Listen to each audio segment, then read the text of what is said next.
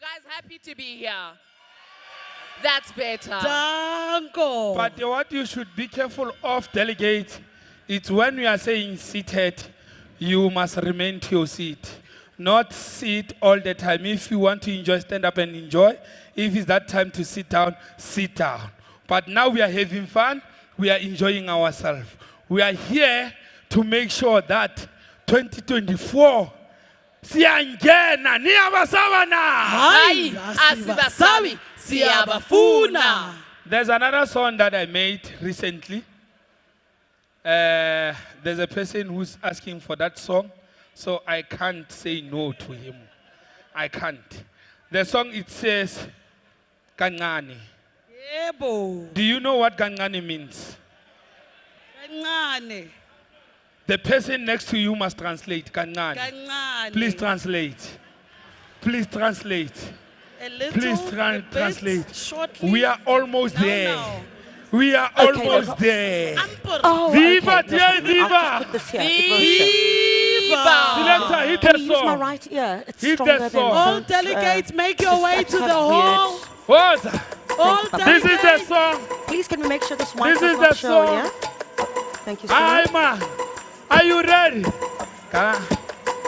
Are you ready? Let's stand up and sing together. Hush. Come on. Let's stand up Yes. and sing together. Hush. Come on. Hosanna. Kancane, sekusele kancane. Hi, Shane. These guys with time. I love it. Yes, I can. I can hear the, I can't hear the director though. Yes, hi guys. Very good, thank you. How are you? I'm very happy as well. If you could just turn it up just a few notches, that will be great. Because I can't see and I don't know it. Okay, say something, please.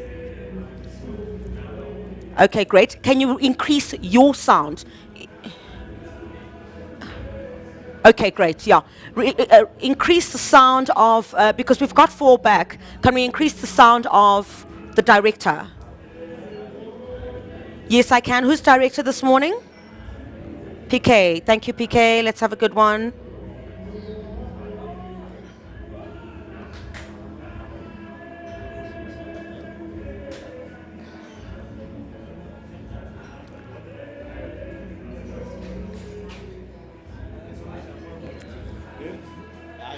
No, I was not. Can he speak again? I hear him very faintly. It's being over. Can I hear Thabo? I can hardly hear Thabo. I am hearing the program more.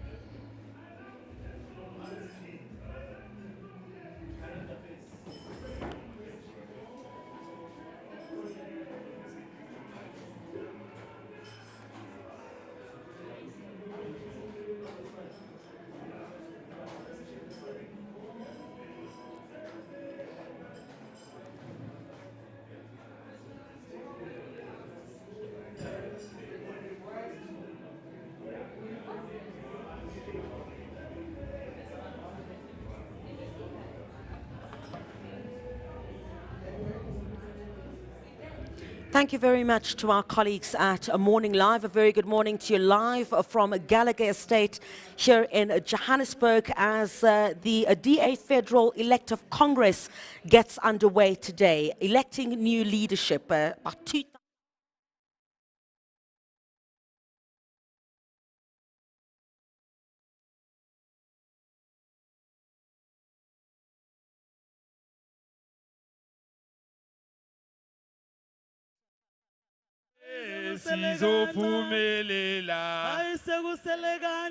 are amazing. You are amazing. You are amazing. Siyabonga, Democrat.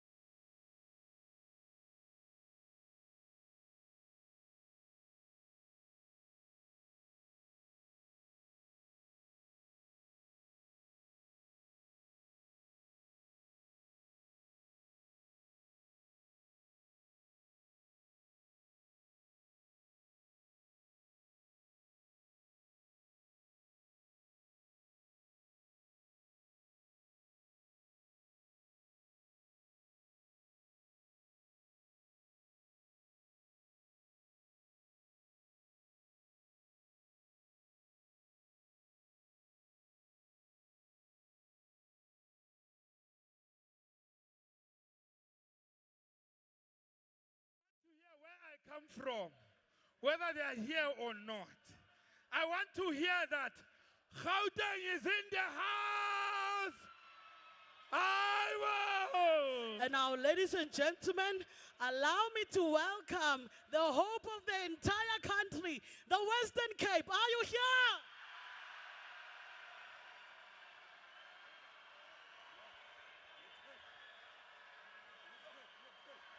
Way high, Northern Cape, way high. Way high.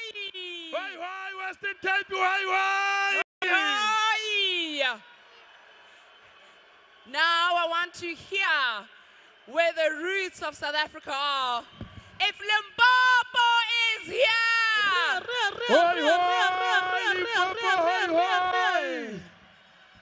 Now, I'm ready to hear whether Northern Cape is in the house. Hey! Now, Democrats, last but not least, is the Free State here. Hey! Is the Northwest here? Northwest, are you in the house? Northwest, are you in the house? Gauteng, are you in the house? Oh. Viva, tia, viva! Viva! Now! Wait. Wait. Northern Cape. Wait. Eastern Cape, are you here? Hey! Danko bafowethu asikisi siyabonga. Now, Thank you so much. I just want to check. All delegates are here. I don't see you. Somebody You guys can do scream. better. Delegates, make some noise. Thank you so much, Democrats. Enjoy the entire Congress. Siyabonga. Danko bafowethu. Danko bafowethu.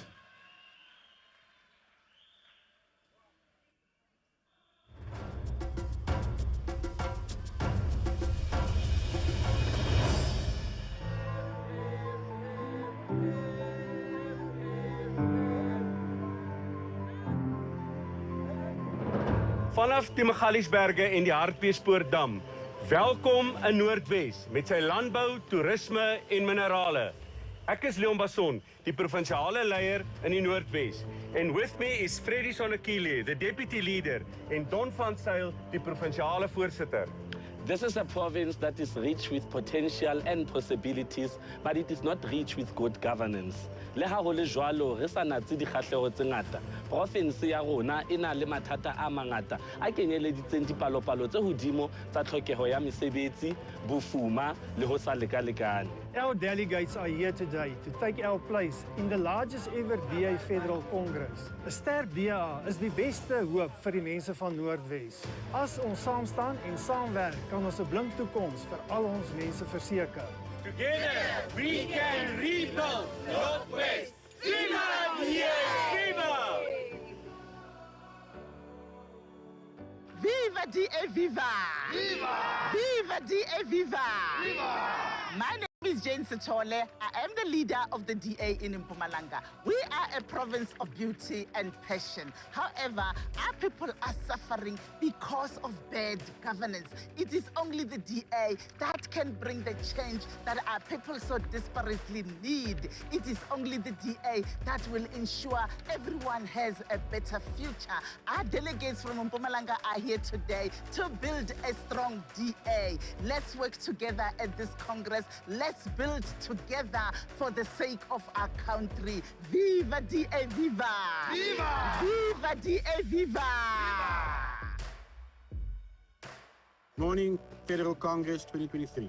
I am Tertius Simmons, leader of the best-run province in South Africa, Western Cape.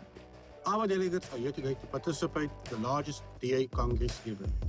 Ons is reg om die DA selfs sterker te maak, om weer 'n toekoms vir almal vir ons land te verseker.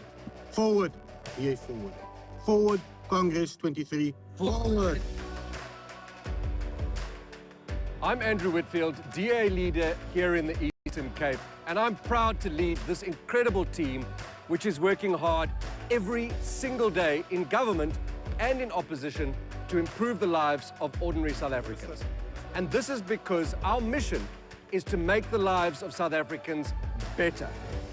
This weekend at our Federal Congress, the DA in the Eastern Cape will walk hand in hand with every delegate to make sure that we build a strong and united DA heading into the 2024 elections. Viva DA, viva! Good morning, Congress 2023. Wamkelekile and good morning from the KwaZulu-Natal delegation.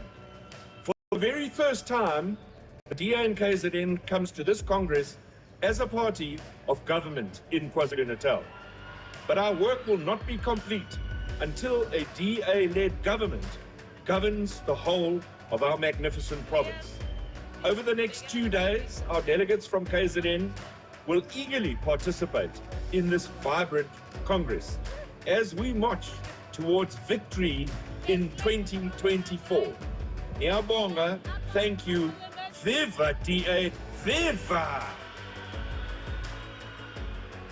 Dumelang, good day, goeiedag.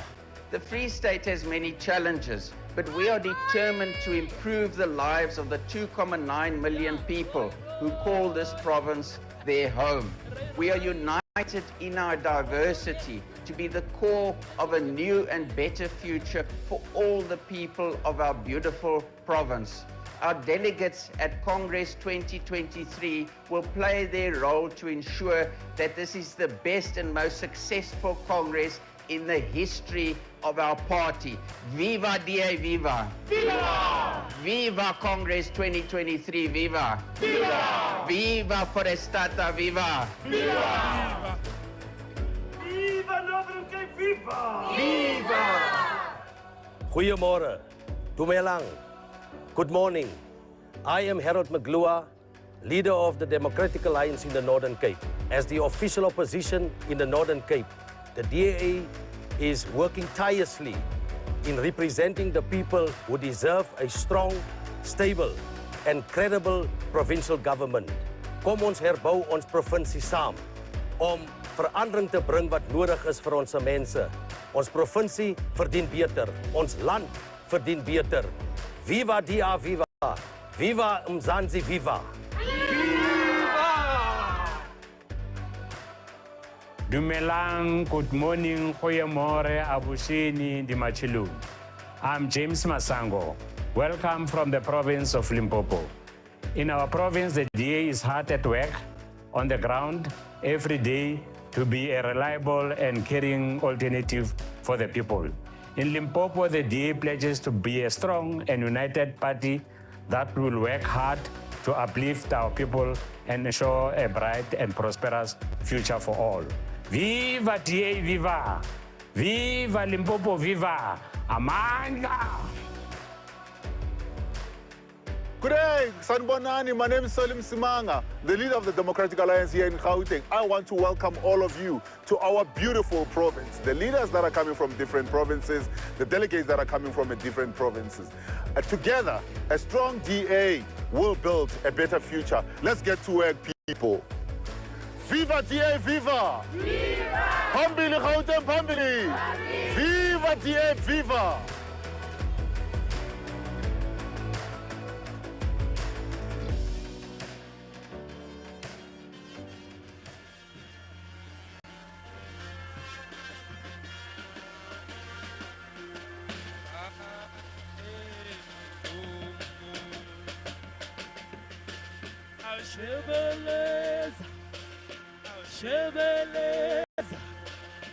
Shebeleza Congo, Shebeleza, Shebeleza, Shebeleza Congo. Bata!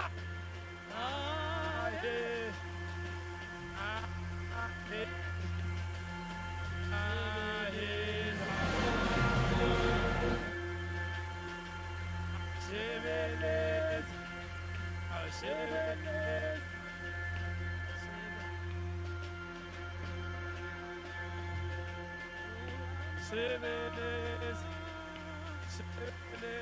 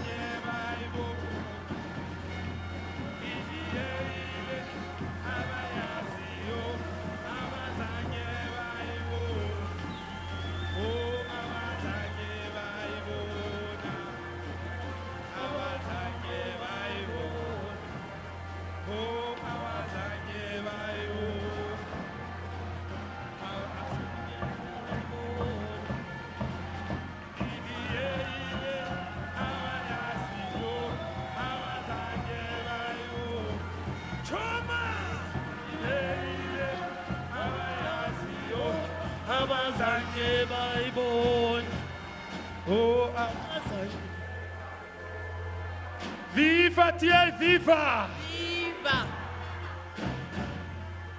House! House! House! House! House! House! House! House! House! House! House! House! House! House! House! Elele ma! Elele ma! Elele ma! Yezitie! Elele ma! Yezitie! Elele ma! Yezitie! Elele ma! Yezitie! Elele ma! Elele ma! Elele ma! Elele ma! Elele ma! Yezitie! Elele ma! Yezitie! Elele yezitie! Elele ma! Yezitie! Elele ma! House! House! House! House! House!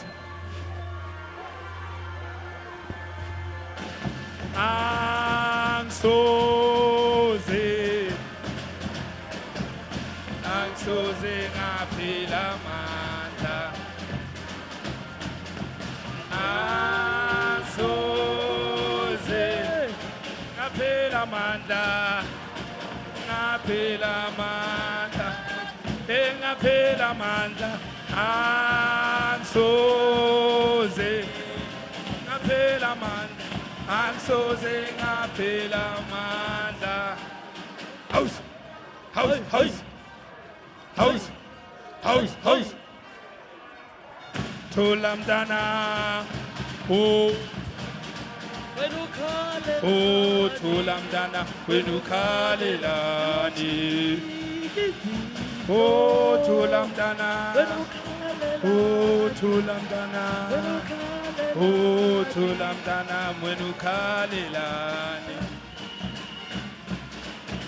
Thulamdana Oh thulamdana Oh thulamdana wenukhalelani Abayaziyo abazange bayibona idiyele abayaziyo abazange bayibona Oza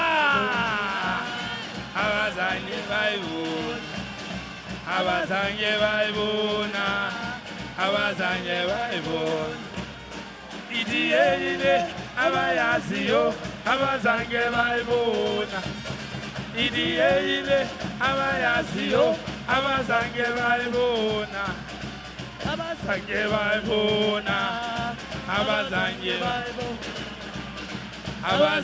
bayibona abazange bayibona.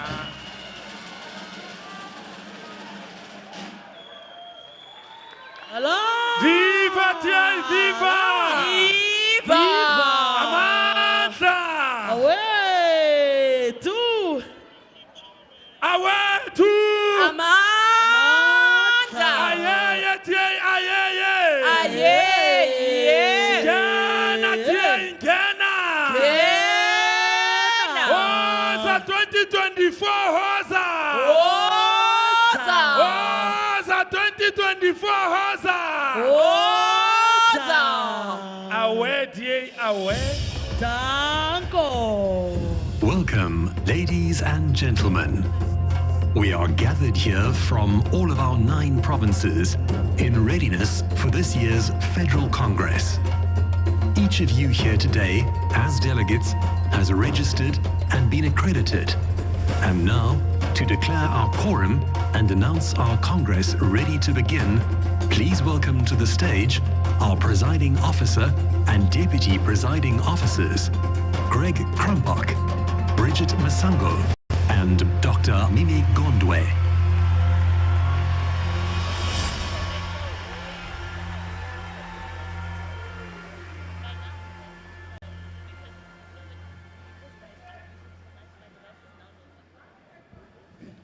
Right, good morning, delegates, and welcome to Federal Congress 2023, the biggest Congress in the history of the Democratic Alliance. I think they're starting with the program, is it? Our first duty as your presiding officers is to ensure that our Congress is quorate PK? and that we may proceed to the business Okay, it looks of the like weekend. they've started. Bridget, So Mimi and I we have are accordingly 3 minutes scrutinized the to air. results of our Can I have an registration indication process? before we go And on we have air also if we're going confirmed straight to the with podium? our 2 external auditors that our calculations to establish whether we are quorate are Okay, correct. great. Thank you. So Democrats, So we'll we just are do a pleased little to opening announce and go there. that 81% of our delegates have already arrived and registered,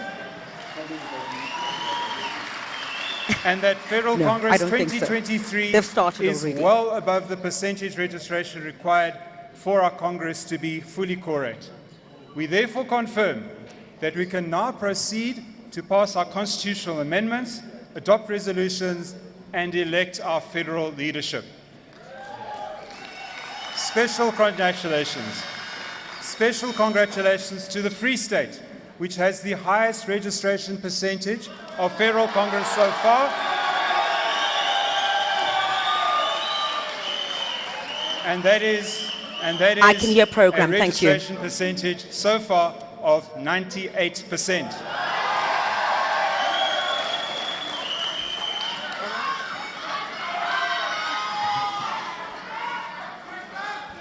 Order, please. Members, please come to order. Delegates, let's begin.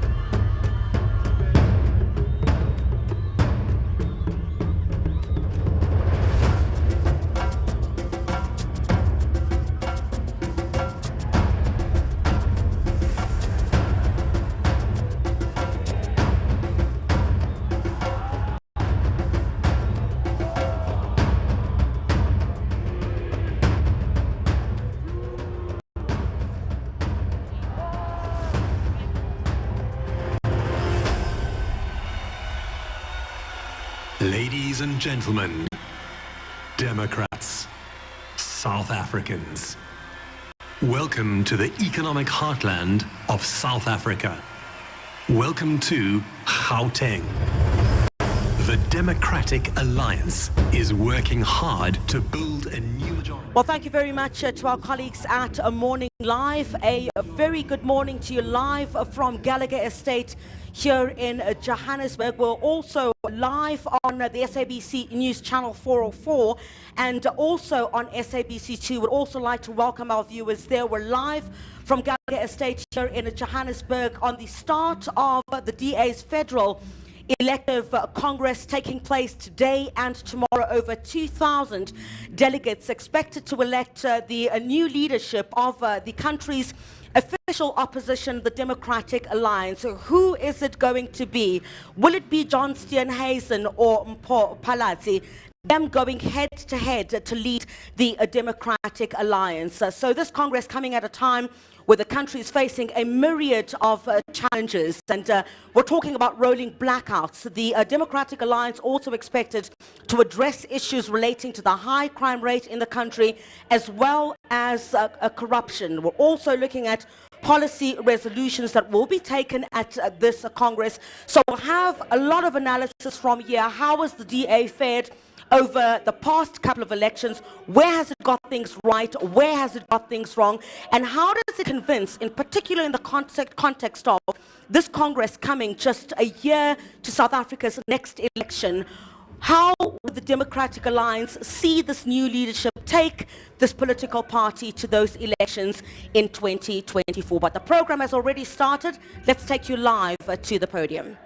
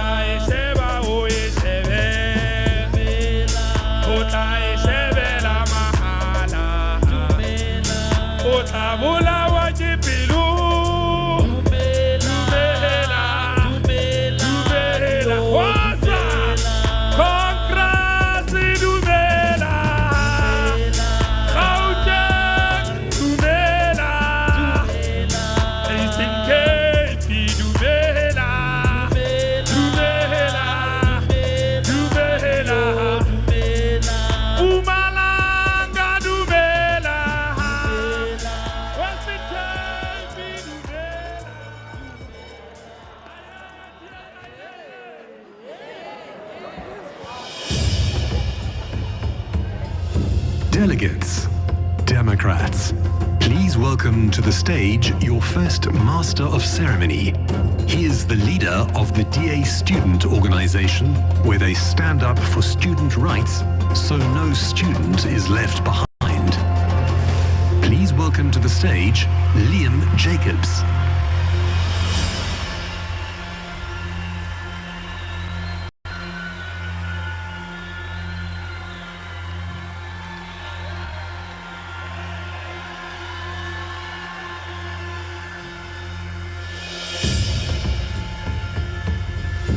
Now, please welcome to the stage your second Master of Ceremony.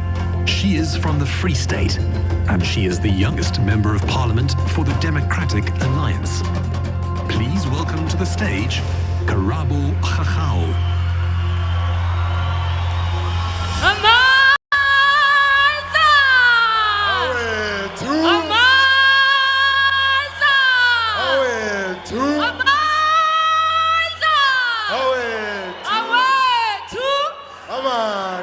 Viva DA, viva! Viva! Viva DA, viva! Viva! Hoi, hoi! Democratic Alliance, hoi, hoi! Hoi, hoi! Democrats, South Africans, Dumela. morning and welcome to the Democratic Alliance 2023 Federal Congress. I am your co-host, Karabo Lerato Khakau. Ke twadi ya Afrika ngwanana Mosotho yena ka sebele. Mokubu ngwa motsatsa mothibedi, kubu ntshama rota re bone. Democrats, good morning. Or should I say, dilly ding, dilly dong. Democrats, my name is Liam Jacobs and I'm very excited to be with you here today. Nou, delegates, ek is iemand wat in die Noord-Kaap groot geword het. Maar baie van my mense kom maar van die Oos-Kaap af. So vandag wil ek u baie graag voorstel aan die hemelbesem van 'n Noord-Kaap klong en hierdie Karoo donkie wat hier voor staan vandag.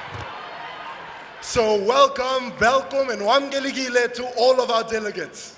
The energy here is absolutely electric. We are excited to have all of you here. Now, Democrats, this Congress is the biggest Congress we've ever had. I know quite a lot of people have said it, but I don't think we understand. Never and never before had we been this large and this congregated than today. So let's give ourselves a cheers. And in this great stuff, and in this Congress, over the course of the weekend, we together will be plotting our way forward for our party and country. So among other things, we will handle our DA policy resolutions and constitutional amendments. And Democrats, tomorrow we will be making history. The leadership elections will take place where we will be electing the federal leader, the federal chairperson of the DA, their deputies, and the deputies for the chairperson of Federal Council. But we also have individuals who are uncontested, such as the incumbent Federal Finance Chairperson, Dr. Dion George, and the incumbent chairperson of the Federal Council, the trail-blazing Helen Ziller. And what is also exciting is the fact that South Africans across every corner of every province and the world are watching the live feeds for all our open sessions. So it's important for us to also stream through on social media. Let's keep those timelines blue. The hashtag of the day is hashtag DA Congress 2023. Share those photos, share with everybody at home who's not watching and across the world so that we're all electrified. Yes, Democrats, so to the thousands of delegates in attendance and to the millions and millions of South Africans watching at home, I say dilly ding, dilly dong, hala la DA, hala la.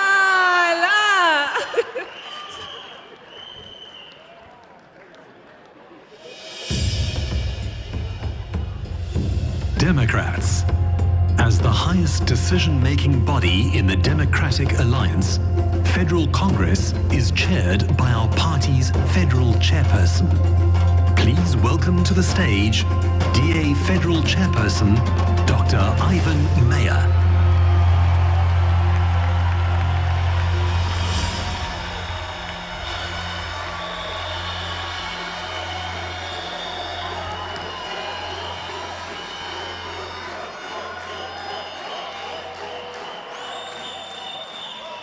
Good morning, South Africa and delegates at the Democratic Alliance Federal Congress 2023, the biggest in our history. Our Congress theme, a strong DA to build a better future, speaks to the zeitgeist, the spirit of the time. For many of our people, life under the ANC is miserable, caused by a failed state, a corrupt state, a mafia state, and a criminal state. Under the ANC, South Africa is permanently in a state of crisis. But we are meeting here today to say, in politics, you don't waste a good crisis. Delegates, this for us is also a state of opportunity to lead and to serve. But we are also here today at this Congress to say, yes, it is still possible to save and rebuild South Africa. Dit is moontlik om Suid-Afrika weer te herbou en te herstel.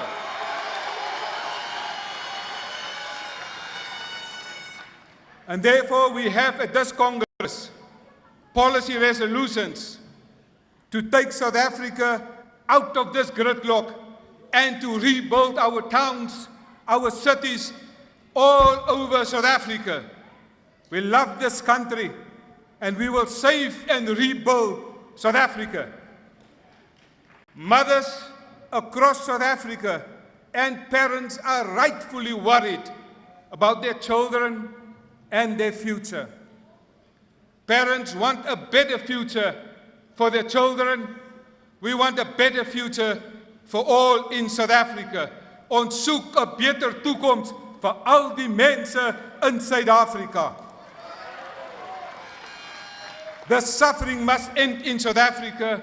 People are no longer believing the national government's rhetoric. They want to see action. They want to see results. South Africa will go next year to the polls to end ANC rule in South Africa.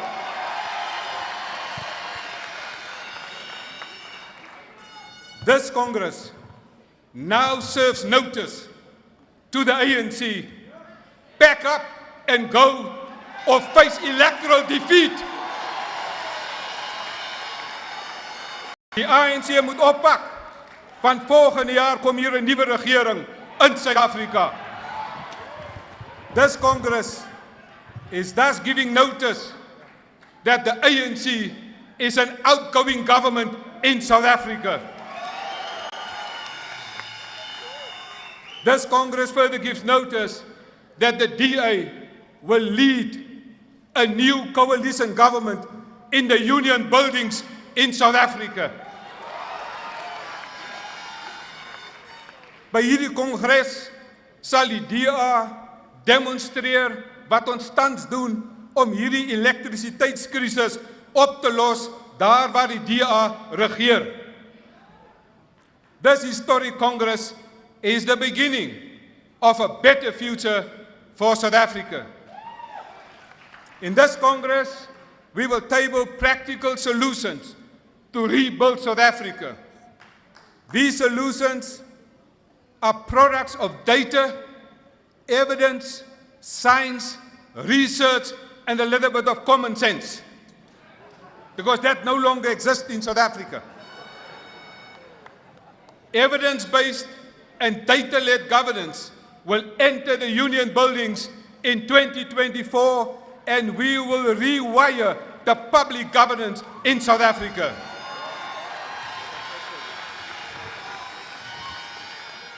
DA mayors and other DA leaders will showcase at this Congress what we have already achieved to create a better life for their communities. Today, I call on all South Africans, those who are watching. We have more than 400 journalists, people from across the world. Today, I call on all the people in South Africa, become part of a stronger democratic alliance. Wherever you are across South Africa, make that choice today. Join us to change the direction of our beautiful country, South Africa. Maak daar die keuse vandag, want hierdie is 'n oproep om 'n nuwe Suid-Afrika te vestig. Join us today and press the reset button and kick out the ANC. Delegates, there is serious business before us at this Federal Congress. So, let's get on with the business of rebuilding South Africa. We need peace in our land.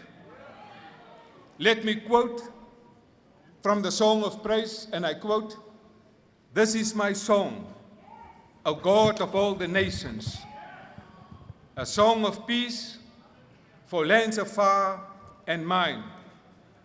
This is my home, the country where my heart lies. This is where my hopes lie, my dreams and my holy shrine, unquote. But delegates, this is your country. South Africans watching, this is your country. This is your Congress. This is where your heart lies. Let us unite and rebuild South Africa. Ons moet Suid-Afrika herbou. And that's why the matters before this Congress are urgent and important. And now, by the powers vested in me, through the Democratic Alliance Federal Constitution and the Democratic Alliance Federal Council regulations, I now formally declare and confirm the Democratic Alliance Federal Congress 2023 officially open. Thank you. Dankie. Kaliboge.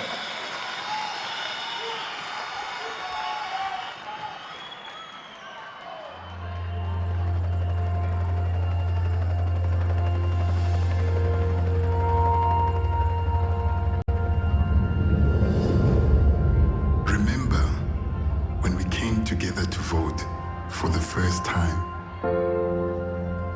The 27th of April 1994 marked a turning point for our nation. The whole world had its eyes on us.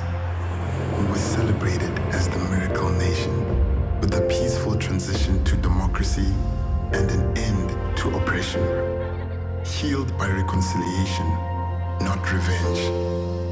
Something everyone thought was impossible became possible.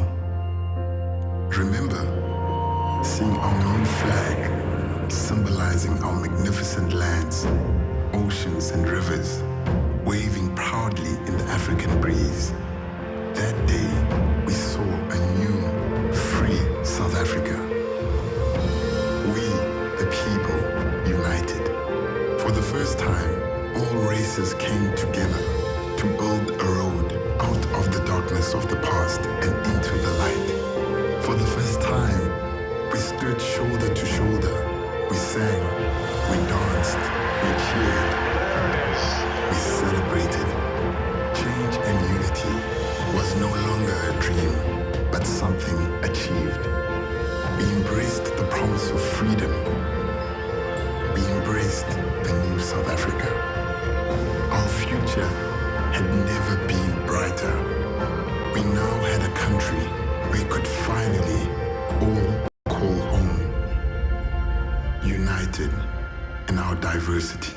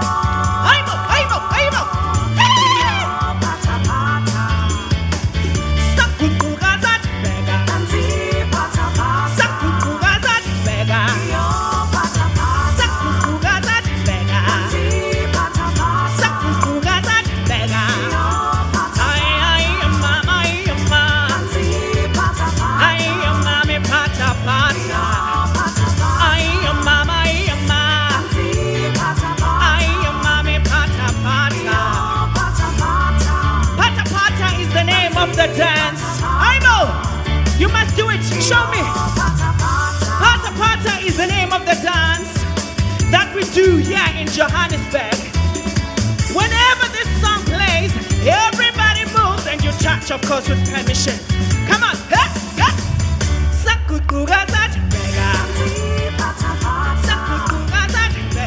I love it. Nice. Ay, mama, ay, mami, pata,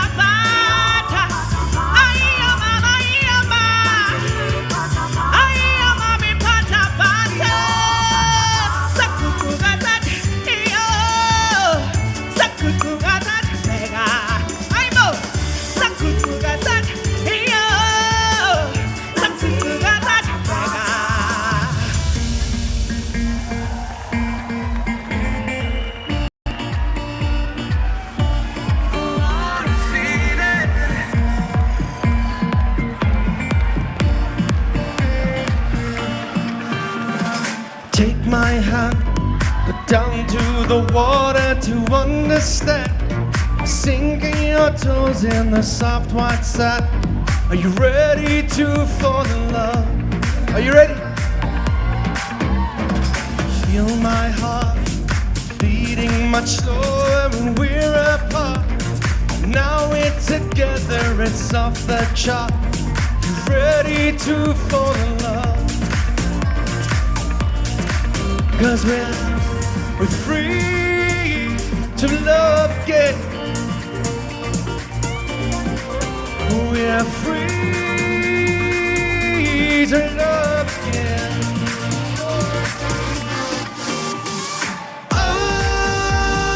Oh, my soul,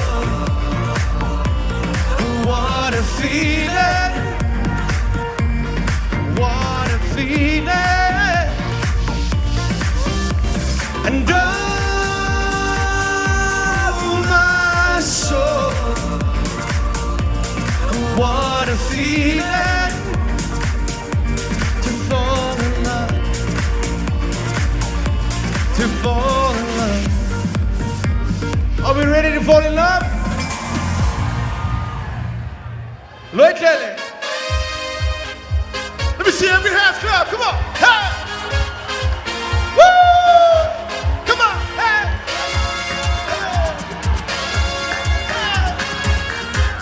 You know this one, we just sing with us.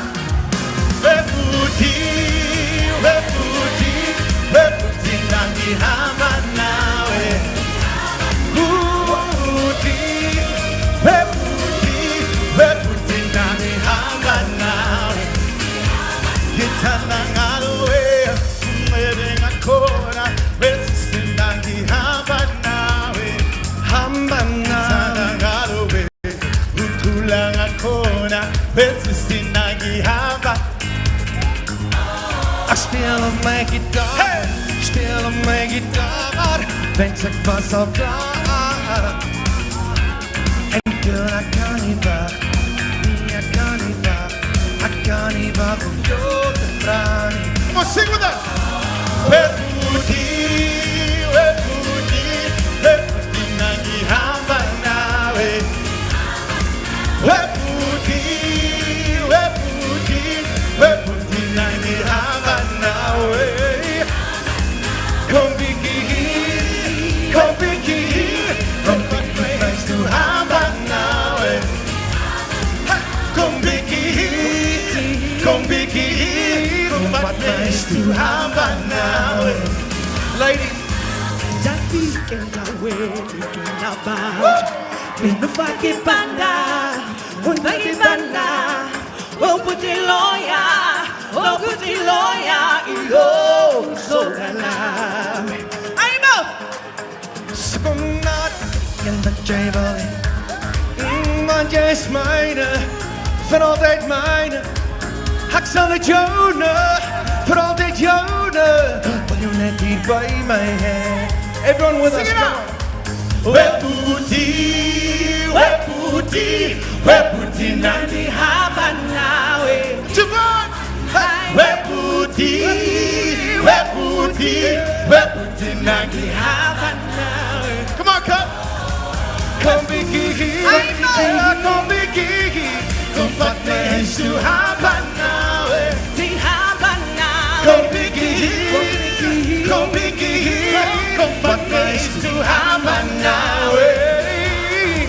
Weputi, weputi, weputi nani haba nawe. Die haba nawe. Weputi, weputi, weputi nani haba nawe. Die haba nawe.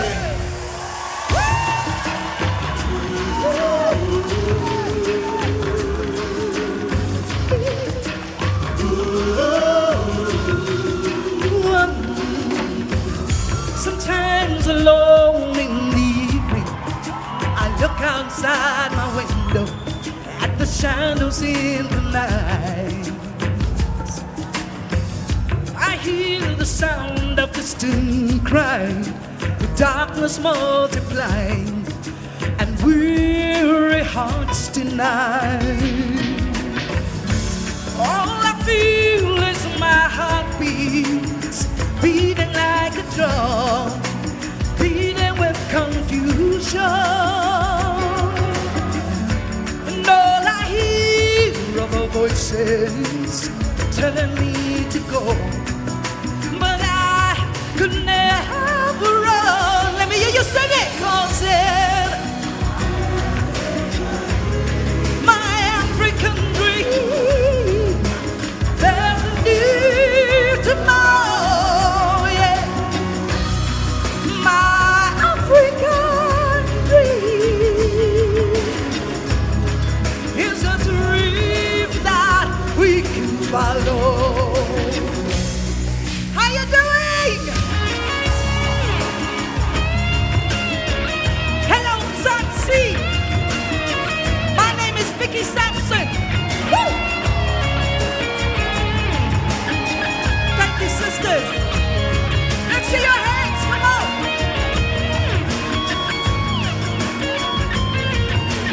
Whoa, whoa, whoa, whoa, whoa, whoa. People belong to the Africa. This is my African dream.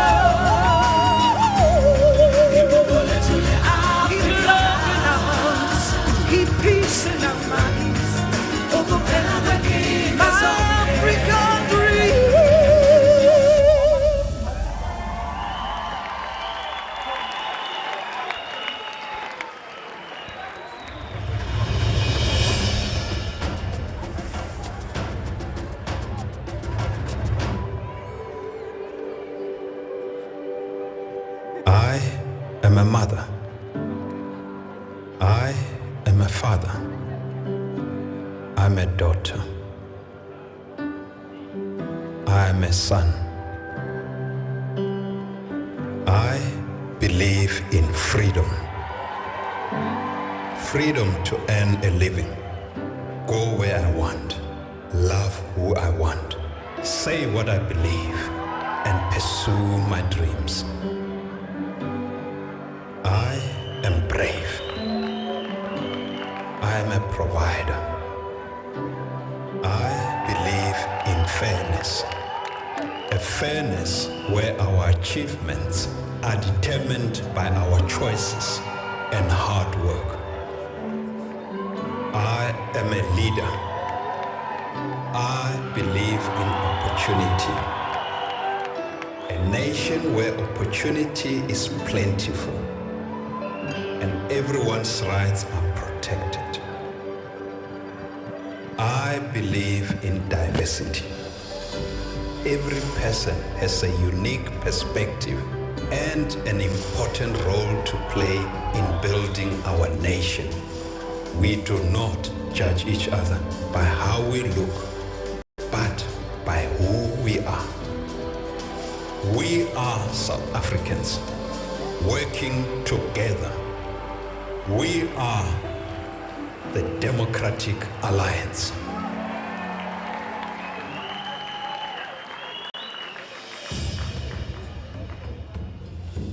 Our deep-rooted history as a party is the foundation of all that we do. Our values direct us to be the best we can be and help improve the lives of all South Africans. A shining example of DA delivery, DA values, and DA excellence is the city of Cape Town. Please welcome to the stage DA Mayor of Cape Town, Jordan Hill-Lewis.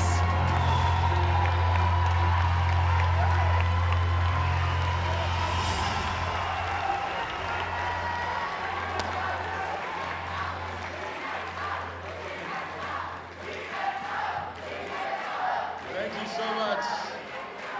Thank you. What a privilege it is to address you all this morning. 16 years ago, I was here in this same hall as a young DASO member, fresh out of school, attending my very first DA Federal Congress right here. I could never have imagined then that I would be back here one day, speaking to a packed Federal Congress as the Mayor of the City of Cape Town.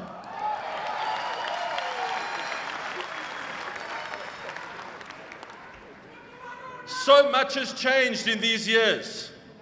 For one, our party is nearly double the size it was then, and we have been through triumph and setback together. And we know that much has changed in our country, and much has changed in my own life too. I have become a husband and the father of a beautiful little girl. And like every parent in South Africa, this has made me look at our country in a whole new way. I'm reminded every day that there is a generation of young South Africans counting on us to show that the promise of our young democracy is not yet lost. And we intend to do just that, starting in Cape Town. Building on the progress over the past 17 years of unbroken DA government, we are writing the next chapter in the story of Cape Town. I am so fortunate to serve as mayor at a time when the DA has a strong and outright majority. This gives us the confidence and the strength that we need to be ambitious with our plans for the future. You see, we are on a mission to build what we call a city of hope for all.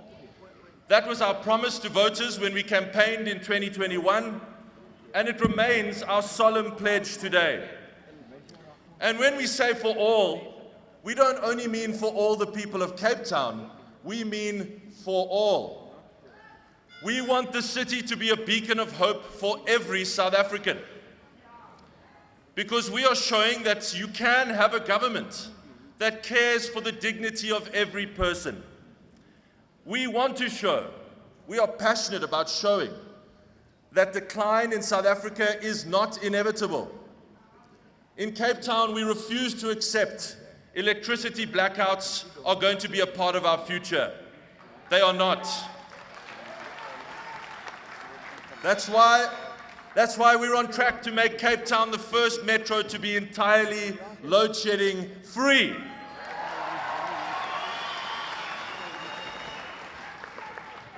We refuse to accept that 4 out of every 10 people who want to find work in our country can't find any work. 3/4 of all new jobs added in the whole country in the last quarter of 2022 were added in Cape Town. And we refuse to accept that South Africa's horrific rate of violent crime can't be turned around. It can. Hand in hand with our outstanding colleagues in the Western Cape government, we've deployed more than 1,200 of our own officers in the metro's worst crime hotspots. And you know what? It is making a difference. It is saving lives. We refuse to accept the collapse of sewers, of roads, and the water grid that we see in so many other places around our country.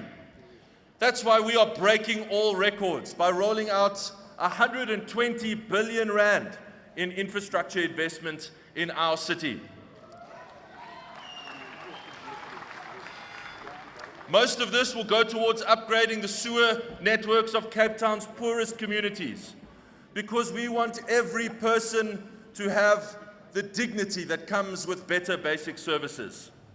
So we're going to outinvest and outbuild any other city in our country, in some cases 2-to-1. Instead of waiting for things to go wrong, we are rolling up our sleeves and preparing things to go right. And you know what? If this can be done in Cape Town, it can be done everywhere.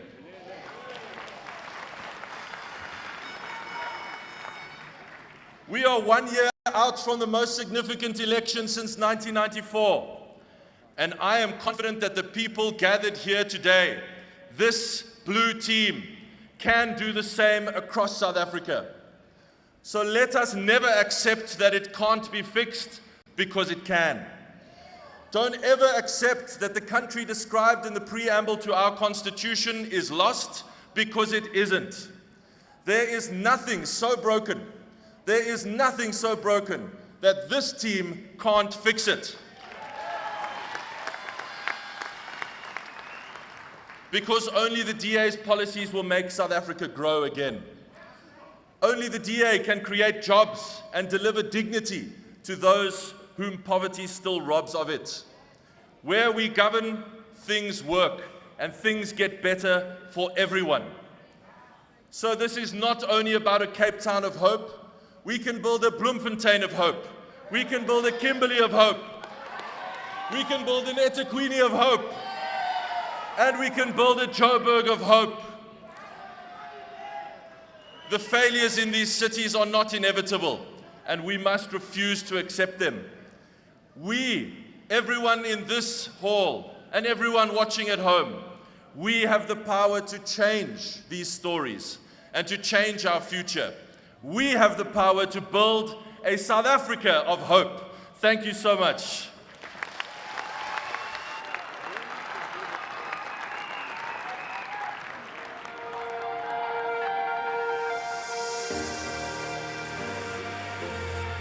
Every day, the Democratic Alliance grows stronger, from an opposition party to a party of government. From governing Midvaal in 2000 to leading a coalition in Cape Town in 2006 and governing the whole of the Western Cape outright by 2009. Today, the DA is bigger than ever. Bigger than the next 6 parties combined, and on the verge of bringing the ANC below 50% in the 2024 national election. Millions of South Africans across the country now experience some form of DA governance. Umke is the DA's first government in KwaZulu-Natal. Having inherited a broken municipality, it is now proudly debt-free.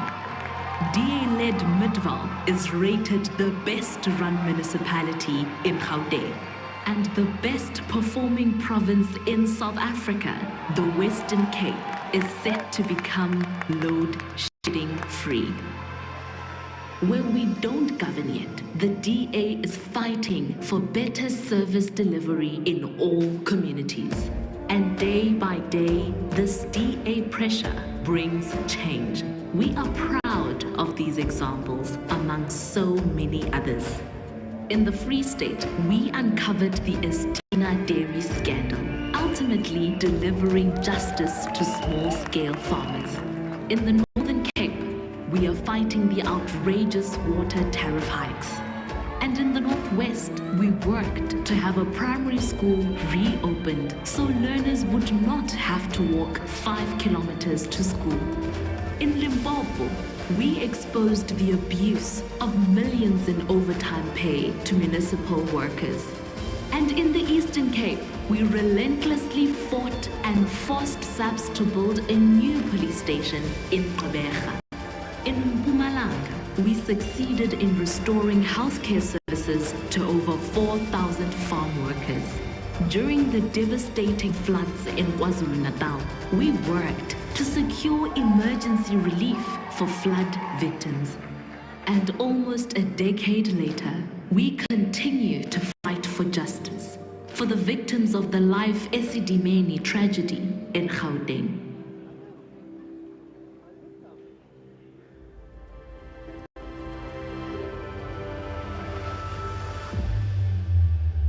In Parliament, the Democratic Alliance takes its role of protecting our hard-won democracy seriously.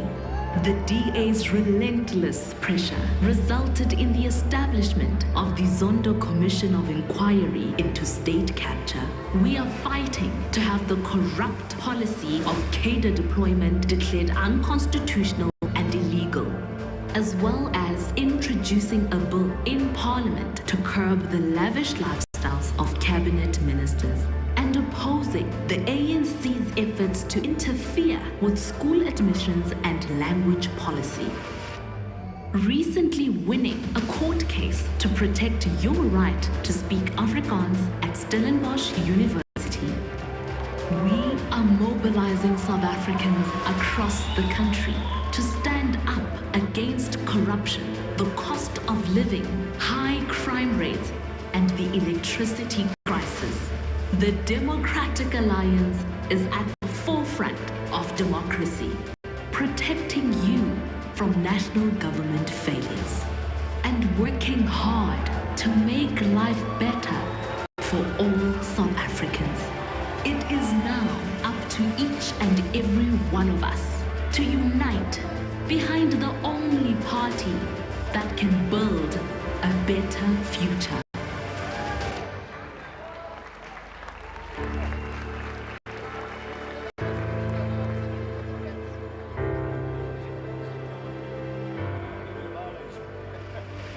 Aye, DA, aye.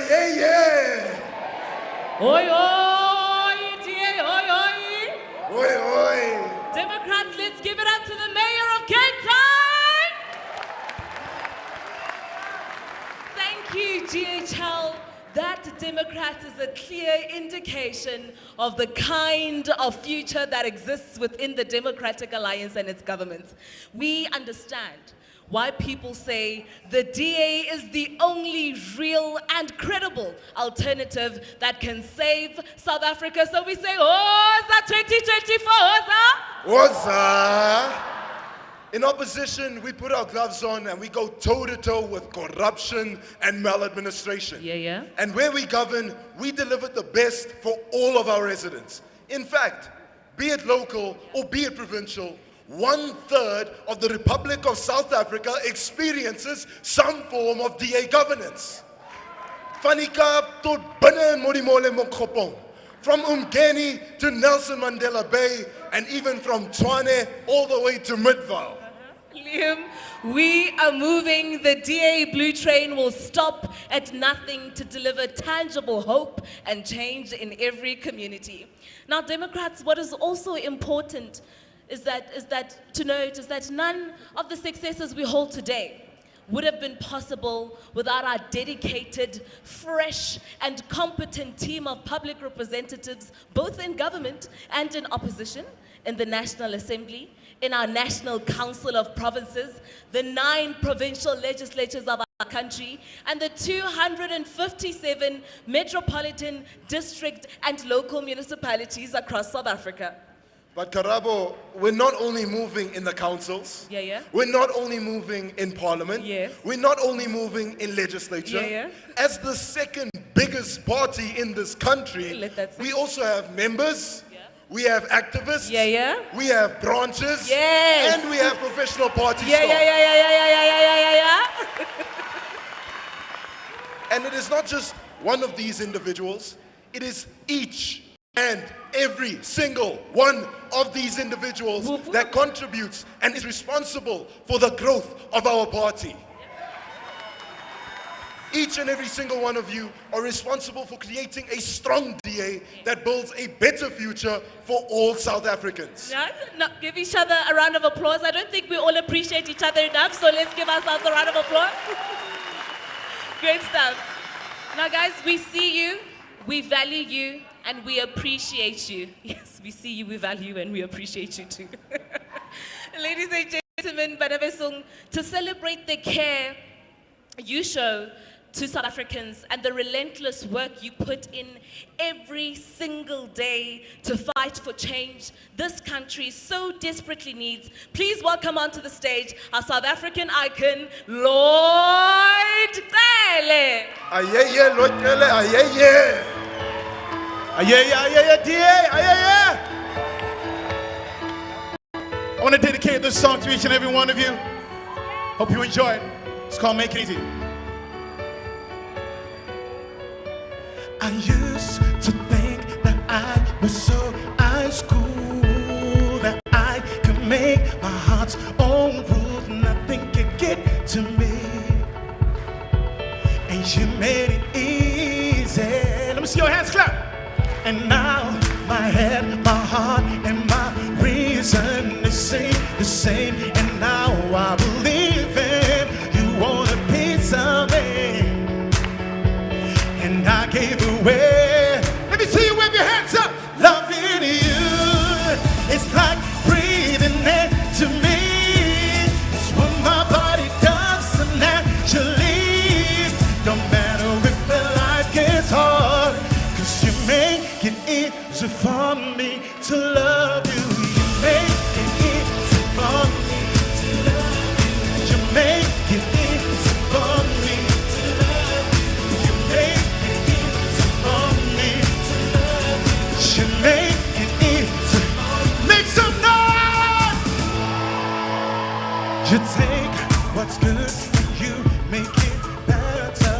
You make the rain feel like different weather. Everything that you do, you turn on my lights to do. Yeah, I'm lost, I'm found, I'm breaking down.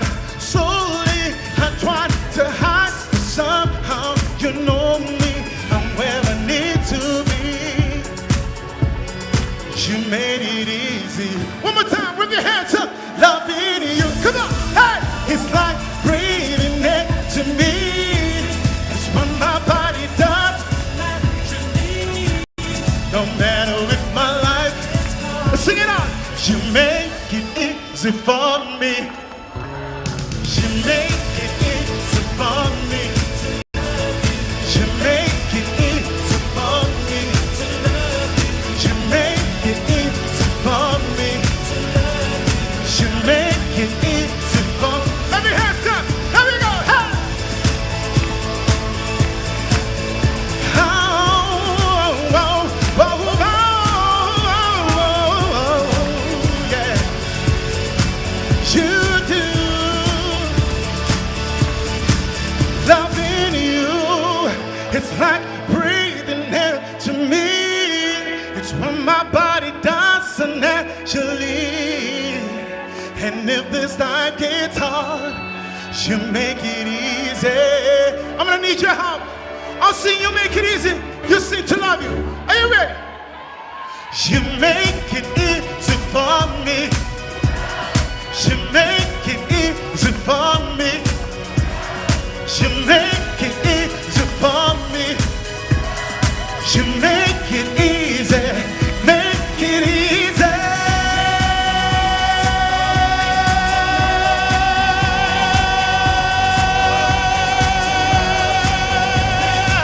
Yeah, yeah, yeah, yeah, yeah, yeah, yeah. Loving you, it's like breathing air to me.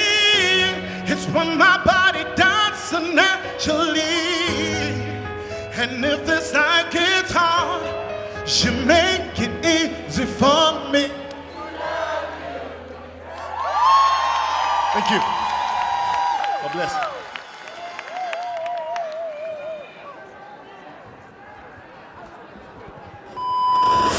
Corruption, maladministration, burning blackouts, data deployment, corruption, blackout, maladministration, crisis of governance, state capture, data deployment. There's been nothing short of jaw-dropping. Is South Africa a mafia state? NC says it's feeling the heat when it comes to corruption. Many South Africans will say, never mind the heat, our house is on fire. Corruption is a massive problem in South Africa. Lots of tenders, lots of kickbacks, lots of dodgy deals. Can we still talk about any form of integrity when we talk about the governing party? Because so many of them are implicated in corruption. Rolling black cars, water shortages, a shaky healthcare system, and myriad other state failures. Others say this is the cost of corruption and negligent leadership. We are now seeing the consequences of corruption. From higher electricity and water tariffs to higher costs of food and fuel, it now costs more than ever to survive. These added economic pressures may be the final nail in the coffin for many. South Africa ranked as one of the most dangerous countries in the world. The latest crime study Democrats suggest South Africa is a crime scene. As the unemployment rate is at a record high. It's unacceptable that we have to bear the brunt of mismanagement, and we stand here in absolute anger. A lack of service delivery have become the norm in South Africa. Many municipalities have been accused of failing to deliver basic services. Blackouts have become a way of life. The ANC plunged this country into darkness. The mafia state. ANC. State capture. Blackouts. Why are we still in this mess?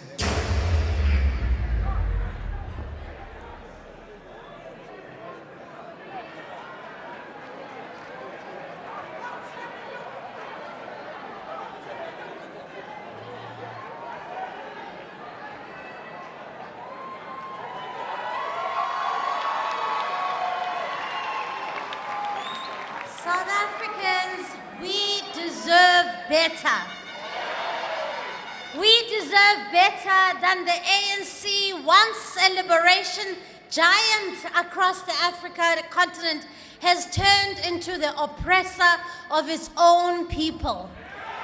It is about time that we completely write off the ANC as a party of the past and not the party of our future.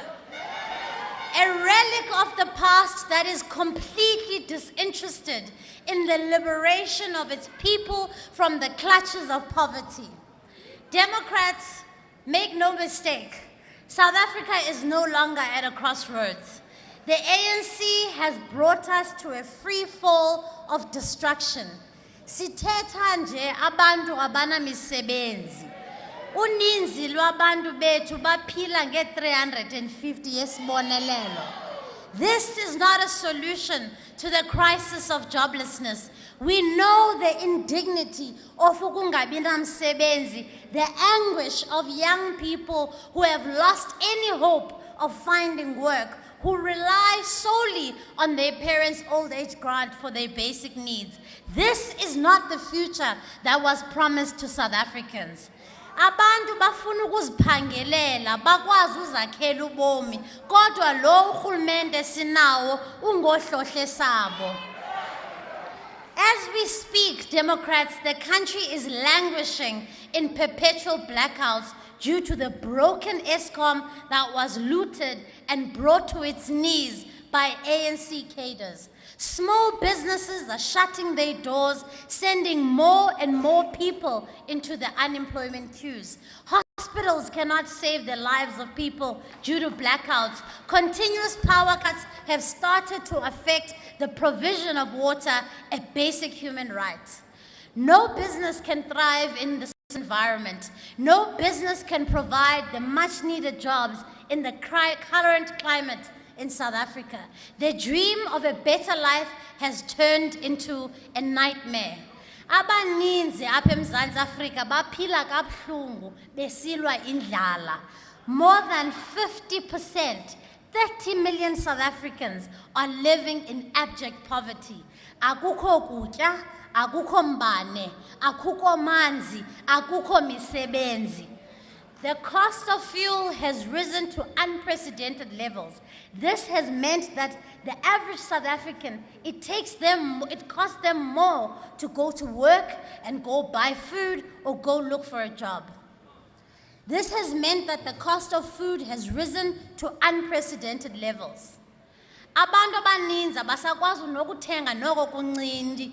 Abantu bayafa indlala urhulumente we-ANC ebukele. This is why the DA tabled concrete proposals in Parliament in order to cushion South Africans against the rising cost of living. We demanded that government slashes fuel levy and extend the list of zero VAT rated goods. This proposal was meant to go a long way to save people from sheer hunger and desperation. And you know what they said, Democrats? The ANC government refused. They refuse because they are not affected by the choices they make in government. Ministers don't need to buy their own petrol. They are driven in luxury. Ministers don't need to buy their own houses. They get given 2 houses fitted with a generator to shield them from load shedding. Ministers don't have to worry about their safety every night like you and I, because they are guarded 24 hours a day by security everywhere they go. This is why this government is out of touch. Abaphathiswa bethu abayazi indlela abantu abaphila ngayo, yiyo londo bengakhathali. The greatest irony, Democrats, the ANC has dubbed 2023 as the year of Charlotte Maxeke. Charlotte Maxeke is famously remembered as having said, "This work is not for ourselves. Kill the spirit of self and do not live above your people." This is the antithesis of the party the ANC has become. Even its former president, Thabo Mbeki, penned a scathing letter to the ANC for their shameless, indefensible conduct in parliament. He boldly calls them the violators of constitutionalism. We can no longer afford to have this party in the union buildings. Mabambe. They have shamelessly stolen money that was meant to provide better healthcare services for people during COVID-19. Billions were stolen during state capture, which still continues under President Ramaphosa today. Billions have been stolen in local municipalities and metros instead of providing basic services. If a party can steal money that is allocated Democrats for the funeral of Nelson Mandela, then you know it has lost any moral compass whatsoever. But Democrats, this is why we need a strong DA. This is why we need a united DA. This is why we need a determined DA. This is why we need communities to unite behind the DA. We need a party that will be able to provide a viable alternative to the millions of South Africans who are fast losing faith in the political system and in our democracy.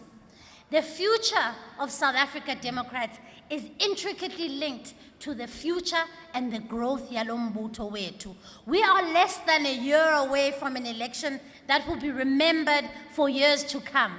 It can either be the election that hastened the destruction of South Africa or the election that stemmed the free fall. It will be the election that brought to life the promise of 1994. We have a duty to represent the 30 million South Africans who are living in poverty. We have a duty to fight for the 7 out of 10 young people who are without work and who are giving up every day. Sinoxanduva lokulwela abafazi nabantwana ababulawayo bedlwengula imihla nezolo. But we can only do so, and we can only bring this difference as we bring about the DA difference in many areas like around the country. But we can only do so, Democrats, if we grow. Now let's go out there. Let's do our bit to save South Africa. Viva DA, viva!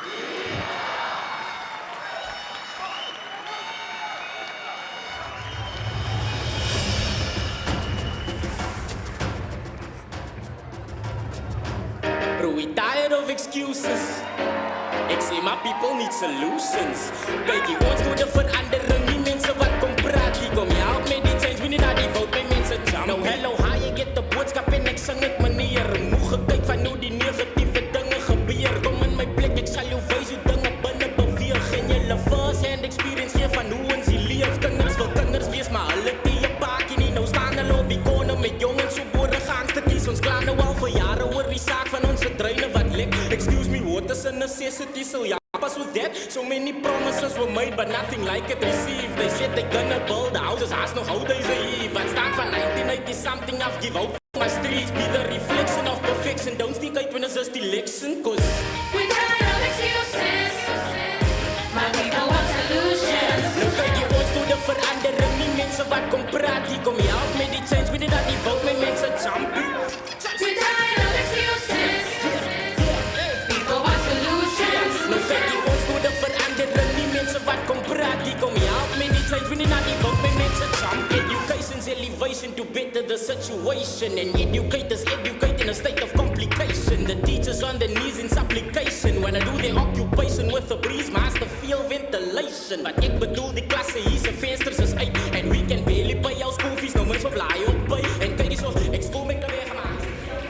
Well, if you've just joined us, we're live from Gallagher Estate here in Johannesburg. Also live on SABC 2. You could also follow the DA's Federal Elective Congress on SABC Plus. We're covered on a number of platforms here on the SABC. 2,000 delegates electing new leadership for the country's official opposition. And Siviwe Kwarube, who is the DA's chief whip, just completing her address there, focusing extensively on some of the shortfalls that the country is faced with at this particular time. I want to bring in now Angelo Fick, who's the Director of Research at the Orwell Socio-Economic Research Institute. Mr. Fick, a very good morning to you. Thanks indeed for your time. Before I ask you about the importance of this Congress and how important it is for the Democratic Alliance in particular heading to next year's elections, I see that the federal chairperson, Dr. Ivan Meyer, somewhat reconciling to a fact that he says they're going to the UN union buildings in a coalition government. Talk to us a bit about that. I find that very interesting. And how is this going to happen? Because the DA is clearly not going to do this with the EFF, non-committal with the ANC. What does that statement say? Well, quite. The question is, given the relationship with the two other big political parties in those municipalities where they try to form coalitions, not just in the last few weeks or last few months, but actually since 2016, the question remains, are they indicating that their polls demonstrate that they will have enough, plus 40% of the vote, in order to simply pick a few of the smaller parties to get them to 50+1, or whether they will in fact do a U-turn on some of their statements in relation to those two other parties to push them over 50+1 if they're polling in the lower 30s or even in the mid-30s. And this, of course, can't be predicted accurately. This all depends on how many people turn out to vote and how they vote in 2024. And so Dr. Meyer's remarks about going into coalition, one, reveals that the DA is aware that it is not yet in the position, or thinks it isn't yet in the position, to call upon more than 50% of the electorate to vote for it. And now the question is, how will they negotiate and who will they negotiate with in order to occupy the union buildings? All right, Mr. Fick, we'll come back to you very shortly. We'll go back to the podium now where the program continues. We'll have more analysis shortly. Our municipality was on the brink of collapse, with corruption, unaccounted for money, and service delivery at an all-time low. The ANC had failed the people of Umgeni. But people were looking for hope. The journey to win Umgeni started 18 years ago under the leadership of Greg Crumbrock. And in 2021, we made history in KwaZulu-Natal when we won the first municipality by just 42 votes. 42 votes. We created history, driven by our motto that we are doing this for sacrifice and not status. We took the reins of power and immediately got to work. We started by conducting a thorough audit of the finances, assets, skills, and capacity of the municipality to deliver. We found millions of rands misspent, severe price gouging, non-existent human resources, policies that didn't exist, and no leadership and direction. It was up to us, the 13-man DA caucus, my team, who I'm very proud of, and the broader DA family in KwaZulu-Natal and leadership, to bring our municipality out of darkness. From day one, we set the marching orders for our institution. We sent a clear message of zero corruption.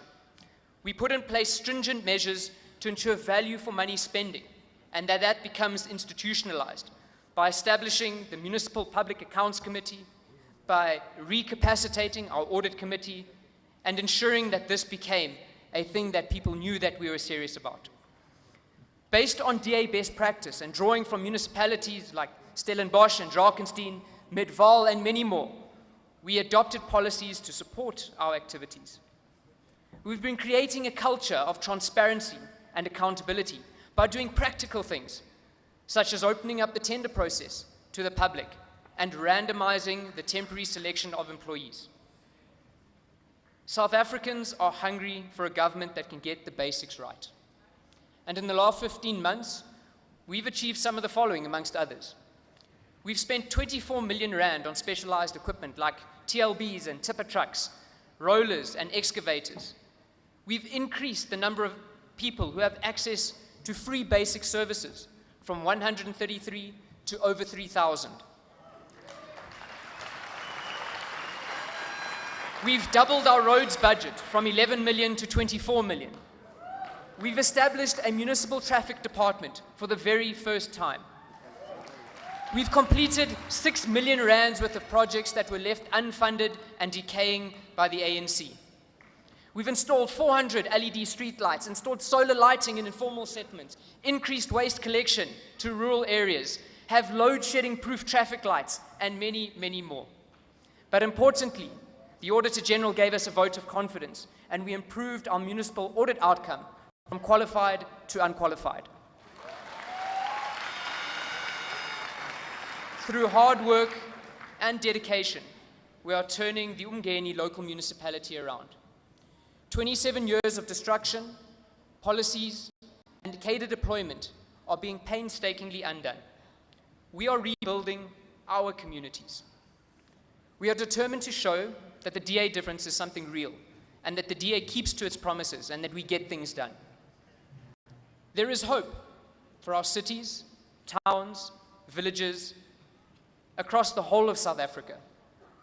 And in each and every corner of our country, we must continue to build a strong DA that can deliver a better future. Lena le South Africa fanele siqhubeke saka i-DA ezokwakha ikusasa engcono. Amakwala ayaqhaqhazela. We are building and we are going to deliver a better future for all. Thank you so much.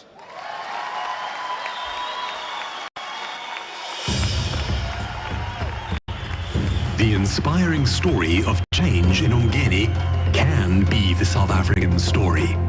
And only the DA is within striking distance of achieving this future. To chart our way toward it, please welcome to the stage DA Mpumalanga leader Jane Setole and DA Mayor of Tshwane, Celia Brank.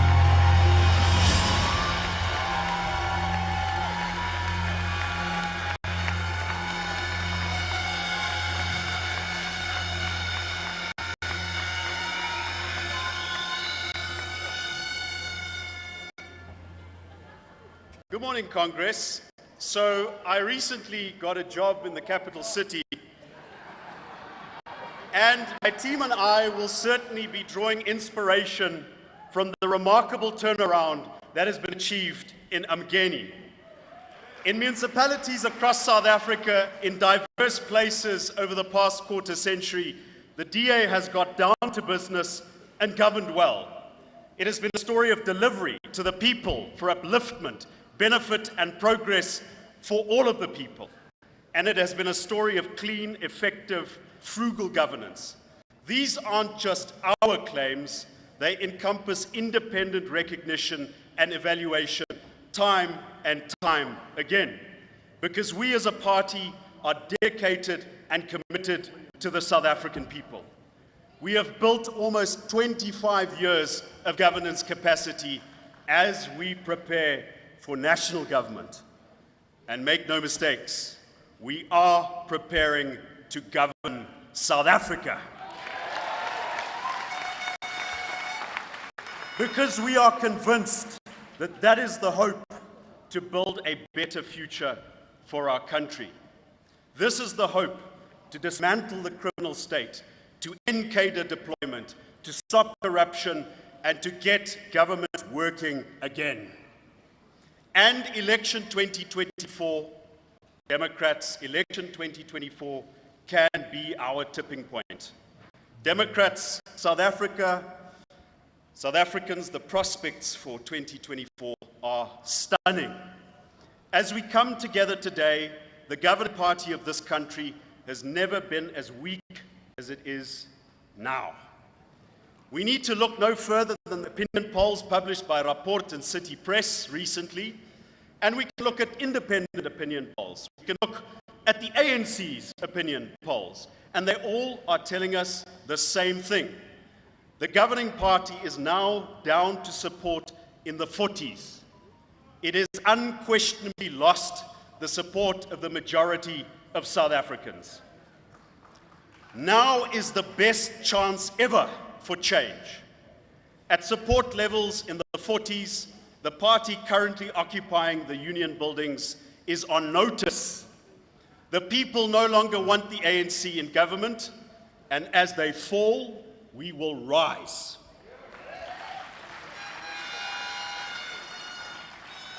At our highest support levels ever, only the DA is within striking distance of the ANC. The gap gets down to the single digits. We are within striking distance, and this is what it looks like. A gap between the DA and the ANC, frequently polled under 10%. Under 10%. This race has never been closer. In election 2024, it is the DA and only the DA that can bring the ANC under 50% and form a new government. 'n sterk DA is binne trefafstand van die ANC. En dit is die enigste manier wat ons verandering kan teweegbring. Kom ons doen dit vir ons party, maar kom ons doen dit bovenal vir ons land. Baie dankie.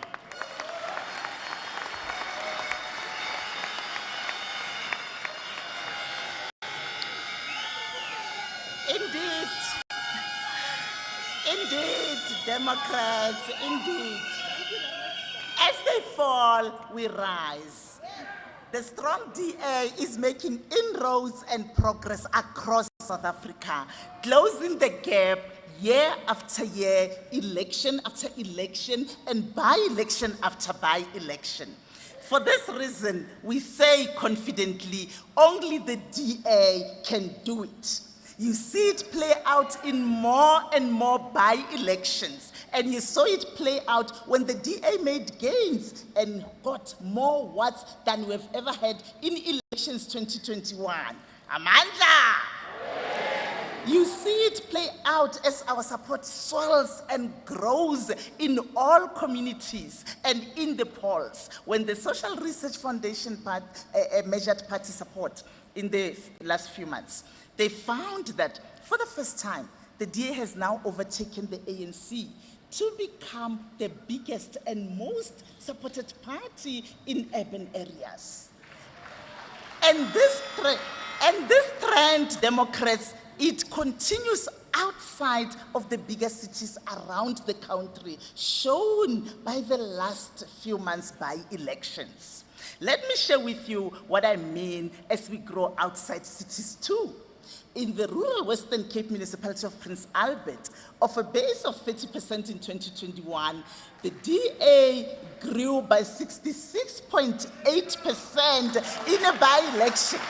A surge in this rural community, the DA support is growing. And in Karibek, in the Northern Cape, a town in Carnarvon, a stunning outcome for the DA. As our support there grew in the last by-election by 219%.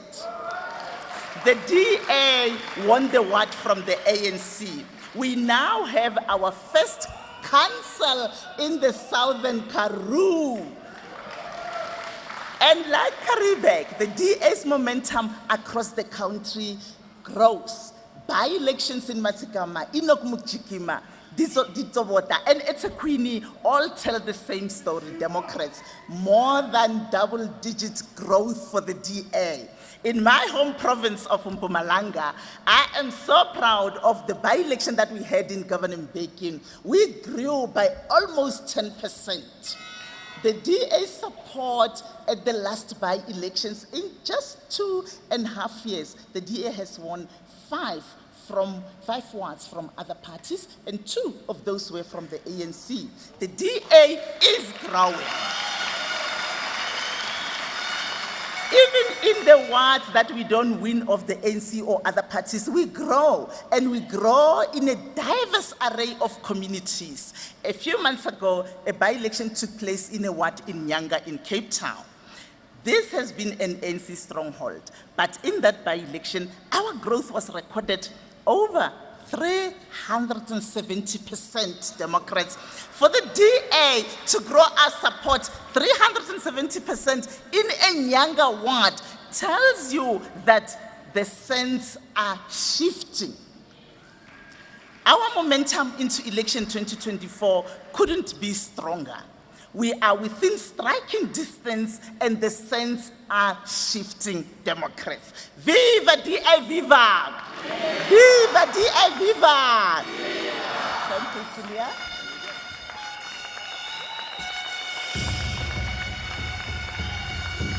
It is clear that only the DA is within striking distance of unseating the ANC in 2024. South Africa will be a much better place under the Democratic Alliance. To lay out the DA's plan, please welcome to the stage DA Gauteng leader Solly Msamanga and DA Eastern Cape chairperson Yusuf Kassim.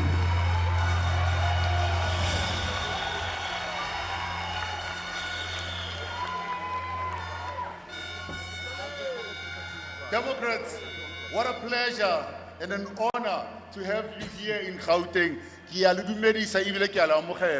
This province is the next battleground for our strong DA.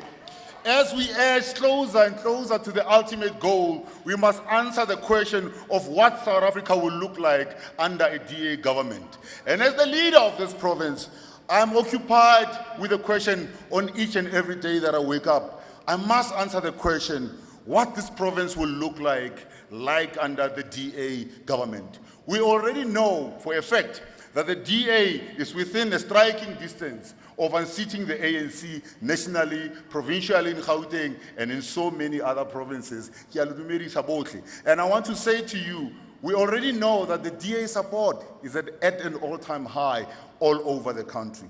This is important because it proves the critics wrong. And it recognizes the brave South Africans making better political choices every day. So many critics stand on the sidelines and can't see a South Africa post the ANC. But the DA supporters are proving them wrong on a daily basis. We honor these South Africans and we thank each of you for your support. We are what we are because of you. And we are preparing to deliver a better future for you with your support. Now let's talk about the future. I want to ask you to envision a better South Africa where government truly works. Let us dare to dream. Let us be bold and let us be sure of ourselves.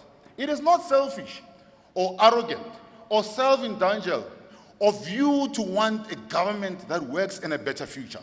Make no apology and have no regret for wanting more from a government of your country. Dare to dream. And I want to work with the DA, a party that can and will deliver for you.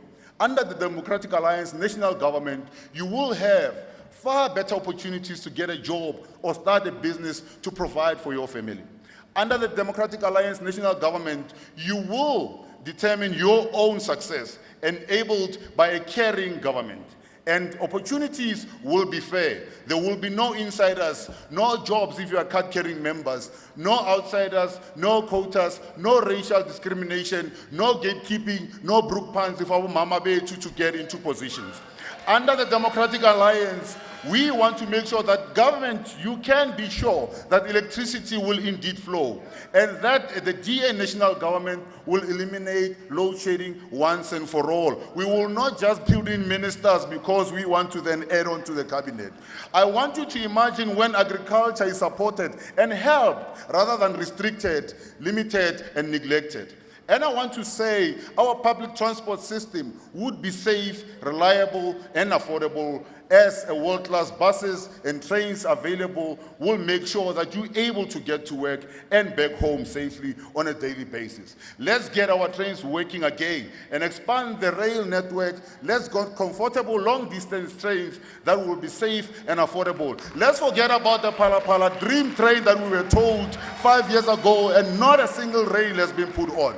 And I want us to live in a safer community. Now, our premier here is telling us of face detecting cameras and this and that, and they want to put that in informal settlement. The question is, how? With what electricity are you going to do that?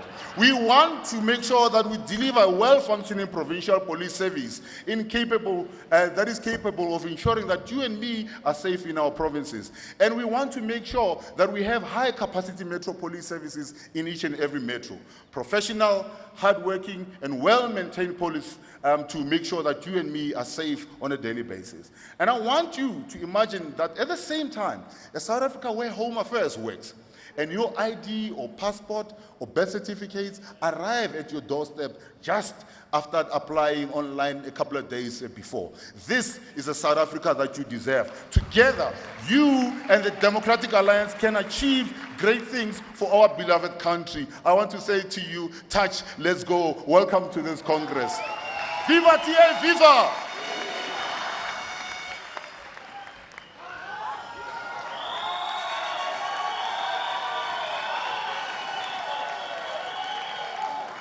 My fellow Democrats, as the provincial chairperson of the Democratic Alliance in the Eastern Cape Province, I can tell you with experience and with excruciating detail what a failed state looks like and the impact this has on the people in our province.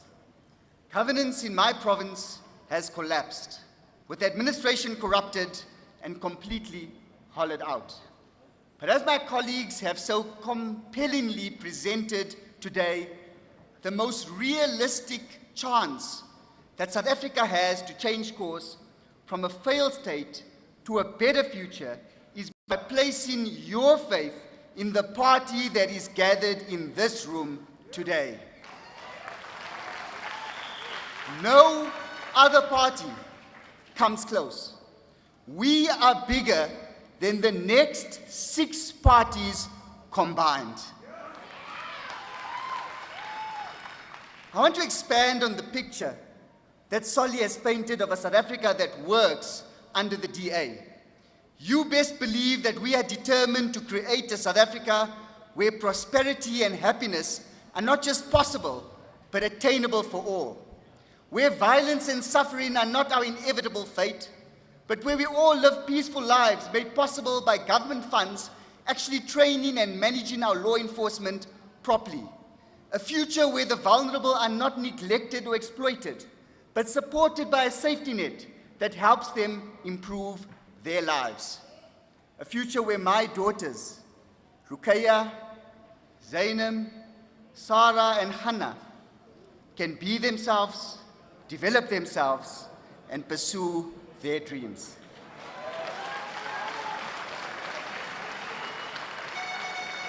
My fellow Democrats, envision with me this better future for South Africa. Because under a DA national government, our children would have access to safe schools. Imagine a teacher in every classroom, trained, equipped, valued, but also measured and tested and held accountable. Imagine no more broken classrooms, no more pit toilets. Under a DA national government, public hospitals and clinics will be safe and caring. No more broken hospitals, medicine stockouts, or broken equipment. Under a DA national government, you know that the cancer of corruption will be cut out. Corruption is stopped and eliminated everywhere that the DA comes into government. Now imagine what we can do as a national government. We must move forward until there is no misuse of public funds or ministers in mansions with luxury cars. Together we will stop these rockstar ministers, as Leon Schreiber describes them, and we will make ministers the servants of the people and not royalty. It would mean an end to the abuse of power, a permanent end to state capture, and the end of the mafia state. And you would see, my fellow Democrats, you would see that without delay, a DA national government would open the economy and let businesses thrive. And so investment would return, money will flow back into South Africa, our tax yields will increase, and treasury will be healthy again. Because to rebuild what has been broken, to repair the ANC's mess, it will take a DA government, and it's going to cost us money. But as the economy grows, as jobs are created, so the quality of lives of our people will improve. My fellow Democrats, if you want to know the true nature and intention of a political party in government, you need only look at the fights that they take up as an opposition. As we, the DA, fight for lower food prices, to slash fuel costs, end in load shedding, fighting against government trying to take control of our school governing bodies, fighting for a better police minister, we can do much, much better, fighting to end cadre deployment, and so you see, this is exactly how we will govern South Africa. Now, we need each and every one of you across our beautiful country to join us in this fight. If we stand together and fight for this future, we can make it a reality together. Saamstaan, dear us, Saamstaan. Ta, ta, DA, ta, ta. Forward, DA, forward.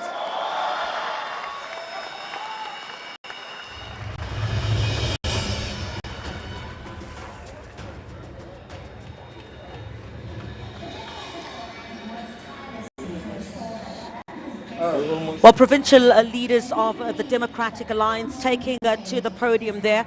Of course, you would have seen that the program getting underway just about an hour ago now, and we'll have some analysis on what some of them have said in there. But we're going to say goodbye to our viewers on SABC2, and we'll take a short break. When we come back, we'll delve into some of the critical aspects of this DA Federal Elective Congress. Stay with us.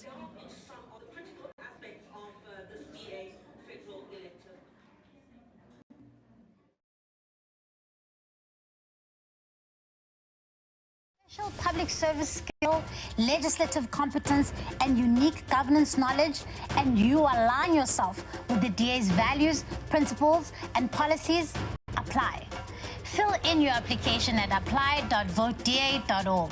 That is apply.voteda.org. Applications open on the 11th of April. We are the only political party that seeks out the best of the best to serve South Africans in Parliament and in our legislatures.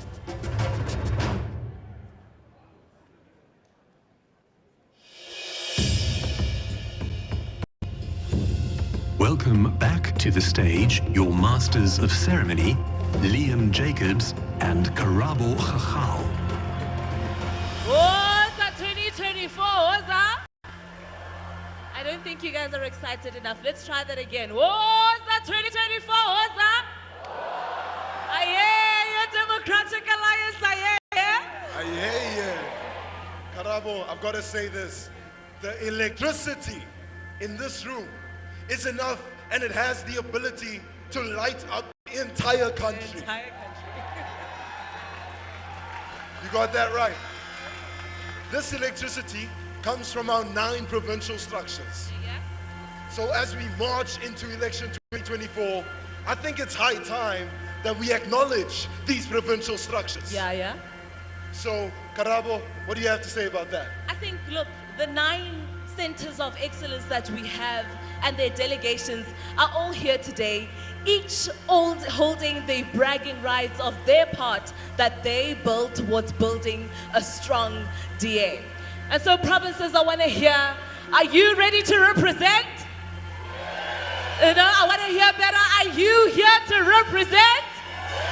So I bet each and every province has their own chimuranga, their own song to brag about their own provinces. I get it, we're going to be good for that. Good stuff. Our first province showcases rugged wild coast beaches and unspoiled natural beauty. Under tough drought conditions, our governments here are doing everything they can to defeat Day Zero, otherwise known as the home of legends. Abantu basempuma koloni, epondweni. Let's hear it for our delegates from the Eastern Cape. Alala, Eastern Cape, alala.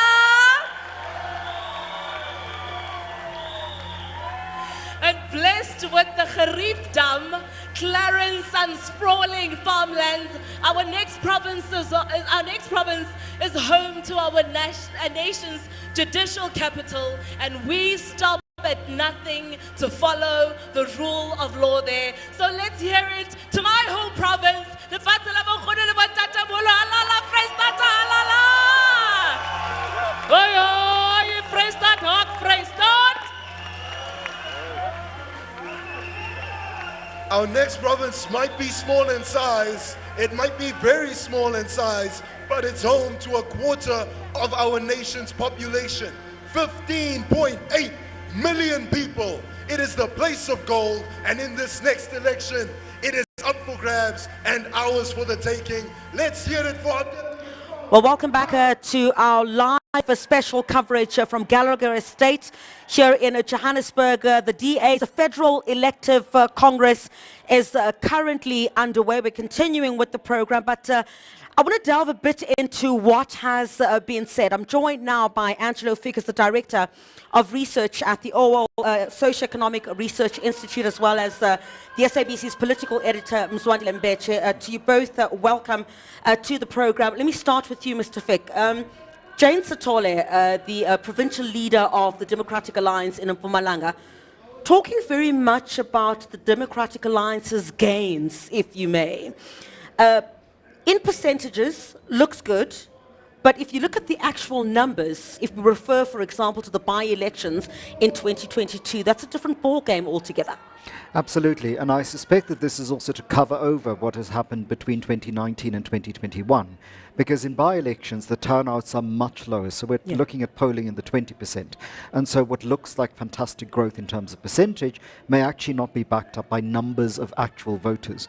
And so the true test for the party is whether this rhetoric that says we've grown by, you know, massive amounts of percentages bear out in something outside of a by-election when they've had a truer reflection of 79 to 80% of people who turn out to vote also voting for them, and that I think is the big challenge. Yeah, taking a look at the resolutions, Mswai, one that stands out is on farm murders, a call for a judicial commission into farm murders. Now, if we go back to 2019, you could argue that the Democratic Alliance had lost its white conservative vote, if I may, to the Freedom Front Plus and to Good.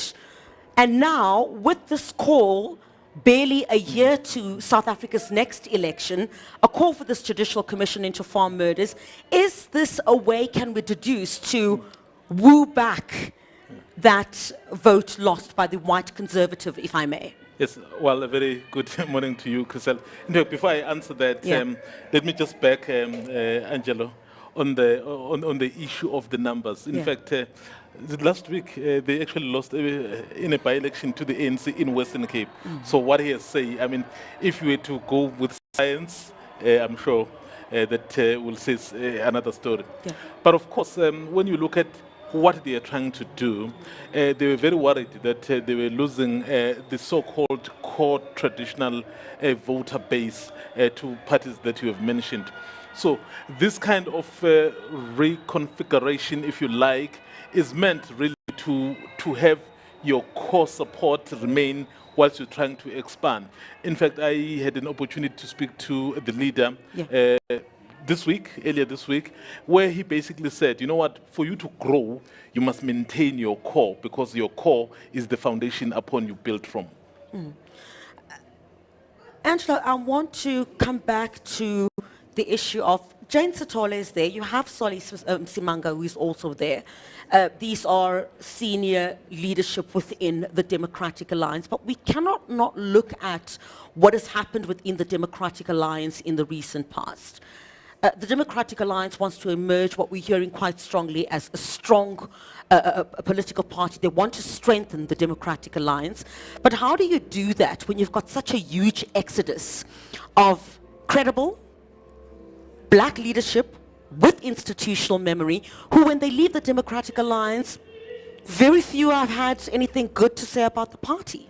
Precisely, that conflict which goes back into the early 2010s is something that I think the party is trying to rise above and move beyond, but that's very difficult when people who are central to that conflict remain in the party and remain in very powerful positions. And very little is reflected upon how those people who are central to the choosing of those black leaders remain in the party, and nothing happens to what it says about the caliber of their choice making. So let's not forget that Lindiwe Mazibuko was, one wouldn't want to say groomed, but worked very closely with Helen Zille. Mmusi Maimane was championed by Helen Zille when he first came into office, and Helen Zille remains in a powerful position and is recontesting it. And this is what I talk about when I think of the interregnum. So Nadine Gordimer, writing in South Africa in 1981, said apartheid South Africa is caught between what Gramsci called the old that cannot die and the new that cannot be born. And in the DA, that there is very much that struggle of people like Tony Leon, Helen Zille, and various other people who are core to the party and its PFP ancestor in apartheid, and haven't yet quite been able to marry the party into the majority black and now increasingly majority black young aspirations in contemporary post-apartheid South Africa.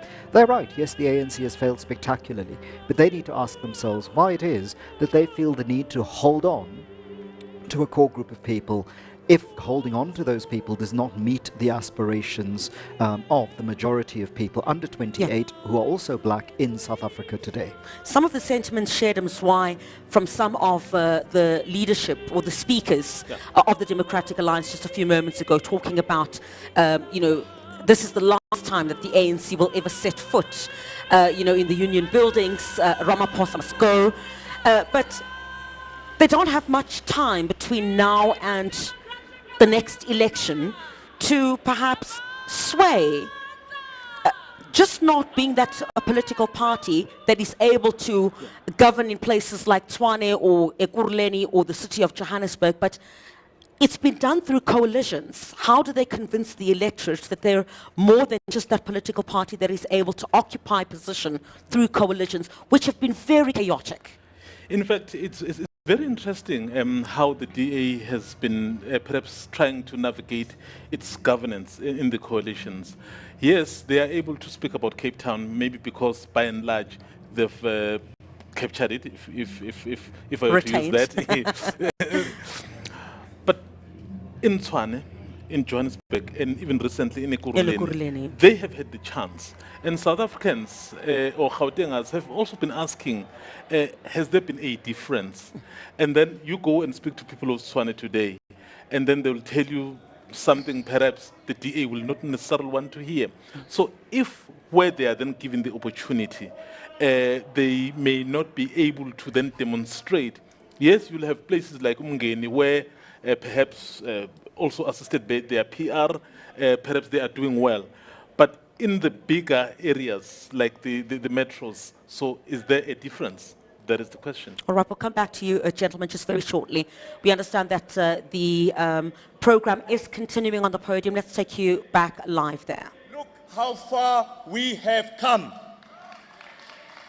I am proud to look into the beautiful sea of blue colors, man. To see diverse South Africans from every province at our biggest federal congress ever. For over 22 years now, the DA has governed in Midvaal with an outright majority, which means no coalitions, no compromises, just true blue DA governance. This means that our excellent service delivery policies and our fundamental values are implemented in Midvaal without exception. You've heard Umfowethu Chris Papas tell the story of taking over Umngeni from the rotten ANC. And you've heard Celia and Jane tell us how close we are to getting the ANC out of government nationally. Now let me tell you the story of a true blue DA government. and what life can be like when voters give the DA a chance to govern. The difference is so apparent and visible, and when you're in Midvaal, you do not need to drive very far to see it. Gibua ka phapang e bonahalang. Grant me this opportunity to tell you a tale of two cities. A story of a DA-governed Midvaal and an ANC-led Emfuleni municipality. This year, Midvaal received its 9th consecutive clean audit.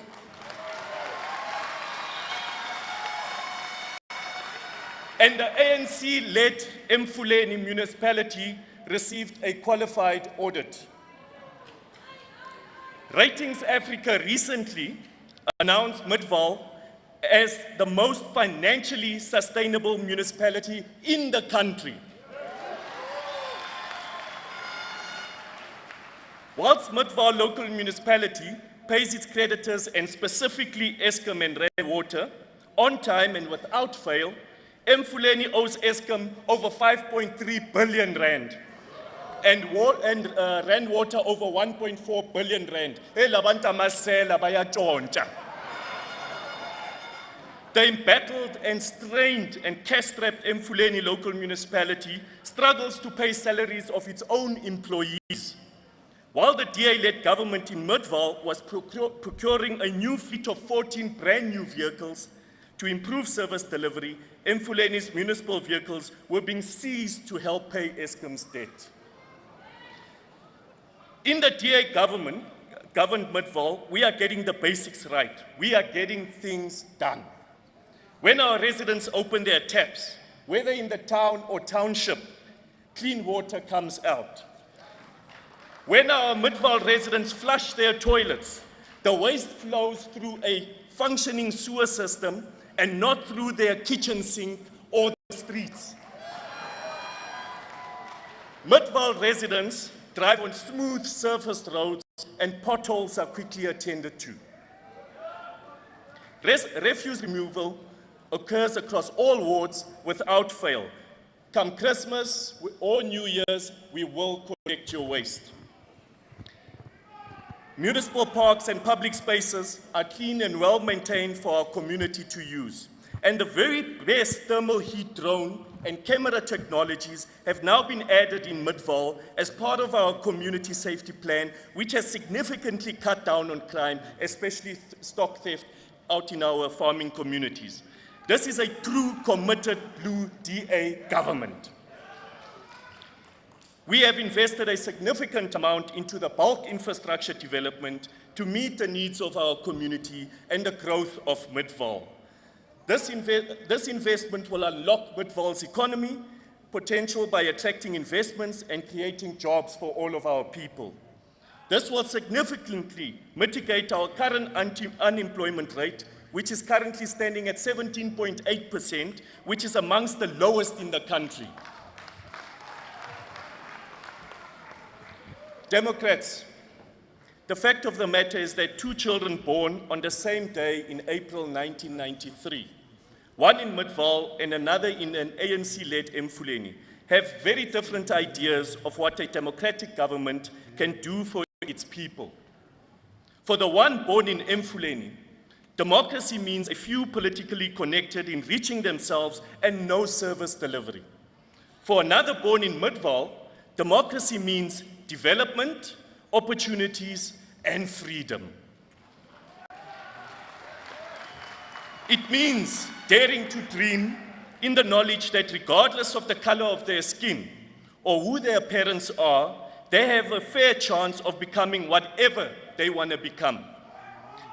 Democrats, I am a proud husband and father of 3 children who represent the potential of South Africa's future.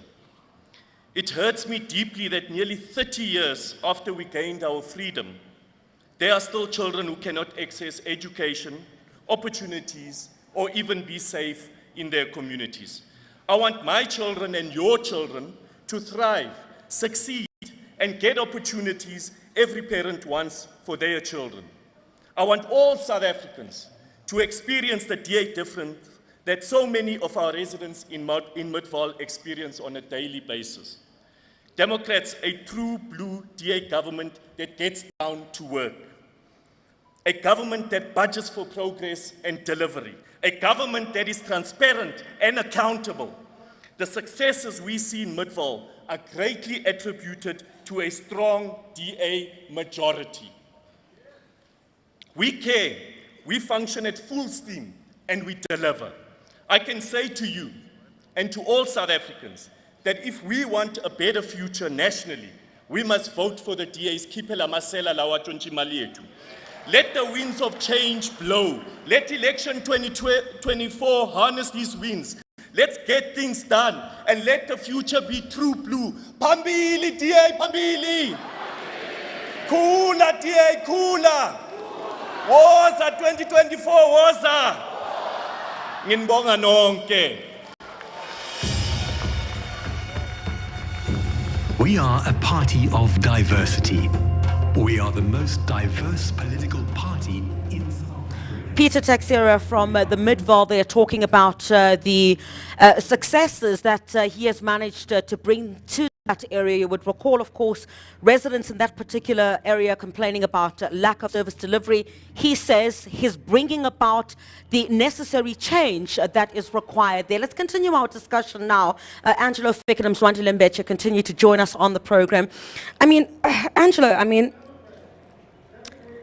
how does the Democratic Alliance project itself then more than just, an opposition in Parliament and, rather appeal to the majority of people that it wants to vote for it, let's say in this coming election? So one can begin to hear how they want to do this by reminding South Africans that where they govern well.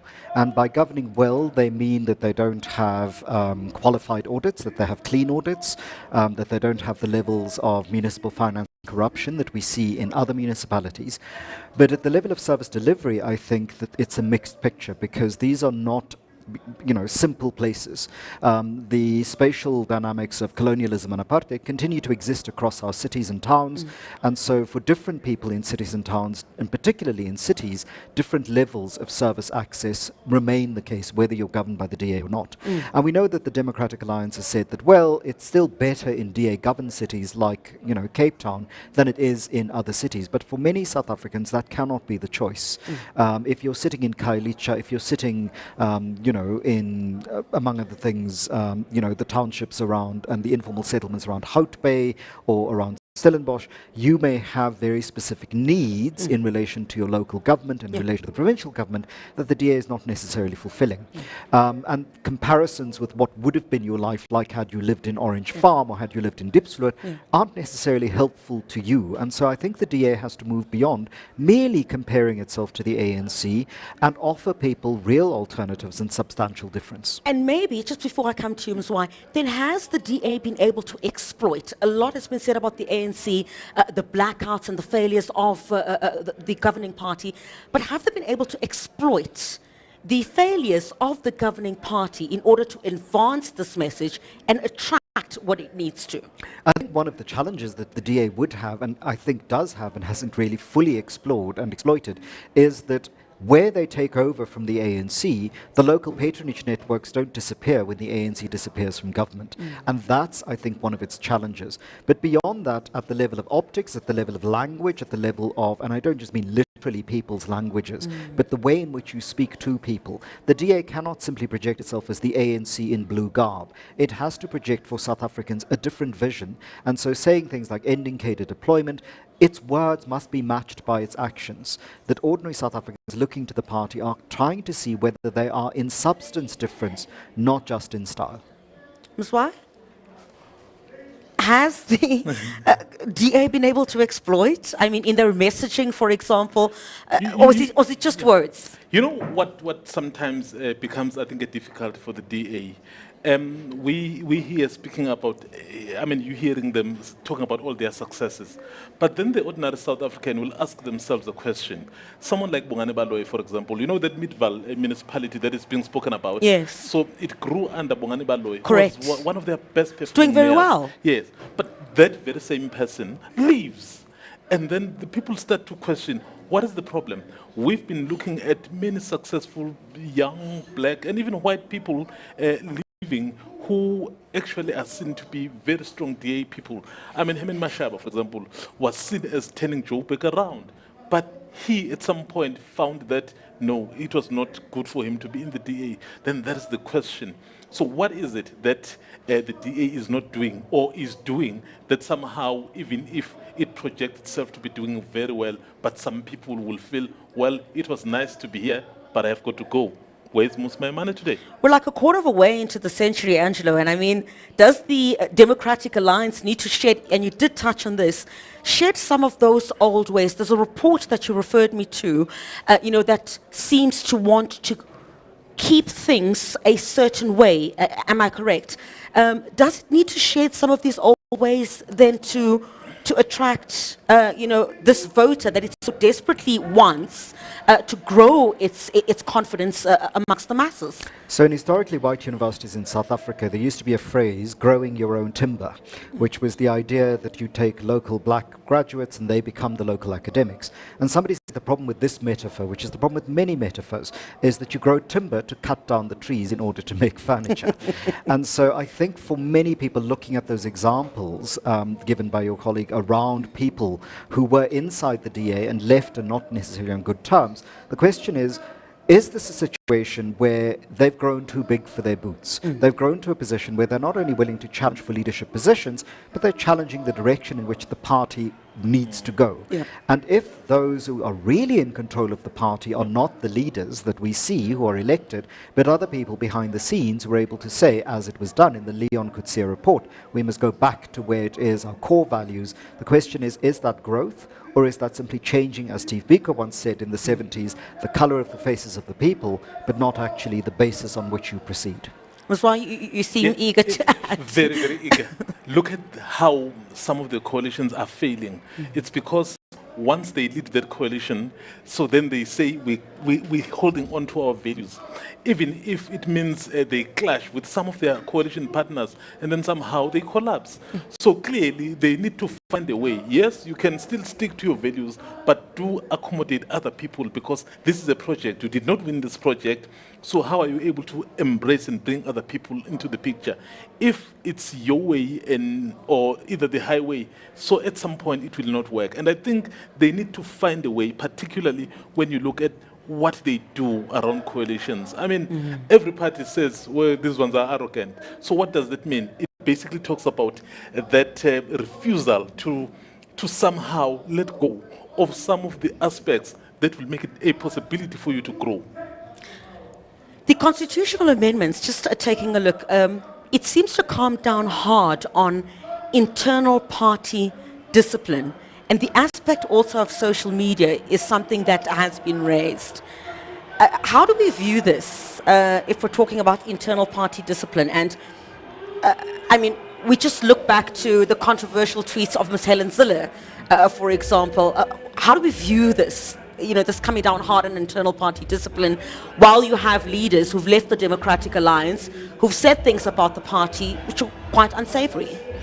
Well, I think it's a problem for any organization, which is this management of the public image of an organization and I think social media is the issue here, when the way in which people can communicate their individual views often clashes with what the organization does. Employers have this, all political parties have this, and so I think this is the DA's corporatist, shall we say, incarnation, which is that the image that is projected must be the right color of blue, it must be the right imaging, the right words, the right spaces. And so we've heard from speakers today, it's from singing from the same hymn book. And this might work for a particular internal conference, and it might work in order to message to the electorate.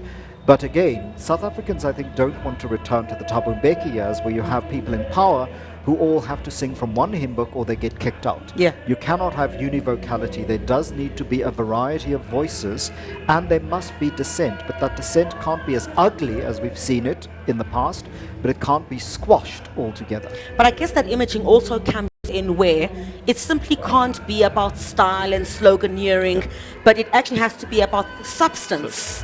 of what the party is saying. I'm sorry, Wana? In fact, as part of those constitutional amendments, Yeah. I mean, I was looking at the debate around the leadership. So there is that view from others that maybe we need to have a deputy. But how they they squash that kind of debate, because they feel whoever becomes deputy may feel entitled to be the next leader. So why are you even fearing that possibility? So because you want to grow, you want to open up, you have to change the way of doing things. But if you want to grow, and I mean, as the great philosopher said, I mean, you can't expect different results using the same tactics. So back on that, Angelo, less sloganeering, less focusing on style, but actually looking at alternative ways in which you're going to be able to sway the potential voter, I guess. Yes, and that's not a unique challenge for the Democratic Alliance. That is a challenge in post-millennial politics. And it's something that Njabulo Ndebele warned us against as far back as the 1980s, looking at the anti-apartheid struggle and suggesting we can't just pamphleteer the future and sloganeer our politics. And my sense is that what we need from political parties and what the DA has to do is to articulate its vision of the future for South Africa in ways that are not just in terms of, shall we say, catchphrases. And what its material should begin to reveal to ordinary South Africans, if it wants them to vote for them, is to signal a South Africa that people can imagine is, one, achievable and in the short term, and speaks to their aspiration and desire. Yes, those bigger issues about fighting corruption, dealing with police and criminality, all of that is necessary. But the kind of country that the DA imagines must match the kind of country ordinary South Africans want, in its visual aspect, in its oral aspect, in its oral aspect, and in its substance. And many South Africans want a vision that isn't just carbon copies of other municipalities where they govern. Economies of scale play a role. You can't upscale from, one small Umgeni municipality to governing the nation. And again, the Western Cape is good in terms of the DA's record, but they need to sell to the rest of South Africa that their vision isn't that everything will look like the Western Cape. I'm sorry? And you also look at what they propose. I mean, when you're speaking about them in the country, I was quite interested when I saw part of their resolutions when they said they would actually want to walk away from BRICS, given the global... And how so? There is this unity and growth, and you have the Democratic Alliance calling for South Africa to distance itself from this body. And then before you come in, Angelo, I mean, you look at the global dynamics currently, how they're playing themselves out. I mean, there's a debate around the de-dollarization, and then there's that realignment of global politics. And then somehow you feel that body that leads the perceived or real realignment, so we must not be part of that. So I found that quite interesting. I don't know, what did you think? Well, their statement in their resolution is that it hasn't really served South Africa very well, and so this is a time to revisit it. But the question is, as precisely Zwai points out, this realignment in global politics towards a post-imperial, post-American century that we're moving into, this idea that you can simply walk away. The question is, what do you then walk towards? Because, again, it isn't simply a matter of walking away from corruption, walking away from cater deployment, walking away from what you see as useless international and transnational and supranational bodies. It is, what are you walking towards? Because South Africa, we're all in this together. It's all of us together or none of us at all. There's one blue little marble spinning out in this end of space. We need to work together. And so this idea that you simply walk away from BRICS, and many of, this is not a new phenomenon. Many commentators have asked, why is S even in BRICS? That originally BRIC may have included something like Mexico, and South Africa was really chosen for very specific strategic reasons by the other partners. And so it's not a nonsensical idea to walk away from BRICS, but the question is, what is South Africa then walking towards in order to continue to play a role in multinational and transnational changes in the global dynamic that it must be a part of, because no state can go it alone any longer. This is a globalized world.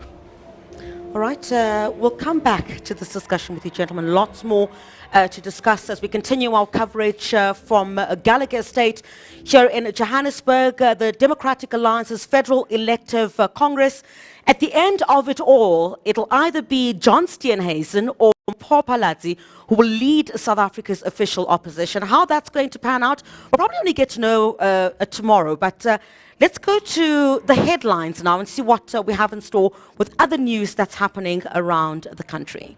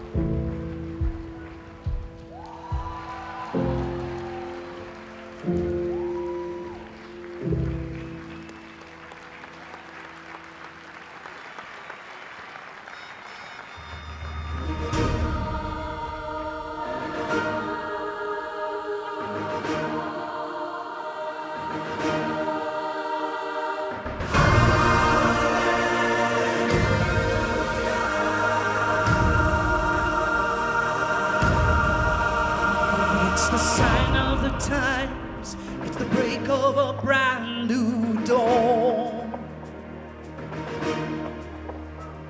But our cry is too loud, and it won't be ignored anymore.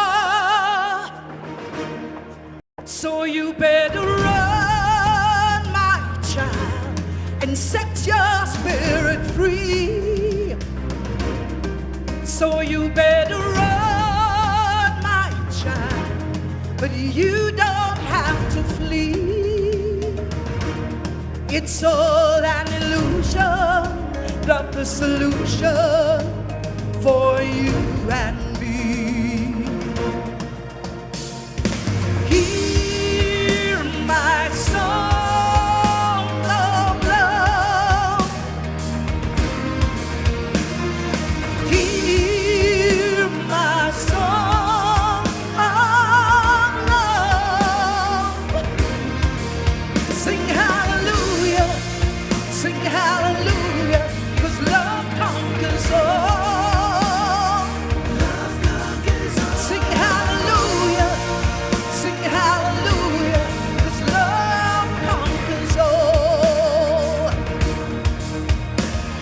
The phoenix will rise from the ashes and demise. Yes, we'll soar.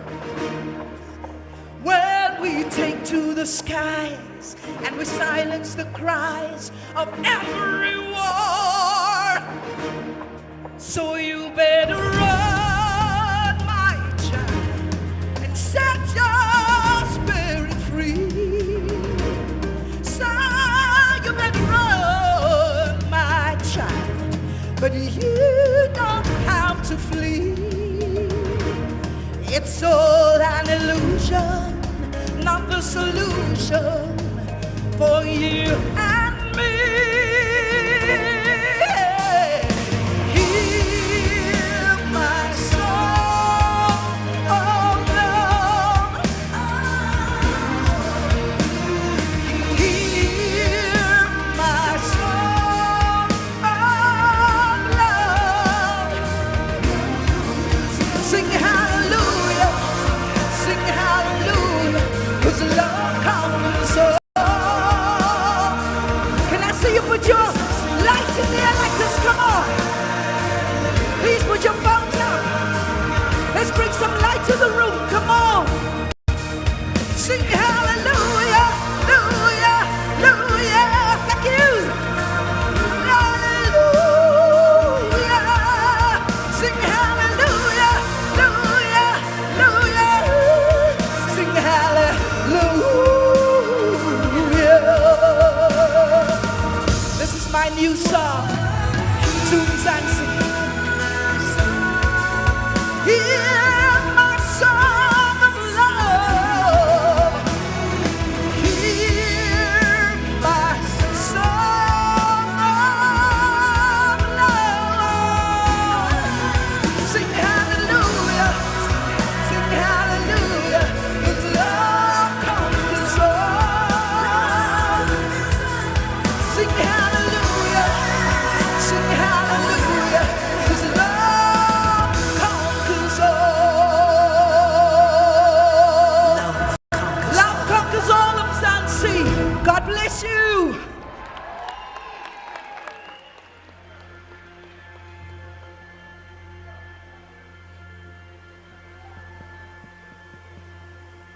Delegates, thank you to Vicky Sampson and all of our artists. We are now going to move to a tea break for 25 minutes. If everybody can please be back in their seats 25 minutes from now. That makes it 25 to 12. Back please at 25 to 12.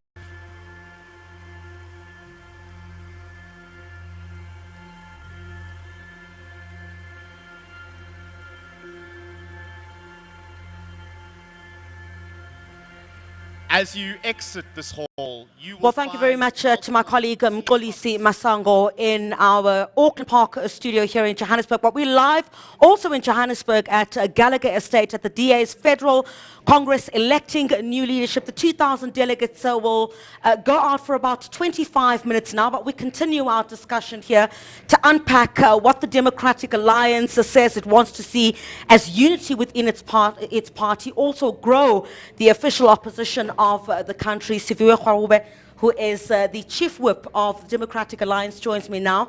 Ms. Kwarube, thank you very much indeed for joining us. Quite a number of mentions in the resolutions as well as the constitutional amendments on coalitions. That's been a hot topic, given the chaos that we have seen in Tshwane, recently now at Ekurhuleni, as well as the city of Johannesburg. A number of bills have been brought before Parliament, which you say will sort of stabilize how coalitions proceed going forward. Is that enough, though, to deal with what I would certainly term selfish political interests that have trumped the advancement of service delivery? Griselda, I think firstly, I think the biggest people who are mostly adversely affected by the instability that we are seeing at a local level are the citizens and they are the residents. And ultimately, they're the biggest losers. When politicians are fighting, they are the ones who are left without the crucial service delivery.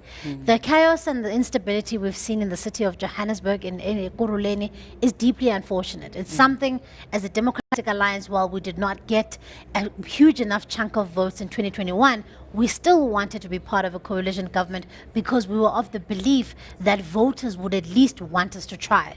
Of course, the politics of the checkbook politics reared its ugly head, and of course, there were lots of harsh lessons. We too had to learn how to manage coalitions. What are some of the pitfalls of a 10-party coalition, and whether or not these can work?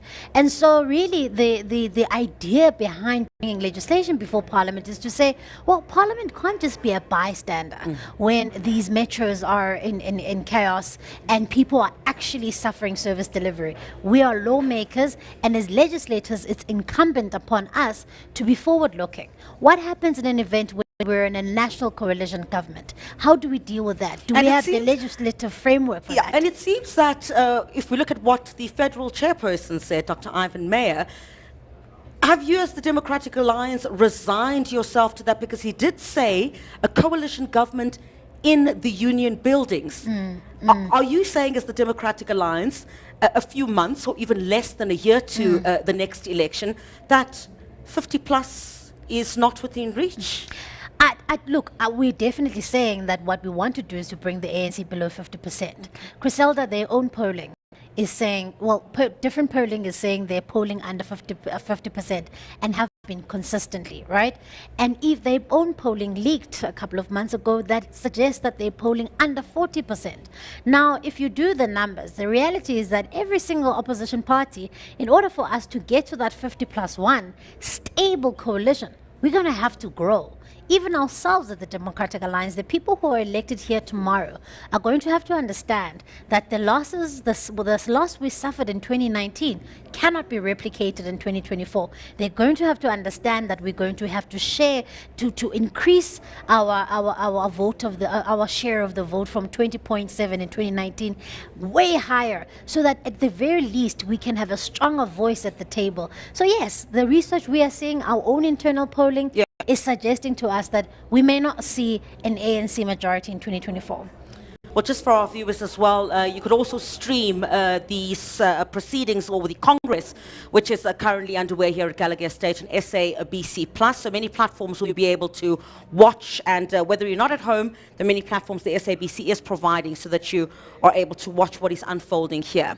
You speak about the losses in 2019 that cannot be replicated, and that can only but look at one of the resolutions. The Democratic Alliance wanting a judicial inquiry into farm murders. Now, if you recall in 2019, you lost votes significantly to the Freedom Front Plus and Good Party of what we could term as the conservative white vote. Is this now, some months prior to the election, less than a year to the election, a way to woo those, one of the ways to woo back those voters? Look, honestly, yes, we lost votes. Thank you for your honesty. Of course, of course. We lost votes. I mean, from going from a 22% party to going to a 20.7 party, that was a huge loss. And it was the very first time the Democratic Alliance ever had an electoral loss. That it needed us to have an introspection as an organization as to what went wrong. A number of things. We had you'll remember, an entire investigation into what went wrong and the like. But we've seen over the by-elections, Griselda, that we have had over the past year and a bit, that we are clawing back some of that support. And of course, we lost votes across, whether it is the Afrikaans vote or whether it is colored South Africans or whatever the case may be. And there isn't a concerted effort to say we are flirting particularly with the particular segment of the vote, and therefore we want to be seen to be championing their issues. This is something, rural safety has been something that has been a big part of the DA's safety plan in general. So we're not going to necessarily pick out segments of the voters to say, look at us, we care about your issues. Because you see, Griselda, the reality is that if 32%, and our research shows 32% of our support base are black South Africans, 30% of our supporters are white South Africans, 7% are Indian, and I think 31% are colored people. And so we're the only political party that does not have the luxury of segmenting people according to race and according to the issues. We've got to go to the nub of the issue. Where are people feeling the pinch? Cost of living. People are feeling the pinch to safety, whether you live in an affluent area or not. Those are the things we've got to do to essentially grow our share of the vote. You're one of the few black leaders of the Democratic Alliance. I mean, you, Salim Simanga, Jane Sithole, is part of senior leadership within the Democratic Alliance, but you can't shy away from the fact that South Africans are watching and concerned about, I mean, Bongani Baloyi has just left you had Herman Mashaba who also left, you had Musi Maimane who had also left, and they've got nothing decent to say after they leave the Democratic Alliance. What do you say to, you know, the potential voter that you're trying to appeal to who will be black and say that black senior leadership within the Democratic Alliance is leaving? That's a vote of no confidence in the party that they once belonged to.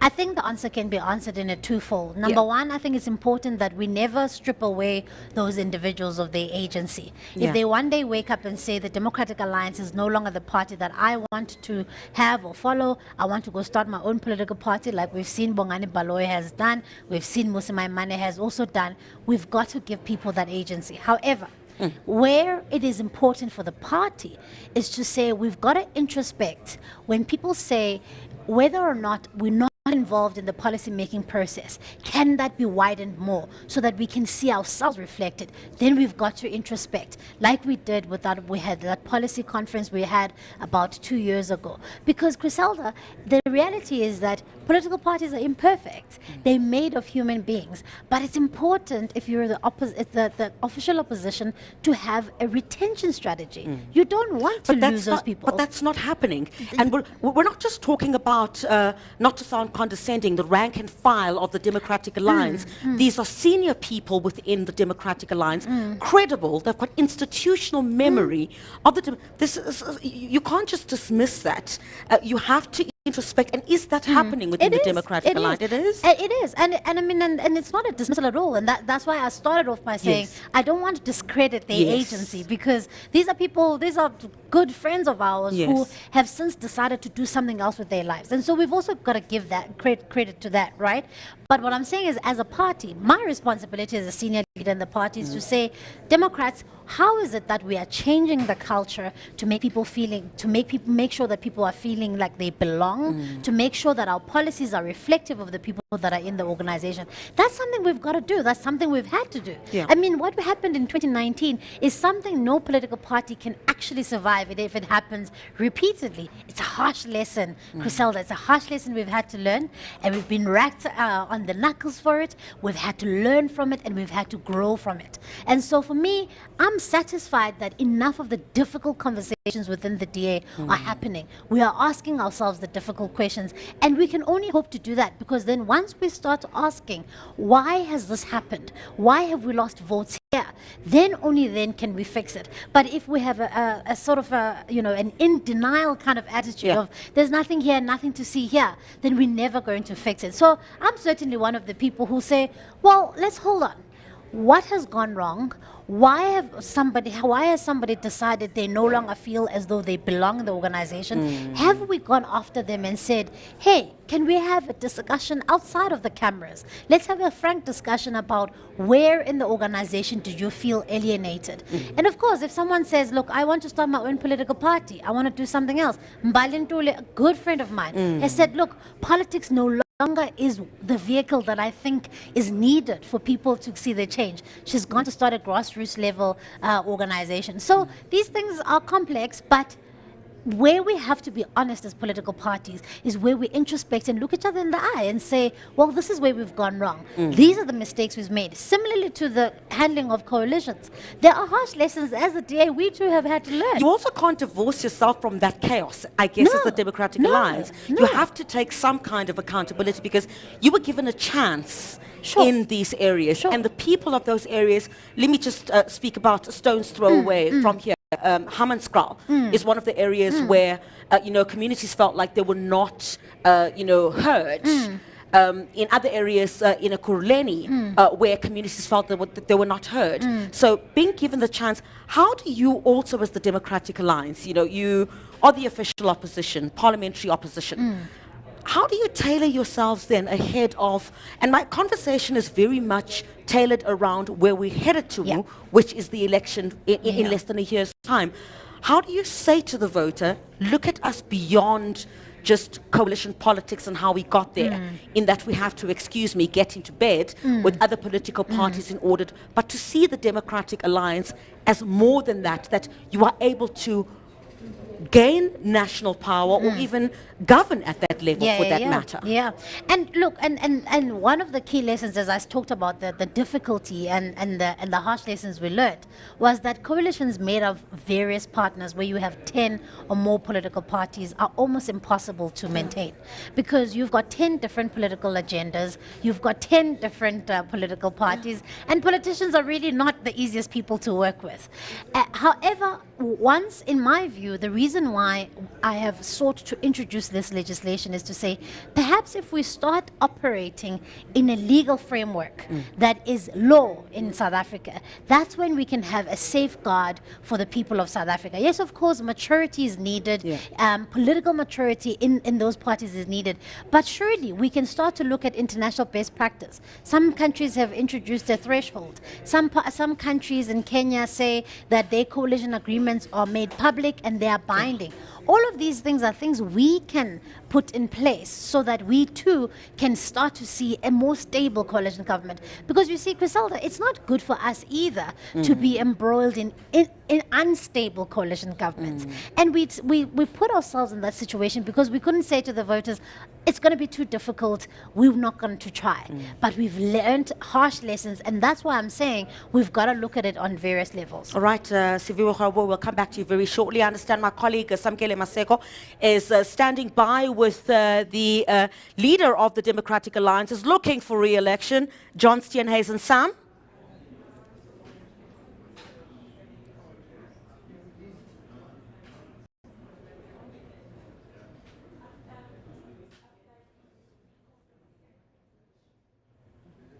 Thank you very much. Can we have feedback? Are we done with Siviwe? Okay, thank you very much, ma'am. Yep.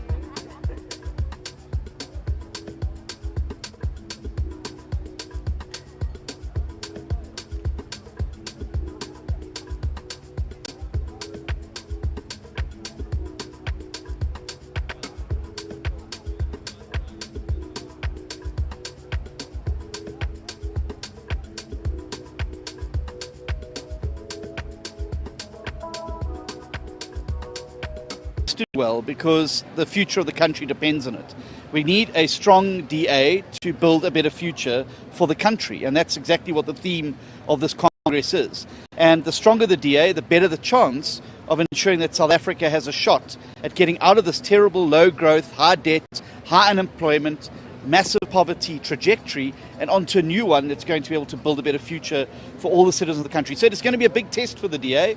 But I'm up for the challenge, and I look forward to taking our message, as well as the proof points about where we govern, to people across South Africa to give them hope in an environment of load shedding, rising crime, massive unemployment, and poverty and food hunger and spiraling costs of living. The people need the DA, and we're going to make sure they hear us loud and clear.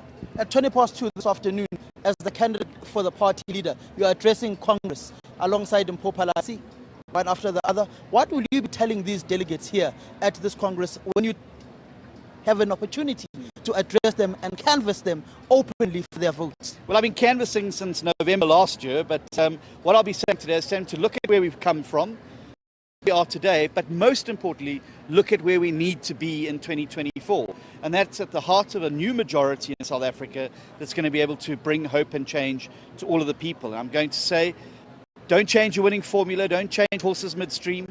We've come this far. We now have the final test next year, and let's get ready for this big move into the next phase of the DA's life, which is to become a party of national government and provincial government in more provinces.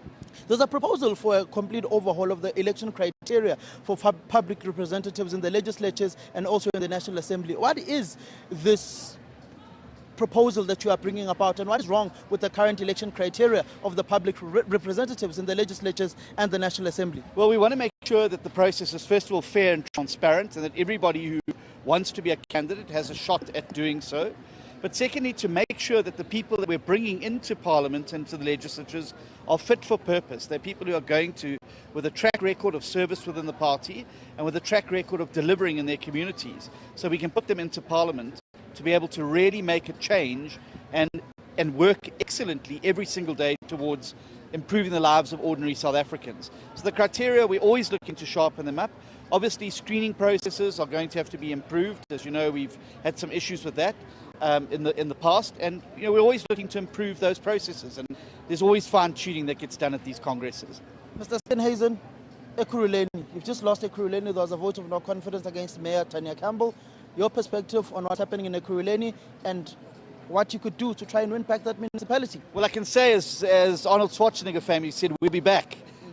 We've seen very clearly that these coalitions of corruption very seldom hold, because thieves eventually fall out, and you're going to see the same happening down the line in Joburg, just as it did in Nelson Mandela Bay. So we were out of government for a few months, and when the thieves and the corrupt could no longer share the spoils, it opened up an opportunity, just like that happened in Tshwane again this week. So we'll be back there. But what we do need to do is try and find a way to stabilize these coalitions, to ensure that there is stability and certainty going forward. And that's why we've put forward a raft of legislative amendments in Parliament which seek to stabilise these coalitions. Regardless of which party is in charge, you don't want instability, and certainly what you don't want repeated is a situation of that instability that you've seen there in more provinces or at a national level. So we must focus on securing these coalitions and making sure that they are focused on service delivery and not checkbook politics.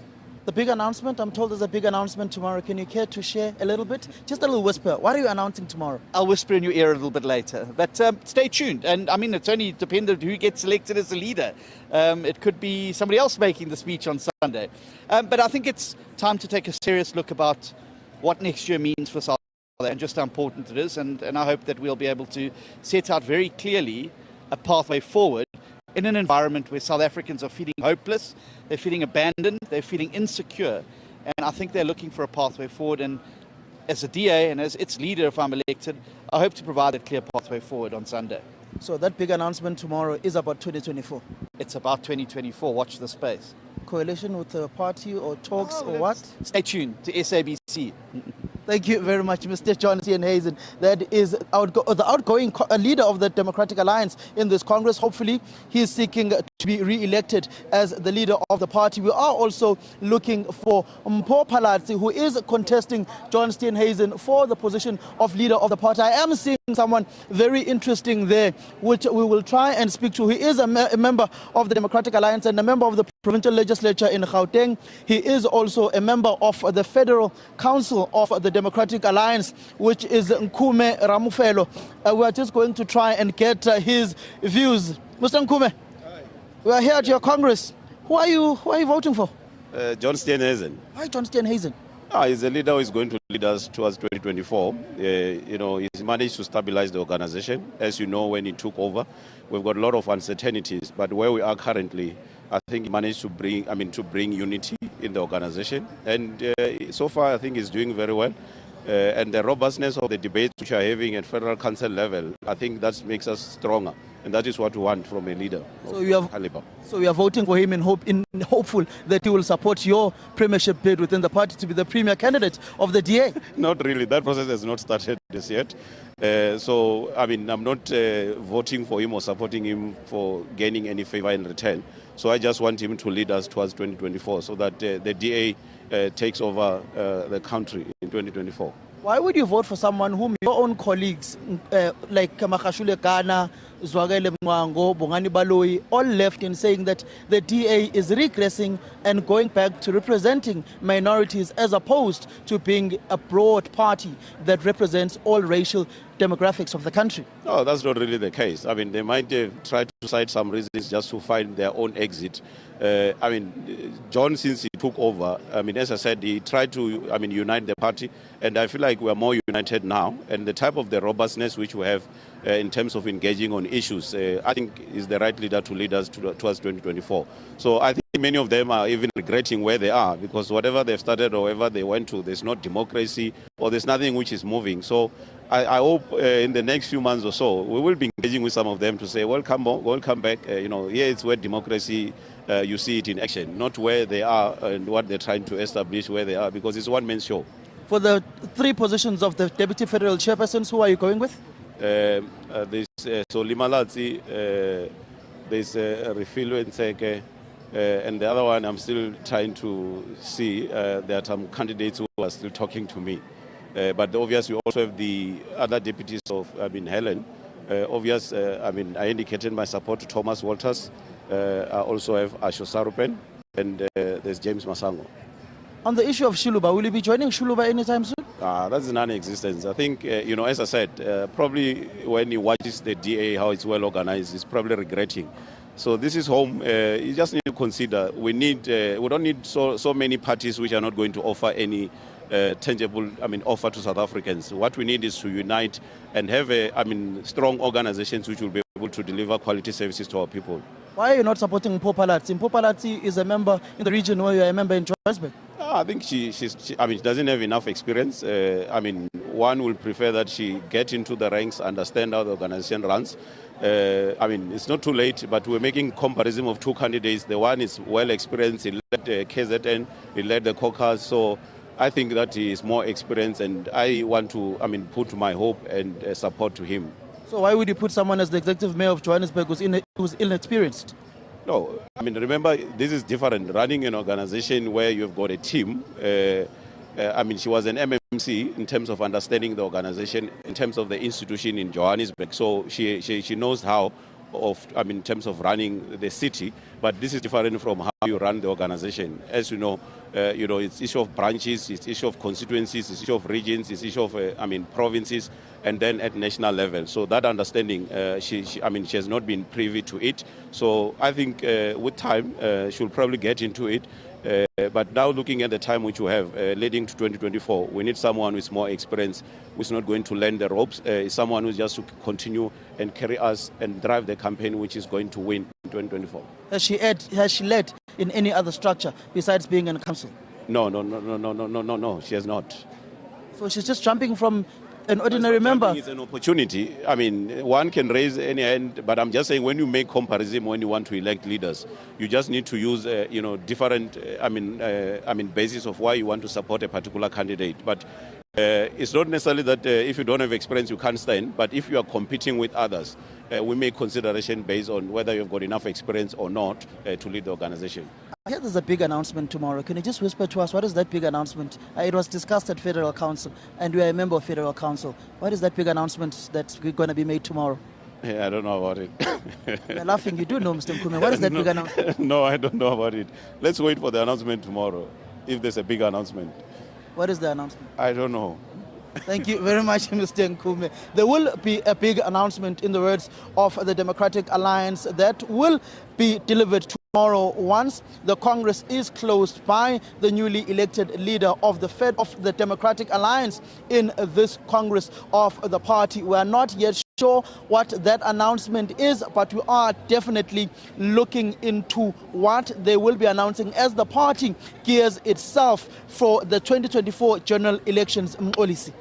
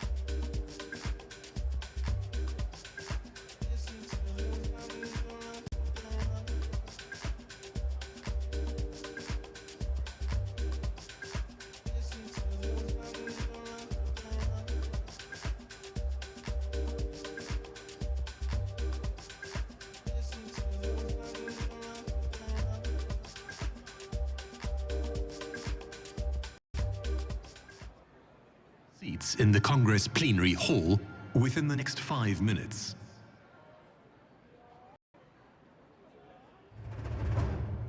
Delegates, please return to your seats in the Congress plenary hall within the next 5 minutes. Delegates, please return to your seats in the Congress plenary hall within the next 5 minutes.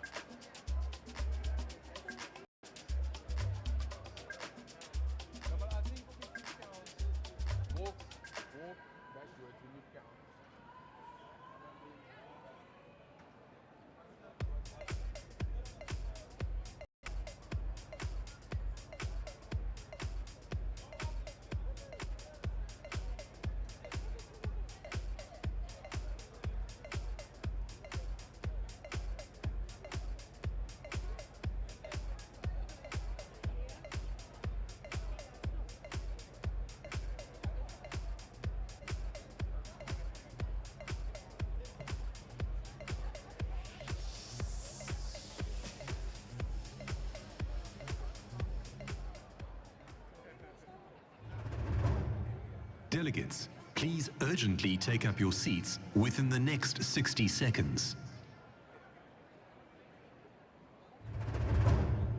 Delegates, please urgently take up your seats within the next 60 seconds.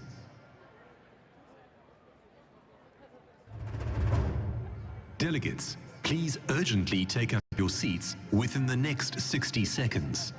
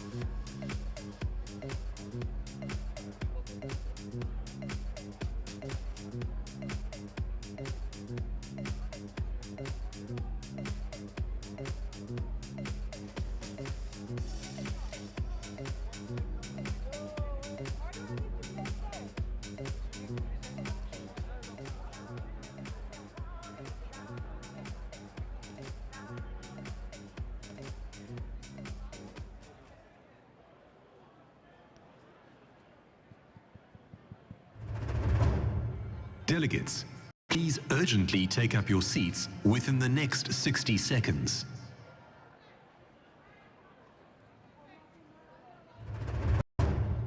Delegates, please urgently take up your seats within the next 60 seconds.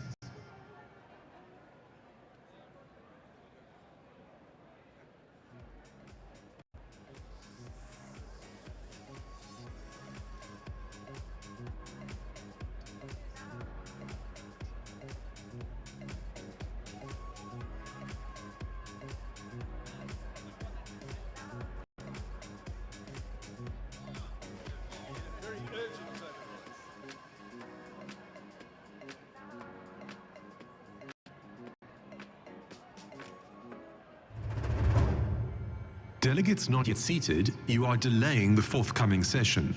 Please urgently take your seat.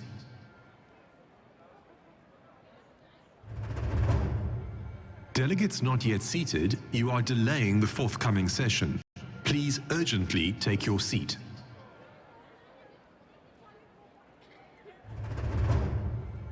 Delegates not yet seated, you are delaying the forthcoming session. Please urgently take your seat.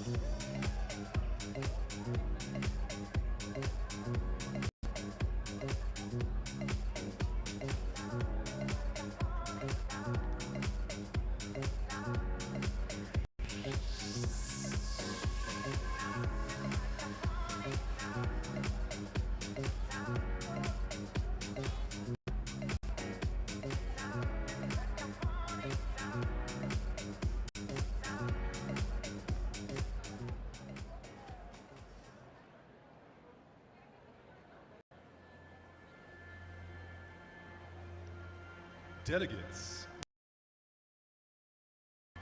we now move to constitutional amendments. Please welcome to the stage the Chair of the Constitutional Amendments, Kevin Milam.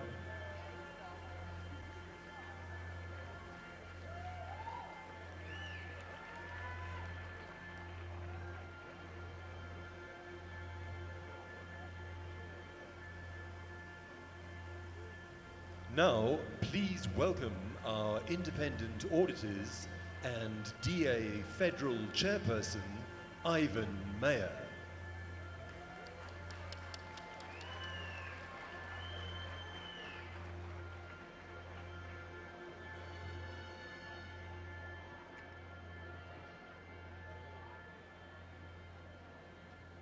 Culture in our province, and of course, I think there it's not even about protecting those land rights. It's also about actually having land rights. So, if you have a look at agricultural land reform, we measure agricultural land reform 65%, and it's moved to 72% on where farms have been made available to people who did not have them in the past, and we give them that support. Now, that's the success rate we've got of those farms. The biggest problem is that none of those farmers who get farms through the National Department of Land Reform get ownership of those farms. In actual fact, we battle to even get leases on those farms. You can't enter into an agreement with a bank without a lease, without a formal lease. So it really is a big, big problem, not only whether you own the land, but whether you can even lease the land. And we really need to get that right. And the current system at the moment within the national government is even those land parcels that are made available, they seem to be failing wherever they are. You need to be able to give support to turn those farms into successful farms, because that's how you grow the economy.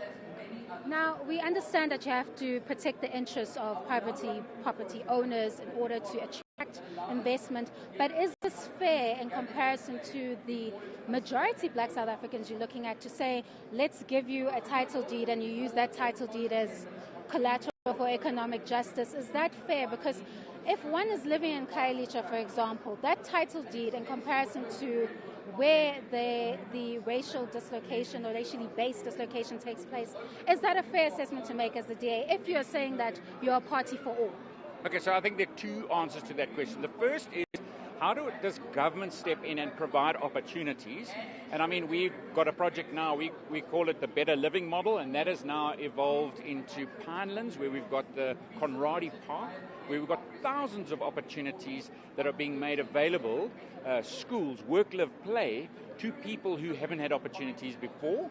And so we're showing that, making that available in areas that are not Khayelitsha. We've got two projects happening in the middle of the city of Cape Town, right in the CBD right now. We've got two major projects in the CBD to do exactly the same thing. So that's one thing. The second thing is, how do we enable economic growth? And one of those is, you spoke about title deeds, and I think that is critical. We have thousands and thousands of people who've been given a home from the government, but they don't have title. And I mean, that's very, very sad. And so we've got to make sure that those title deeds are sped up. We're trying that every single day to get more and more people with title deeds. But the interesting thing is also to look at the economy. And if you look at the investment economy into property now and property development, in actual fact, you're getting between a 20 and a 27% return on investment in residential property in Khayelitsha itself. So you're seeing there's huge demand, and through demand, you start to see, if you don't have enough supply, the actual prices start to go up. And that's what we're seeing at the moment. In actual fact, when I discuss with our mayors across the province now, where we can see that gap growing because of supply and demand, we don't have enough supply. And we've actually got to get our planning departments in the production of land and the production of property to go up, especially in our cities and our towns where the demand is so huge. Our population in the Western Cape is due to grow to 8 million by 2030. My current assumption is we're going to reach that a year and a half earlier, because so many people are looking for opportunity. And we've got to make sure we find ways in which we speed that up. Alan, how does this address inequality? If you're saying this is a title deed that you're giving to a person in Khayelitsha, they're using this title deed as collateral. Does this not deepen the cycle of poverty and inequality in the Western Cape, for example, where you govern? At the moment, our policies, our national policies on national money that goes into it doesn't actually allow you to trade with that for years. And so what's happening is illegal trade. I think we should change that so that you can actually use that asset, but not necessarily just for anything. You should be able to use that asset for expansion of your property.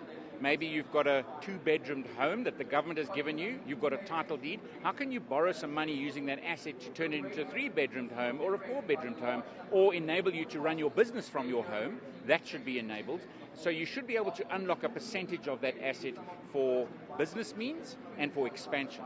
I don't think you should be able to borrow money off your asset, for anything else, because then that will lead to further poverty. Using your asset, and of course, it's about risk and reward.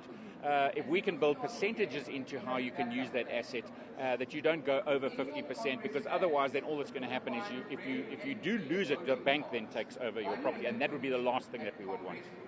Correct me if I am wrong. When you look at this 23-page policy proposal on land reform, one gets the impression that it's to protect a specific demographic, if you're speaking of the Western Cape, specific landowners, valuable land that people would look at as prospects of success, and not necessarily the majority of poor Black South Africans. And I think that example that you've just given now of title deeds in Khayelitsha, no person would look at that as appropriate land reform or addressing land needs in South Africa.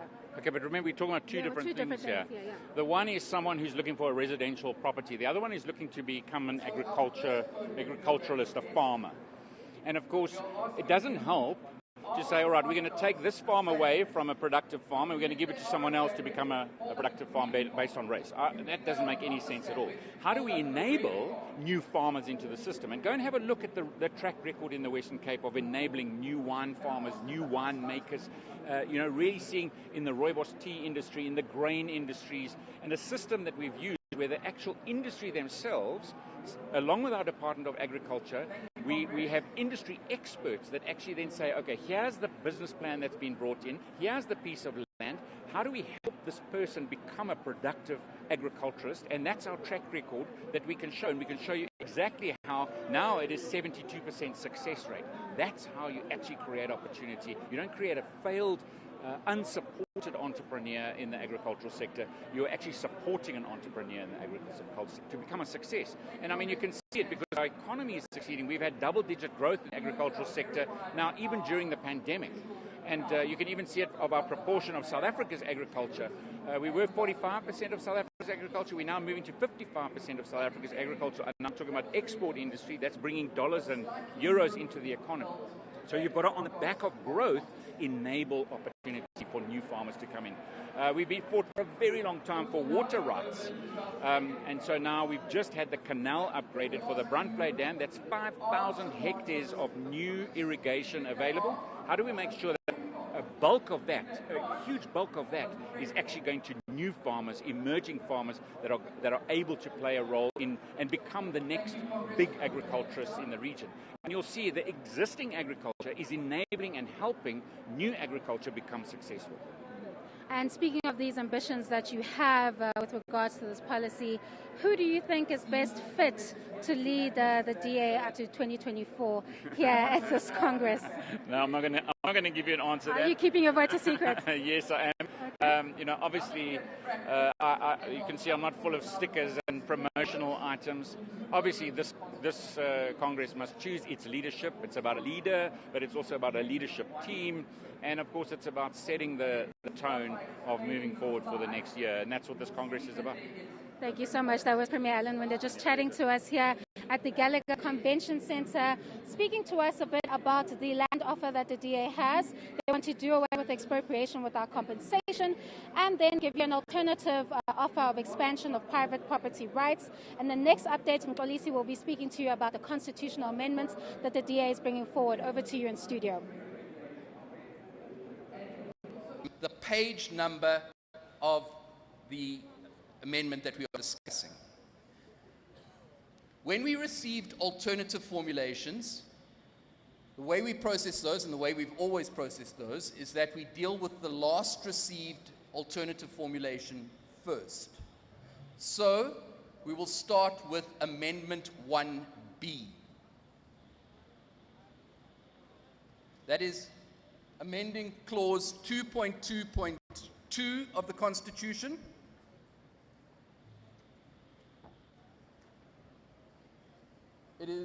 The section is selection of candidates, nomination and selection of candidates, and it is proposed by Stuart Pringle. There is no seconder because it's an alternative formulation, and it can be found on page 24 of your booklets.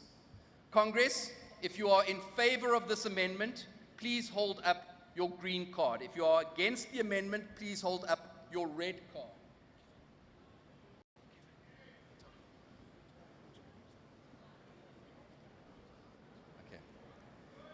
Delegates, if you wish to abstain, please do not hold up a card at all. Do not use the yellow cards. We're just using the red and the green cards. Thank you very much.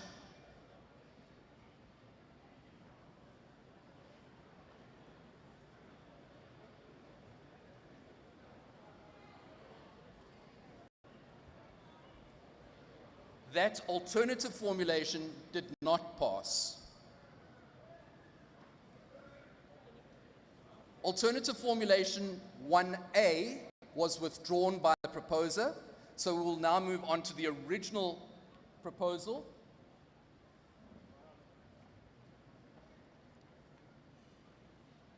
Again, this amends clause 2.2.2. The section is nomination and selection of candidates. It was proposed by Nicholas Inyati and seconded by Siyamthanda Vimbani, and it is on page 22 of your Congress booklet. Congress, please indicate your support or opposition to this by holding up the red or green cards, please.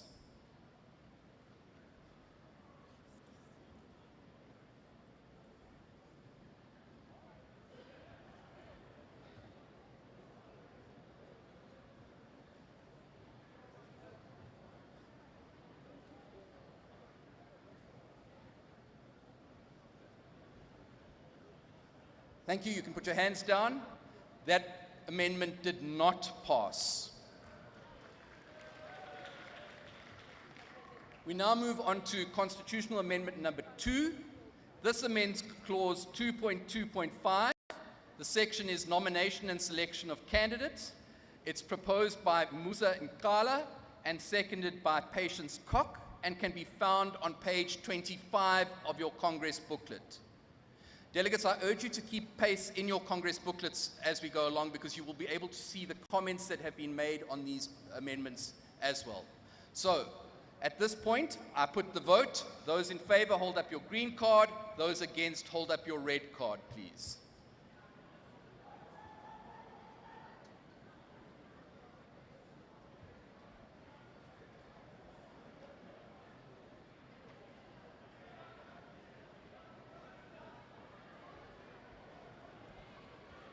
Thank you, delegates. That amendment did not pass.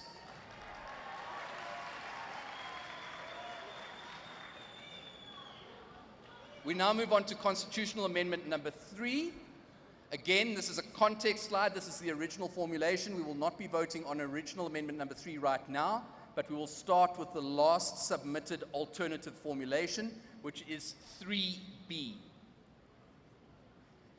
So constitutional amendment 3B amends clause 2.2.6 of the Constitution. The section is nomination and selection of candidates.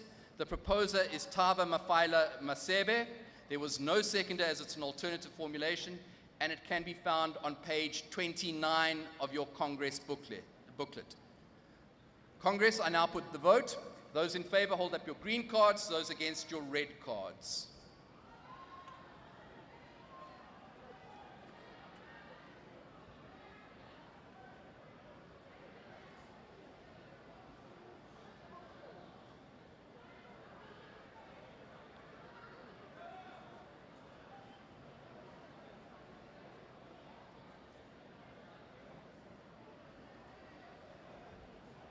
Delegates, you can put your hands down. Thank you very much. That amendment did not pass. We now move on to amendment 3A, alternative formulation 3A, again addressing clause 2.2.6, the section nomination and selection of candidates. It is proposed by Stuart Pringle. There is no seconder because it's an alternative formulation, and it is on page 28 of your Congress booklet. Those in favor, please hold up your green cards. Those against, the red card.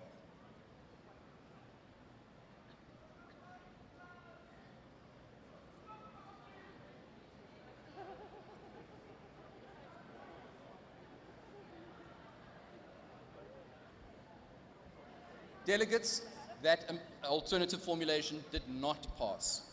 We now move on to the original proposed amendment, Constitutional Amendment 3. Clause 2.2.6, the section nomination and selection of candidates, proposed by Musa Nkala and seconded by Patience Koch. It is on page 27 of your Congress booklets. Those in favor, green cards. Those opposed, red cards, please.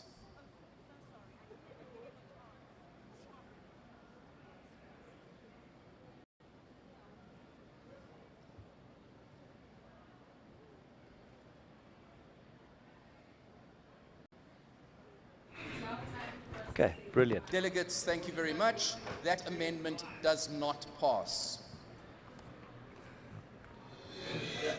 We now move on to amendment number 4, clause 2.2.3. The section is voting. It is proposed by Glynis Breitenbach and seconded by Werner Horn. It's on page 30 of your Congress booklets. Can I ask that those in favor please hold up your green cards, those opposed, your red cards.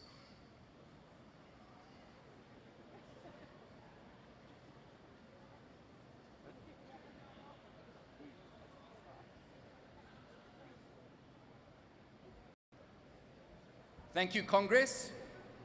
That amendment passes. We are now at Constitutional Amendment number 5. The section is voting. It's clause 2.3.5. It's proposed by... Loud and clear. Thanks, guys. Ready when you are. So currently they are voting for constitutional amendments. Yes. Thank you.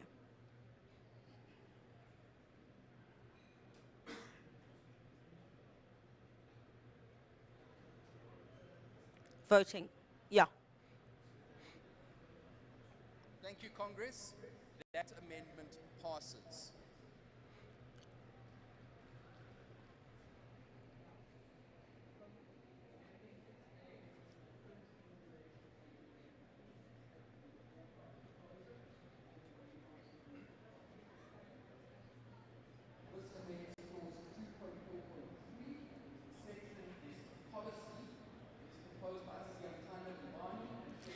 Well, thank you very much to my colleague Xolisi Masango, who is in our Auckland Park studio here in Johannesburg. We're still live from the DA elective Congress that's taking place here at Gallagher Estate in Midrand. Just to let you know where we are at the moment, delegates are voting on the constitutional amendments. We'll take you inside there.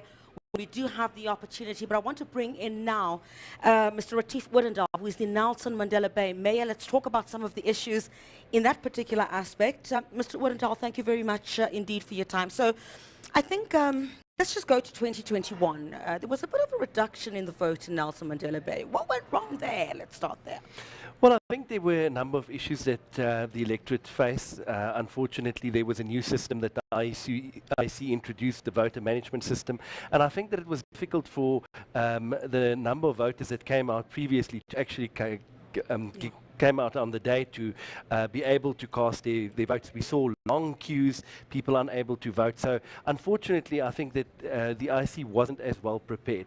I think also one must remember that Nelson Mandela Bay has seen a number of coalition governments, and perhaps, possibly, the electorate wasn't very happy with the performance of some of those coalition governments. One must remember Nelson Mandela Bay since 2009 and today, we've had 57 municipal managers and 10 mayors between 2009 and today. So there's certainly not been stability in Nelson Mandela Bay, and that has led to a lack of service delivery. I was about to get there. That all filters down to what the ordinary man has to experience on the ground with the lack of service delivery while the political bickering continues. What do you say then if we look towards an all-important election that comes up next year? You know, how do you then say to the general populace, you know, we are the ones to be able to turn things around in Nelson Mandela Bay, because there are a number of challenges that, you know, residents will speak about that speak to the fact that they're not getting what it is that they want from those in leadership there. Well, I think that we are an excellent example of what can be achieved if you put your own personal interests aside and party political interests aside and work together. In Nelson Mandela Bay, we currently have a 10-party coalition. It's the biggest coalition in the country, possibly the world. And we've seen that Nelson Mandela Bay, up till the previous financial year, 2022, has recorded some of the worst service delivery records to date since its formation in 2000. Over the last 6 months, we've been able to stabilize the city, and we've been able to, by working together, by ensuring that we put the interest of the residents first. Remember that the majority of those coalition partners were actually coalition partners of the ANC first, but they turned their back on the ANC because they were saying to us that the ANC is actually causing brand damage to the other political parties because they were governing so badly. And within a short space of time, we've been able to make progress. And I want to use some of the examples. The fact that we could actually get a housing delivery program back on track. Previously, the city couldn't build houses. I want to refer back to, I think it was 2016, when I think, was it Musi Maimane as well as Helen Zille had been in that part several times in trying to, you know, speak to the people of that area about what the Democratic Alliance can do for them. In 2021, that was very different. Did that play a role in what we then became to see in terms of the visibility of leadership? Because it's a vast difference between between what we saw in 2021 and what was seen back then in 2016? With several times Mzila had been there. Well, I think that there were a lot of leadership visits in the running up to the 2016 election, but there was also a lot of federal leadership, DA federal leadership in Nelson Mandela Bay in the run up to the election. So I wouldn't really say that there wasn't, you can actually compare But in comparison, there were several visits that were made there by Mr. Helen Zille. I'm not sure exactly how many Helen times. actually stayed in Nelson Mandela Bay for a month in the run up to the 2021. And we just believe that we actually did relatively well in Nelson Mandela Bay in the 2021 elections. Yes, not as well as we wanted to do, but it was still a good electoral result. And we had the majority of the votes in Nelson Mandela Bay. We're still the biggest party in Nelson Mandela Bay. I want to talk about nationally, 500,000 votes that was back in 2019. Are those policy and leadership missteps that the Democratic Alliance would admit was part of the problem then? Look, I think that there was a federal report that was commissioned after the 2019 elections that highlighted a number of issues. But the reality is that political parties go up and down. If you see that that there was an outcry because the DA lost, I think, not even 2% in that election. And the reality but it is was that 500,000. You talk percentage points, but I'm talking about actual numbers. 500,000, that was nationally. Yes, but in the same election, the ANC lost 6 to 7%. So if you compare it, the two bigger parties did certainly lose some support, but it was actually negligible, and we clawed back all of that support in the 2021 How do you elections. recapture those lost constituencies? Well, I think the fact of the matter is through proving that you are a viable alternative. The reality is there's only two parties in the country that governs. It's either the ANC or the DA, and then a number of formations through those two parties. And we are the only alternative to the ANC, and we've proven where we govern, we deliver more services to more people, and we have stable governments that actually functions. There's a reason why unemployment in the Western Cape is the lowest in the country. There's a reason why the healthcare in the Western Cape actually works. I want to talk about Nelson Mandela Bay. We're aware of what's happening in the Western Cape. I want to talk about your constituency. There are concerns in that particular area where residents say not enough is being done yet. They'd like to see more changes, that will benefit them at the end of the day, and none of what we've seen in the past of political bickering that has had a direct impact on the fact that, people aren't able to get proper services. I mean, how do you then deal with an aspect like that? So political parties must understand that coalition governments are here to stay. And they must understand that they have to work together, put their own selfish needs aside, and work together for the greater good and for the people of their respective municipalities and provinces. And in Nelson Mandela Bay, we've done over the last 6 months been able to stabilize that administration. The city nearly ran out of water last year. We brought online a number of very critical water augmentation projects to prevent the city from running out of water. We've managed to kickstart our housing delivery program. In the previous financial year, only 28 houses were built. We have already built more than 450, well on our way to build 800 houses. We've been able to secure additional funding for the city, nearly 900 million rand additional funding, whilst the previous governments lost more than R1 billion in 3 years. Is that enough? No, but it's a start. Okay. It's a start in order to bring stability back to Nelson Mandela Bay. In addition to stability, you'd want to see yourself retain Nelson Mandela Bay, well, through this coalition, but then in addition to water, the water challenges that you spoke of, which had been long-standing, the residents of that area had been complaining about that, but certainly more needs to be done. Then, what are you offering on the table? Let's say in the run-up to the country's next election, there's certainly something more that you need to bring to the table to say, look, we have a lesson here nationally of 500,000 votes that had been lost. What is it that we did wrong that we need to look at in terms, or look at ourselves as the Democratic Alliance and say, this is where we can improve? Well, I think if you look at the city and the improvements that we've made over the last 6 months, Nelson Mandela Bay was broken by design so that people can loot from it. We've managed in the last 6 months to achieve a number of critical service delivery milestones. For example, there's been an increase of about 50% in the key performance indicators that were met compared to the previous 2 financial years.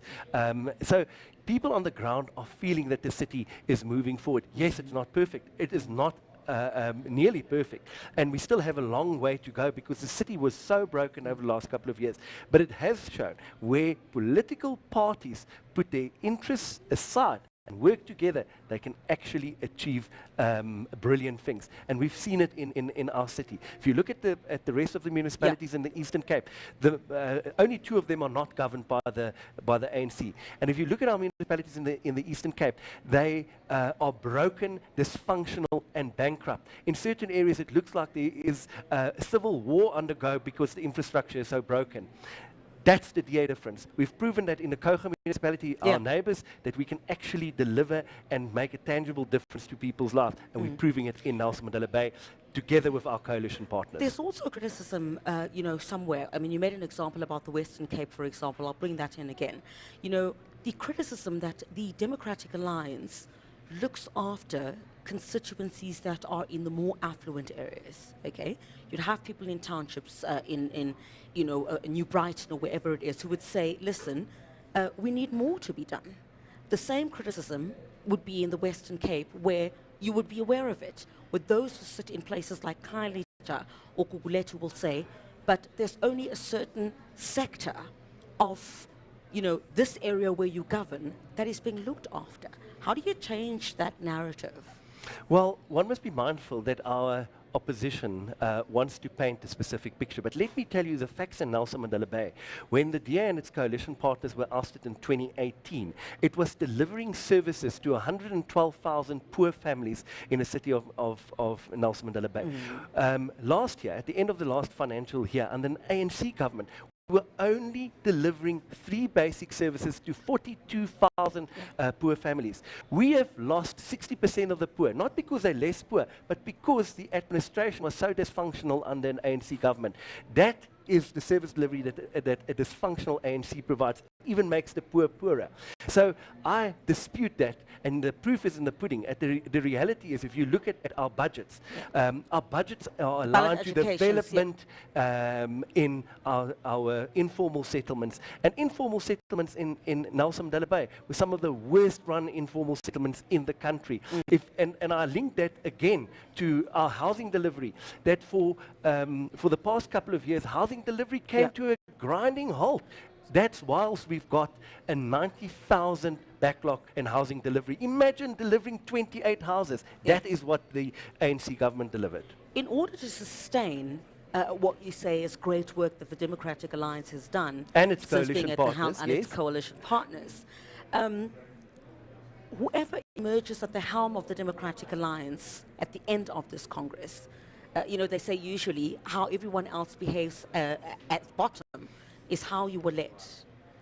What kind of leadership needs to emerge from this Congress that will take the Democratic Alliance forward? The amazing thing about the Democratic Alliance is that we really don't have factionalism. Yes, now and again, here and there, in certain pockets of the country. But the amazing thing still about... it's there. Yeah, but the amazing thing about our party is that when there is a leadership election like we see here, whoever's going to emerge the winner will take the loser with him or her and will continue to build the party. We don't see the kind of backstabbing and massive factionalism that you see in the ruling party in the ANC these days. And that, I think, is testament to the democratic processes that we have in our party. But it's not all perfect, I know that you're in but the mayor no political party is perfect, no and we never said we are. Nobody said that you're perfect, but of course, you said that there isn't the kind of factionalism that you would see, for example, in the ANC, but your party is also fraught with its own challenges where some would say black leaders hardly stay in the party. When they leave, they don't have savory words to say about your political party. There are a number of examples regarding that. How do you aspire that kind of confidence? You talk about looking at budgets that will also speak to the poorest of the poor in areas where you, for example, are governing with your coalition partners. But how do you convince, the ordinary South African, if you want to say the Democratic Alliance is to remove itself as just being an opposition in Parliament, but to appeal to a potential voter on a national level? Well, firstly, I want to say that the DA is not just a party of opposition. We govern a lot of municipalities, more than 50 municipalities across South Africa, and we govern them well. 8 out of the top 10 municipalities are governed by the Democratic Alliance, and we've got a proven track record as how we do it. If you look at outside at Congress and how diverse our party is, that's the real Democratic Alliance, not the Democratic Alliance that the ANC wants to portray or any of our other opposition parties. But the reality is we are the most diverse party in South Africa But it's today. also being most diverse, but it's also being portrayed by senior members of your own political party who've since left. They said we no longer want to be part of the Democratic. You certainly cannot. This is not just the rank and file, without being condescending. This is not just the rank and file of the Democratic Alliance. These are senior, credible members with institutional memory of the Democratic Alliance who've decided to leave. Well, you know, the reality is people come and go, and I think that anybody needs to concede that any political party, you'll see people come and you'll see people go. But you need to introspect, don't you? I spoke to the chief whip of the Democratic Alliance just a couple of moments ago, just before you came on, and she spoke about introspecting to look at possibly what is wrong within the Democratic Alliance, or to ask members of the DA, where do you feel alienated? Where can we fix that? Wouldn't you think that would be better leadership to find? If people leave, you don't just say, leave, go on, start your own political party, but actually look at yourselves and say, what is it perhaps that we may have done wrong to chase away?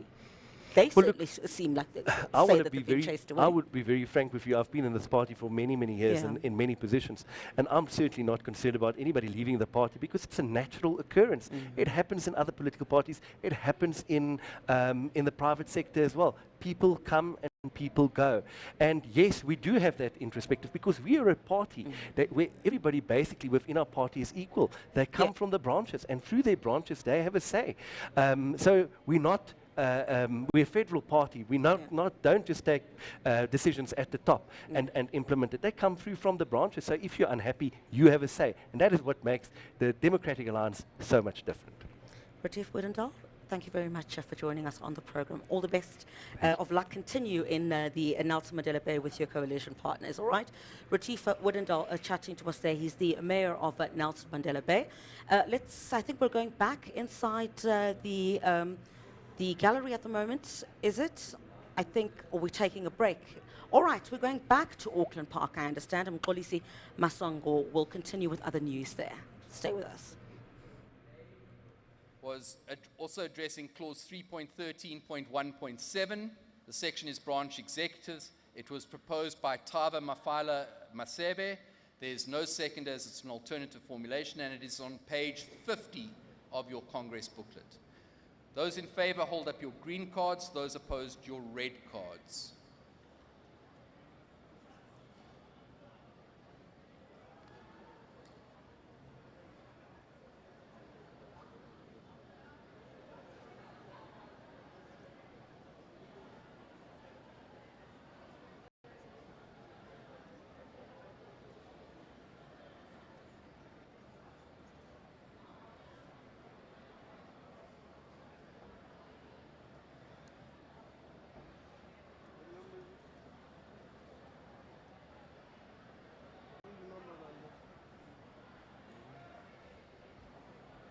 Thank you, delegates. I want to remind you of the threshold that is required in order to pass a constitutional amendment, and that is 2/3 voting in favor of the amendment. This amendment does not pass. So we now go back to the original proposed amendment, amendment number 20, clause 3.13.1.7. The section is branch executives, and it is proposed by Musa Nkala and seconded by Patience Koch. It is on page 49 of your Congress booklet. All those in favor, please hold up your green cards. Those opposed, your red cards.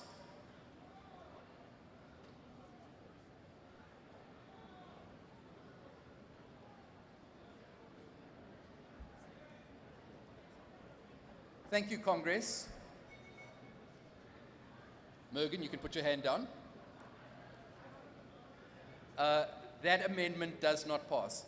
Congress, there are still people holding up yellow cards, and I would request that you don't do that. As the Deputy Speaker in Parliament says, no, no, no, Honourable Member, don't do that.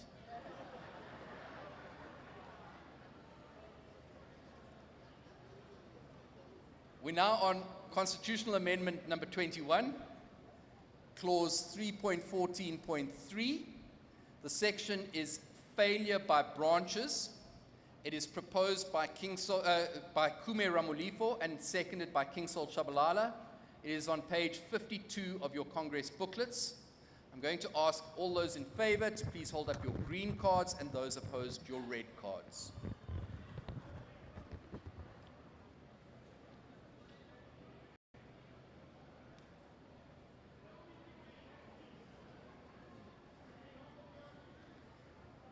Thank you, delegates. That amendment passes.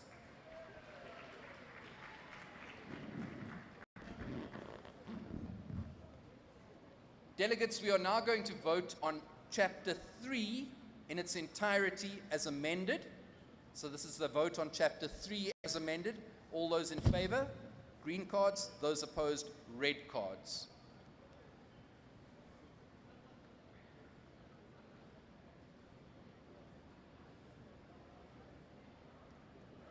Thank you, Congress. That amendment, Chapter 3 is adopted by Congress. I'm going to ask for a 30-second pause while I grab a sip of water. Oh, thanks, Dean. Green card.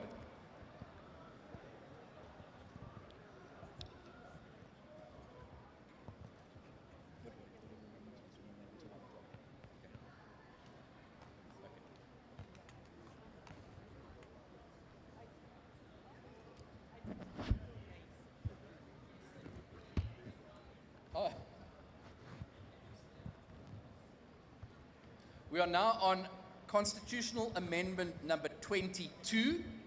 And again, this is a context slide. We will first vote on the last submitted alternative formulation, which is Amendment number 22A. 22A addresses Clause 4.1.2. The section is demarcation of constituencies and composition of constituency committees. The proposer is Frederick van Heesteen.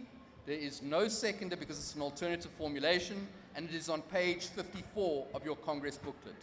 Those in favor, please hold up your green cards. Those opposed, your red cards.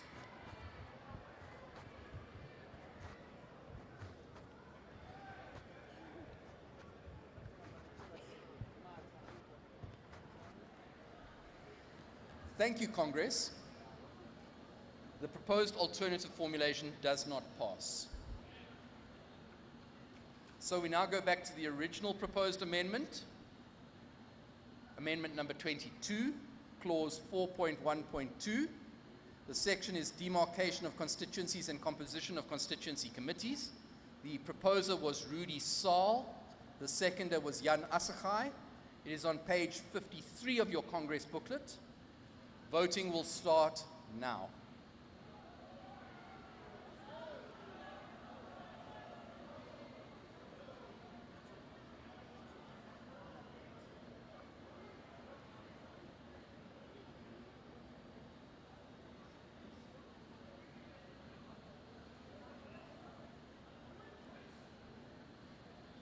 Thank you, delegates. That amendment does not pass.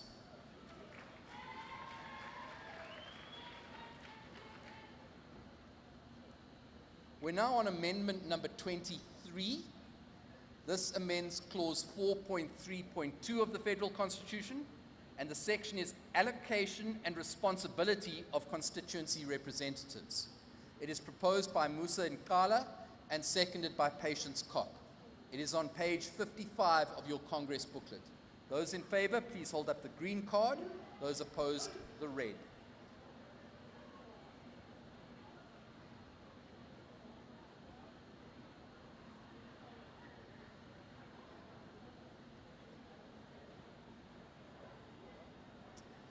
Thank you, Congress. I can tell you that there was majority support in favor of that amendment.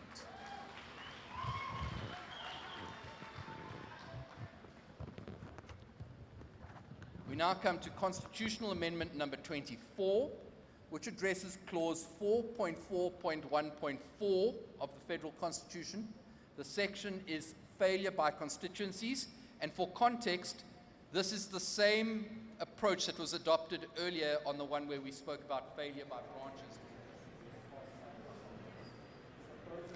Well, thank you very much to my colleague Mxolisi Masango in Auckland Park at the SABC's headquarters there. We continue our discussions here at the Gallagher Convention Centre at the DA's Federal Elective Congress. We're still busy at this particular point. Inside, in fact, the delegates, some 2,000 voting on the constitutional amendments. I want to bring in now Dr. Hlengiwe Ndlovu, Senior Lecturer at Wits School of Governance. Dr.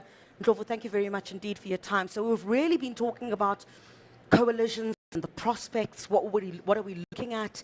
I see it's also contained in the constitutional amendments of the Democratic Alliance, as well as the resolutions brought up quite prominently there. To what extent does this Congress actually prepare the Democratic Alliance for the possibility of coalition government? Well, Griselda, I think it's an important question that we should be asking right now, given the circumstances that we've been in as a country, but also the situation broadly. Because if this Congress is not going to achieve what they've claimed to present themselves as an alternative, it will be tragic for not only for them, but for the country, because we're sitting in a country where a lot of people are so dissatisfied. South Africans are frustrated, they're looking for an alternative. But the question is this Congress going to prepare itself for that? I think a takeaway from that is, what do they do post the sitting here? How are they going to prepare themselves? Because right now, as we know, the coalitions are struggling all over the big metros. If we are struggling, to hold together, metro municipalities, how are we thinking about coalitions at a national level when we're already in a crisis within factional politics and all of that? And I wanted to bring that in. It's been absolute chaos, and I think everyone is in agreement with that sentiment. What are the implications of that at a more national level then, where clearly the political bickering that we have seen in all these metros have been at the detriment, or to the detriment, of service delivery for the ordinary rank and file? So at national level, what are we likely to see the implications of that being? It is disastrous because here we're having different political parties with completely different ideological backgrounds, advocating for completely different things. But the experiences of South African also, they've undergone through a series of histories of slavery, histories of colonialism, and what we've been right now. So the question is, how do we then, get to a point where we move towards proper redress? But we're going there with political parties that are ideologically different, advocating for different things, and are they even having any conversations before they move, to the table to think about coalitions? Are they having ongoing conversations around how are we thinking about governing the country when we are tabling, our ideas on the table? What is at stake? Is it all about pushing the governing party outside, or it's all about servicing the South Africans broadly? And I think this is the question that we're yet to see, happening in the political space as we race for 2024 national elections. And what pertinent questions does this Congress then need to pose or ask itself if it wants to appeal to the broader majority in this country? One of the biggest questions is the ideological question, in terms of who is the target population, who is, the larger constituency in terms of voting.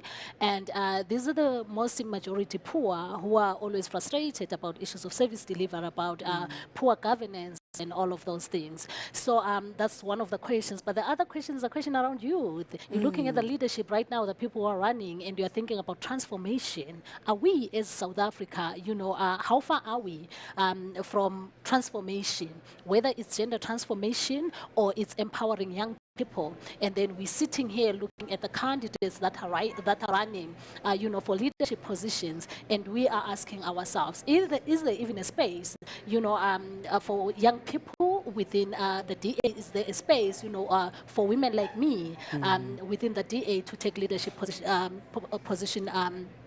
positions within the movement? So those are very important questions as they emerge here from this conference. These are the questions that they must ask and reflect on, seriously, because the young voters on the streets are young people. The young voters on the streets are the majority poor. Do they have the ideological orientation that appeals to the majority of South Africans? Those are important questions that they should be asking themselves.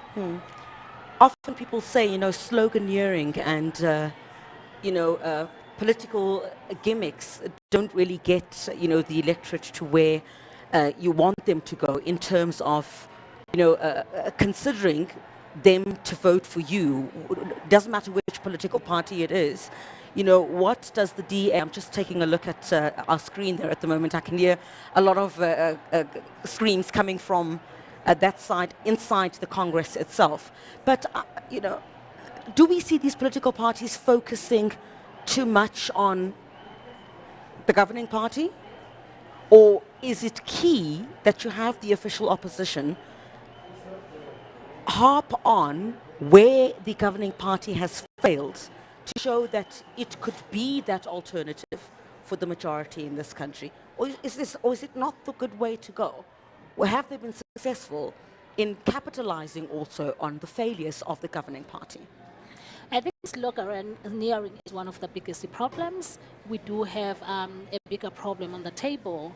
The question is, what are we doing about that problem? So what we've seen in the political space, for the past years, we've seen instead of tangible oppositional politics that is offering an alternative, instead of that, we've seen, what exactly that you're talking about, to say you're trying to replace getting into the space but not necessarily bringing any ideological change. Yeah. If you're posing yourself as an opposition party, you need to ask yourself very difficult questions. Of course, you need to reflect on the failures of the other government, but also not as a way of reflecting them. So as we reflect on the 2021 local government elections... Tell me why you are better, kind of, yeah. Yes. So it's not just about pushing out the opposition or whoever is sitting on the space, but it's all about how are you thinking around the challenges, but also not just thinking, how are you positioning yourself to address those challenges? What are the strategic entry points,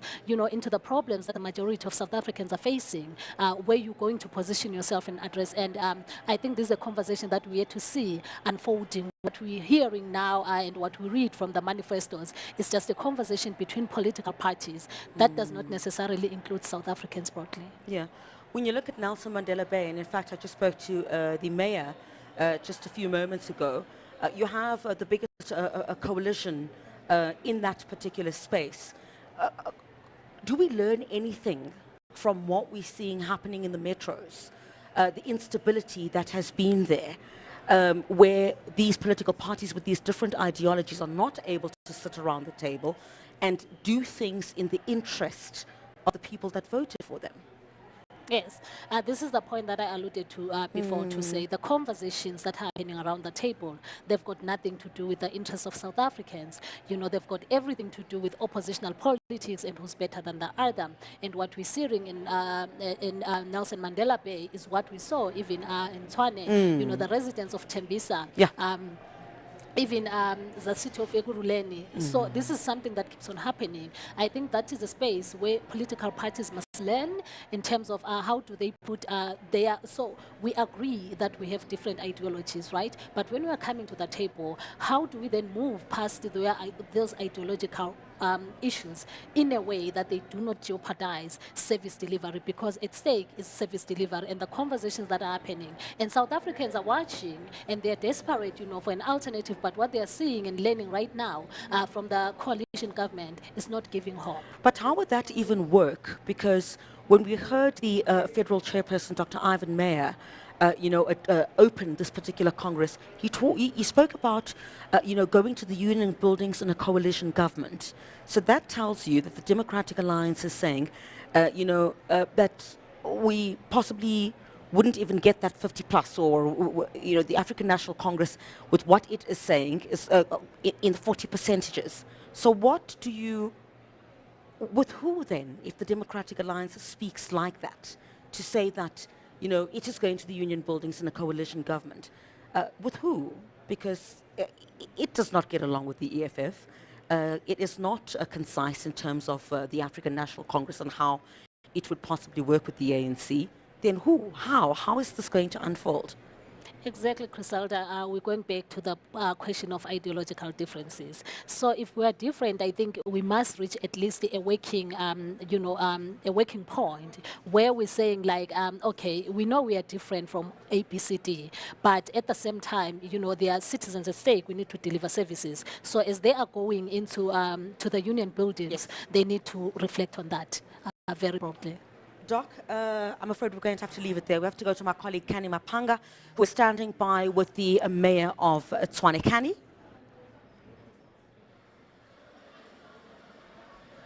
Okay, thank you. You can put your hands down. We are now going to tabulate the results.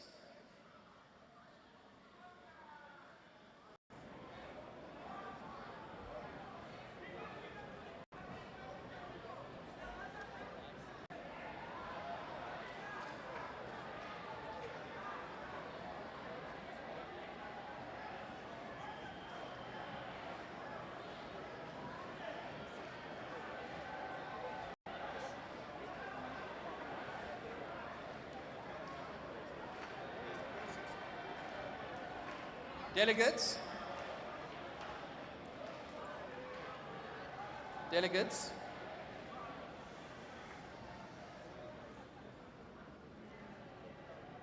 It's going to take us a few minutes to count this, to total this.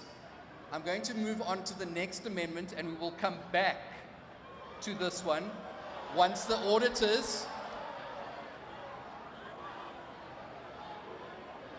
We will come back to this amendment once the auditors have finished the addition. So we're now going to move on to Constitutional Amendment number 29. This addresses clause 6.2.3.3. The section is Federal Council. The proposer is Siyamthanda Vimbani. The seconder is Nicholas Nyati. It is on page 61 of your Congress booklet. I'm going to ask those in favor to hold up their green cards and those opposed the red card.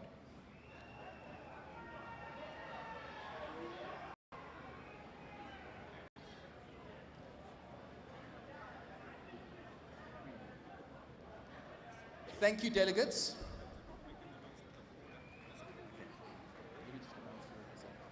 That amendment passes. Dr. Mayer would like to address the Congress. Delegates, this Congress is about democratic accountability, but it's also about discipline and respect. If you do not agree with some resolutions, we defend your right. But this Congress, under my leadership, there will be discipline, and you do not comment on other people voting differently.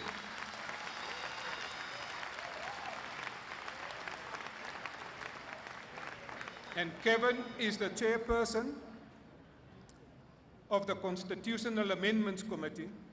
This is a lot of work that went into this. And therefore I call on this Congress to behave with absolute discipline. This is a government in waiting. We must exercise discipline.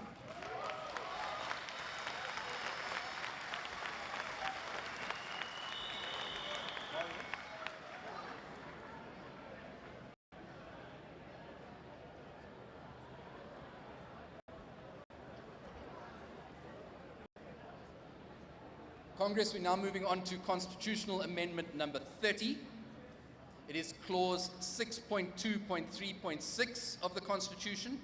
The section is Federal Council. The proposer is Dennis Ryder.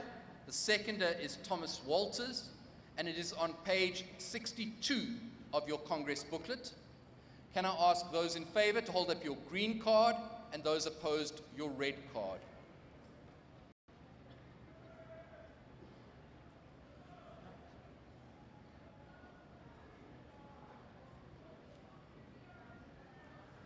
Thank you, delegates. That amendment passes.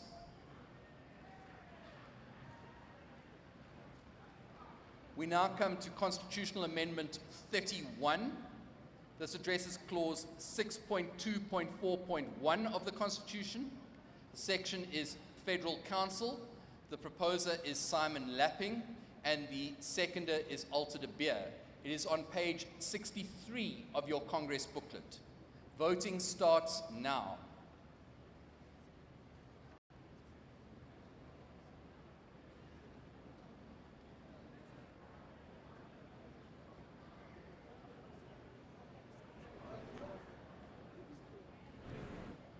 Thank you, delegates.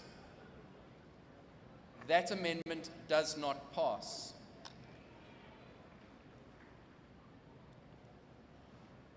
We now come to Constitutional Amendment 32, addressing clause 6.2.6.3 of the Constitution. The section is Federal Council. It is proposed by Glynis Breitenbach and seconded by Werner Horn. It's on page 64 of your Congress booklet. And I now ask those in favor to hold up your green card and those opposed your red card.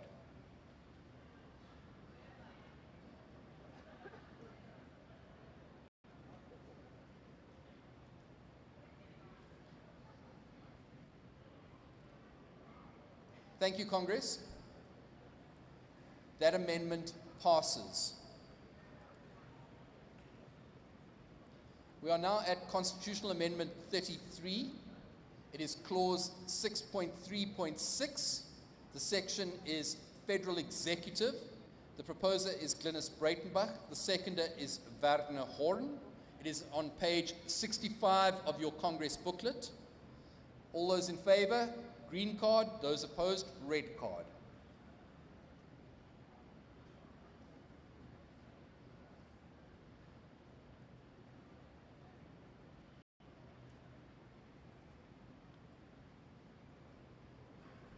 Thank you, Congress. That amendment passes.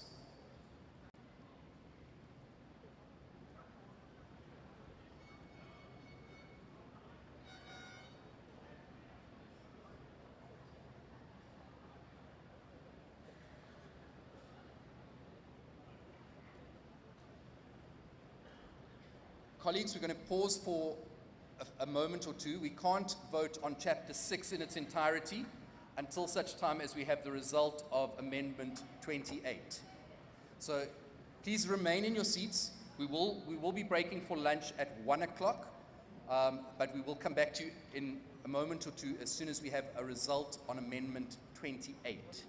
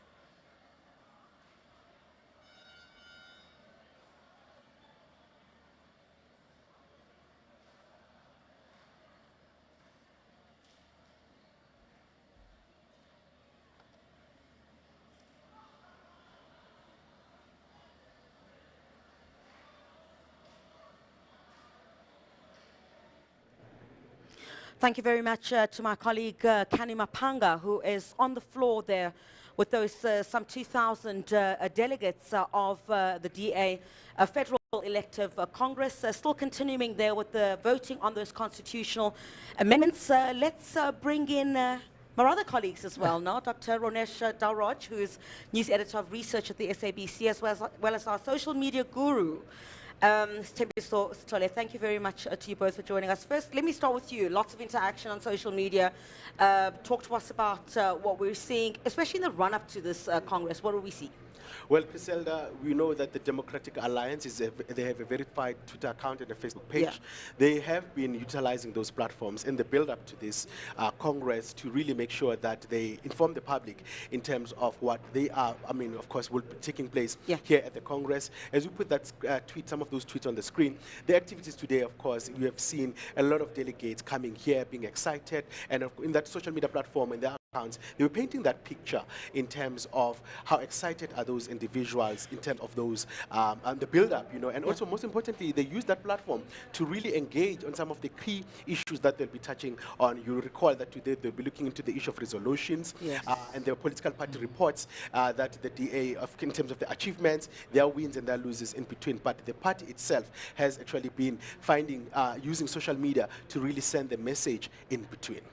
Interesting, the John Steenhuisen and Paul Palazzi, how these leaders within the Democratic Alliance are using the platform last minute. Very interesting as we go to put that tweet on screen. Paul Palazzi, she has a lot of social media followers. She's verified herself, and she has actually made sure that she positioned herself on this using social media to send her messaging to really show South Africans, even the delegates, indirect and direct, to influence them in terms of what is it that she would possibly do should she be elected. You'll recall that earlier on I spoke to her. We showed that clip where she was just being, confident and really reflecting in terms of the past, the things that she's done in the past, but most importantly now, chanting a way forward on the possibilities of what she could possibly do. And John as well, his account is verified.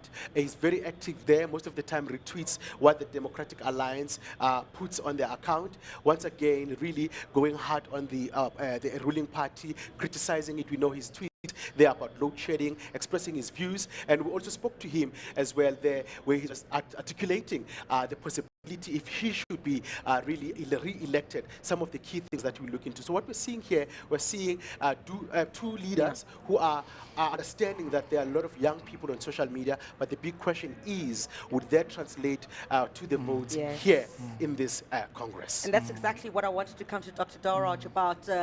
A lot on social media, canvassing, but the ultimate decision is with these more than 2,000 delegates that are at this Congress. How important is this Congress for the Democratic Alliance, Dr. Dalraj, going to the 2024 election? And what kind of leadership needs to emerge from this Congress that will be appealing to what the DA would be to the majority of people in this country? Griselda, I think this Congress is going to prove very, very important, very significant for the DA, because if you take your mind back to 2019, that was the first time that the DA's electoral fortunes actually declined since 1994. They lost around 470,000 votes. They decreased in 6 of the 9 provinces. They made marginal increases in 3 provinces, KZN, Free State, and just, I think, an extra 500 votes in the Northern Cape. So in terms of policy direction, policies need to be stamped here, rubber stamped here. A clear direction needs to be given from the DA leadership when the DA leadership, that new leadership, is elected. We know what happened preceding to the 2019 elections. The DA was in total disarray. We saw Mmusi Maimane, the leader, resigning soon after. But before he resigned, there was a report. Mmusi Maimane, as the DA leader, actually commissioned that report. He got in Ryan Coetzee, the former CEO of the DA. He called in Michelle Leroux, and the other person was the former DA leader as well, Tony Leon. They came out with a 31-page report. In that report, they said there were 4 objectives for the 2019 national and provincial elections. The first one is national growth. The second one is to get the DA, get the ANC below the 50% mark in Gauteng, very importantly. The third one was getting the ANC below the 50% mark in the Northern Cape. And of course, the last one was retaining the majority in the Western Cape. Of those 4 objectives, they achieved only one, and that was retaining the Western Cape. But the caveat is they retain the Western Cape, but with a decreased majority. So in essence, that election did not go as the DA had actually planned. And in the recommendations, these three guys made one very, very important recommendation that actually stands out for me. And this takes me back to every time the current DA leader has attacked Mmusi Maimane. He says, but this was a leader who abandoned the party. He just, went AWOL. But that was not the case, because that recommendation that these three guys made, Tony Leon, Michelle Leroux, and Ryan Kutsia, says that the CEO of the party has to resign, the federal council chair has to resign. That was Jay himself. He retired at the time, so the CEO actually resigned. So it was only coming that Mmusi Maimane, as party leader, take ownership of the failures of the 2019 election campaign, and he step aside, and that's exactly what happened. So all this criticism that John Steenhuisen, labeled against Mmusi Maimane, eventually they had a Twitter fight, so to speak. Maimane calling Steenhuisen John Judas Steenhuisen, the biblical reference. I think it's totally unwarranted, because this Congress, as it stands, whichever leadership comes through, I think the message has to be clear. What happened in 2019, very importantly, they've led support. Obviously with the Patricia de Lille story, what happened there? She formed her own party. She won 2 seats in the National Assembly. That bit away support from the DA. And secondly, very, very importantly, is the Freedom Front Plus. The DA maybe was moving too much to the left, and they kind of abandoned their core constituency, and mainly those conservative white voters, they gravitated toward the Freedom Front Plus, and that's why they increased their seats from 4 to 10. And so the DA needs to capture that constituency back again. And that was a question that I put to the DA's chief whip, Sivuyo Haube, in which she concedes that, yes, indeed, for example, in one of the issues that comes up is about the establishment of a judicial commission into farm murders.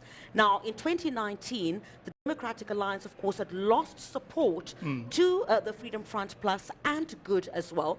Now, with this resolution, you now, a few months prior or even less than a year to the election, you're bringing this issue up that possibly cost you this white conservative vote, if I can.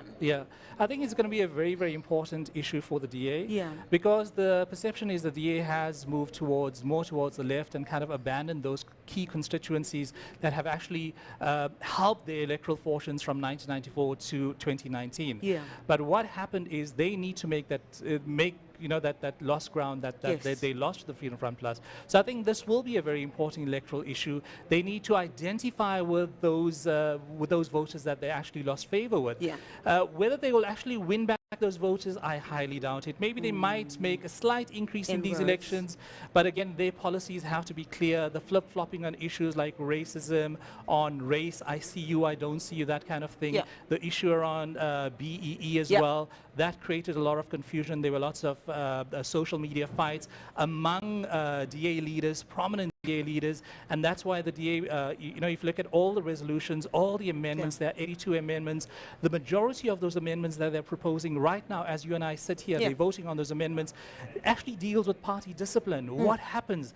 They're giving the Federal Legal Commission more teeth to act on those people who are kind of bringing the DA into disrepute, because they've kind of noticed there are holes, and those holes need to be plugged just 1 year before that election. But yes, absolutely, that's going to be a very, very important electoral issue, especially for the DA. They want to gain back that lost support that they lost to the Freedom Front Plus. Social media can be good and it can also be bad. I mean, this part that Dr. Darroj speaks about is about the Democratic Alliance sort of tightening on internal party discipline. Social media is one of the aspects on that. Are we seeing a lot of, the DA leadership or even the Democratic Alliance on its page posting about some of the policies and, trying to talk to South Africans on what is taking place here Very today? Interesting. And before I let Griselda, I think what's also important, that some of the key things that this new leadership will need to attend to is how these Twitter wars that happened with the previous DA leaders, in terms of how they respond to that, because that has affected the party negatively in terms of the social media sentiment, particularly online. You'll recall the likes of Van Dam, Pumzile, Mbali Ntuli. They've left the Democratic Alliance, but of course, in between, there will be those clashes or comments, disagreements in terms of the allegations that might have been leveled against them. So the new leadership really has to a task to attend to that, particularly on those social media policies. But responding to you in that matter, they are posting those policies, but the most important thing is that what does that mean practically? Is the messaging clear? I think the messaging is there. It's just basically looking into what is that you need to do. These are your guidelines. But the key thing is the practicality of that. And whoever will emerge will then have to really outline that and put those measures in place. All right, I'm afraid, gentlemen, that's all we have time for. I'm sure the rest of the teams are going to continue to have a discussion with you. Really appreciate your time. My colleagues, Tembiso Stole, who is, of course, our social media guru here at the SABC, as well as Dr. Ronesh Dalraj, who is a news editor of the research department here at the SABC. That's where I'm going to have to leave it for this afternoon, but we'll continue our coverage here live from Gallagher Estate at the DA's Federal Elective Congress. Those 2,000 delegates are still continuing with those constitutional amendments, voting on that, but we'll only get to learn sometime tomorrow who emerges as the leader of the Democratic Alliance.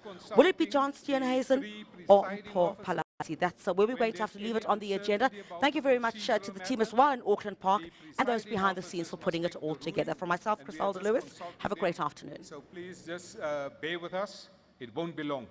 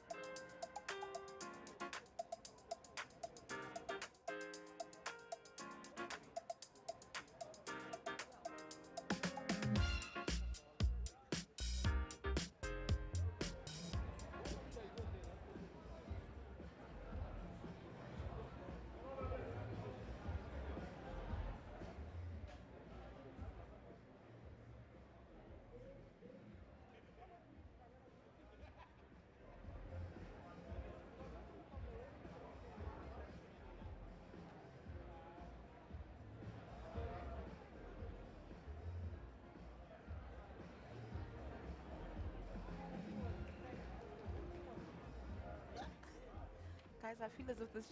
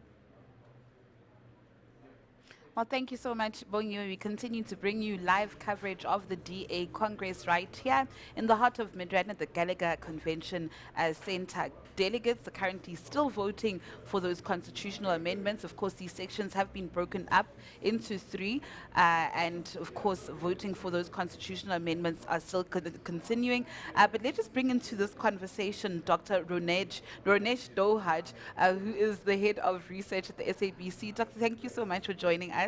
Just talking about, delegates voting for the constitutional amendments and, passing some of the resolutions of the party. It's quite interesting that the DA actually focuses on the party's, constitutional amendments first and the policy resolutions, apart from voting for their leaders. So tomorrow will be the voting for the leaders, and today they focus on the policies of the party. How important is this for a political party? Thanks, Natasha. It's always great being with you. I think it's very different compared to another party's, conferences. Obviously, we're talking about the ANC, possibly the EFF as well to a certain extent. Yeah, the DA has done things very differently. Everything's flowing very smoothly, like clockwork. They're discussing around 82 possible amendments to the DA constitution, and later on this evening, early tomorrow, they'll be looking at resolutions. In terms of resolutions, we're looking close to around 45. I think it's between 43 to 45. They are voting. They have started voting on those amendments, some very contentious ones, lots dealing with party discipline, how they're going to tighten the screws within the party.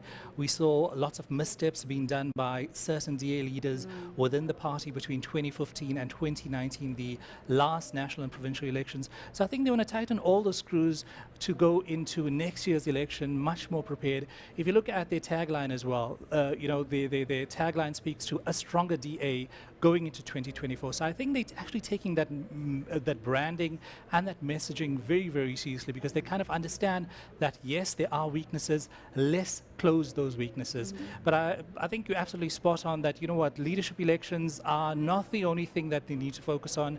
Next year is a very crucial election for the Democratic Alliance, for the country. It's also 30 years of democracy. We know what happened back in 2004. The ANC surged to its best ever electoral results. It got close to 70% of the vote.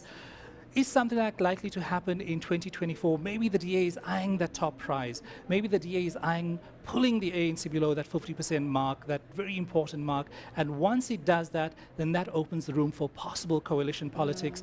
And when that happens, it possibly could be an ANC government led possibly by the ANC, supported by the DA, and maybe a couple of other smaller parties in the National Assembly. You've touched on a number of things that I actually want to talk about. But just on the latter, yesterday we heard Greg Crumbach basically saying that, listen, whoever will be elected in this conference might potentially be the country's presidential candidates and may actually get into, positions of, power if the ANC actually dips below 50%. They've cited various research and various polling systems, but is that really a reality? Because just going through research, and going through the figures, you see that the ANC somewhat dips by 2%, 3%. How are we looking like next year, and how's the DA looking like next year? I don't think the possibility of a DA president is very unlikely, because we saw what happened recently in Johannesburg. I know it's local government compared to national government and provincial government, but we saw what happened in Joburg. We've got a minority government in place. We've got a party that possibly had 1 or 2 seats from COPE. Then we saw recently in Ekurhuleni, we saw an AIC councillor actually becoming mayor.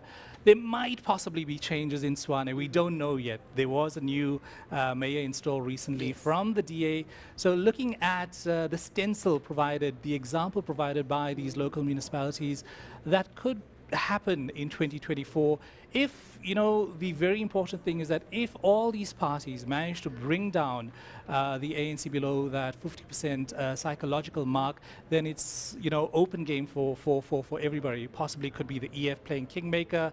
The DA could also be playing kingmaker. But going back to the research, if you look back to 2019, the DA was severely affected by a number of scandals. Then we saw just after the elections in 2019, Mmusi Maimane, the then leader of the party, he commissioned a report. He commissioned an investigation, look into what went wrong. What did the DA do wrong? How can we rectify these mistakes 5 years later? That report came out later saying that these were the 4 things. We had 4 objectives in that election. We achieved only 1, and that was retaining the Western Cape, but with a slightly less majority. So that research is very important. In that research, they also cited they lost the support of conservative white voters. In 2014, the support from conservative white voters for the DA was somewhere in the 90s.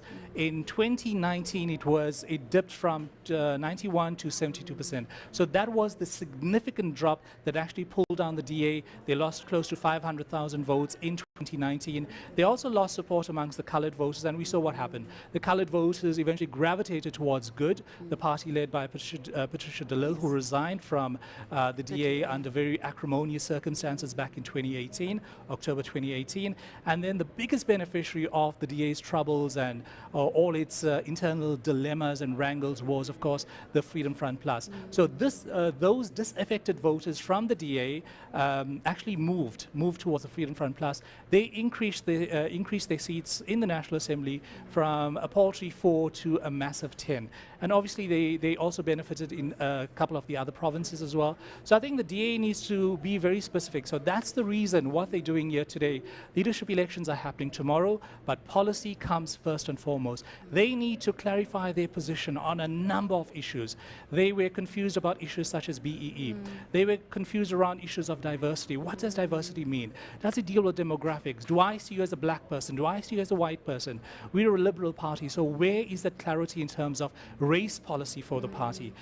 They also spoke about diversity. In 2018, just 2 weeks before that Federal Congress by Mmusi Maimane, he introduced a constitutional amendment relating to diversity.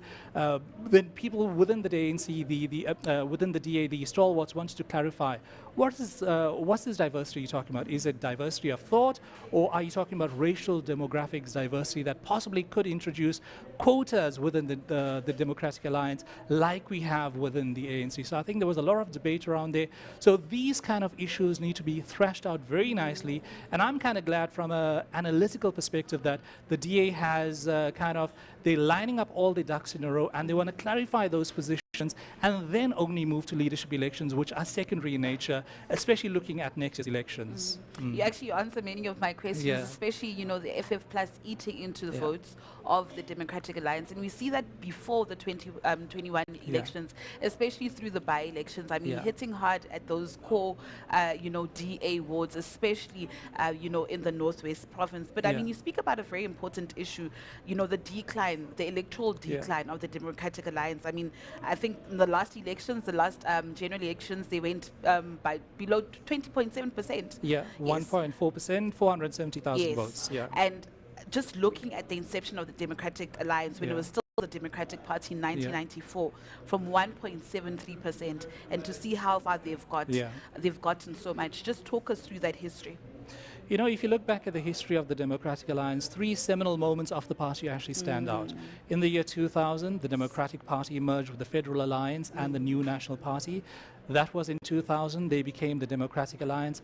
2001, all those fractures happened. Eventually, the NNP, the New National Party, there were issues with Peter Murray, the former Cape Town mayor. He was suspended by the then DP leader, Tony Leon. The NNP didn't take that so well, so they announced a divorce. Around that time, there was floor-crossing legislation. That's how the Democratic Alliance went on their own, and the NNP was eventually absorbed into the ANC.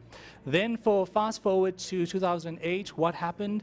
The ANC held their national conference in 2007. Jacob Zuma was elected president of the ANC and eventually president of the country. But in 2008, we saw the ANC split apart. We saw the Congress of the People come about, and this was the feasting time, so to speak, for all opposition parties, because here was a possible president coming in the form of Jacob Zuma, and this was going to be everything for opposition parties to benefit from the ANC's fractures. So what did Helen Zille do as a party president? She was elected leader in May 2007. 2008, she relaunched the party, rebranded the party at Constitutional Hill in Johannesburg. Very symbolic, very important.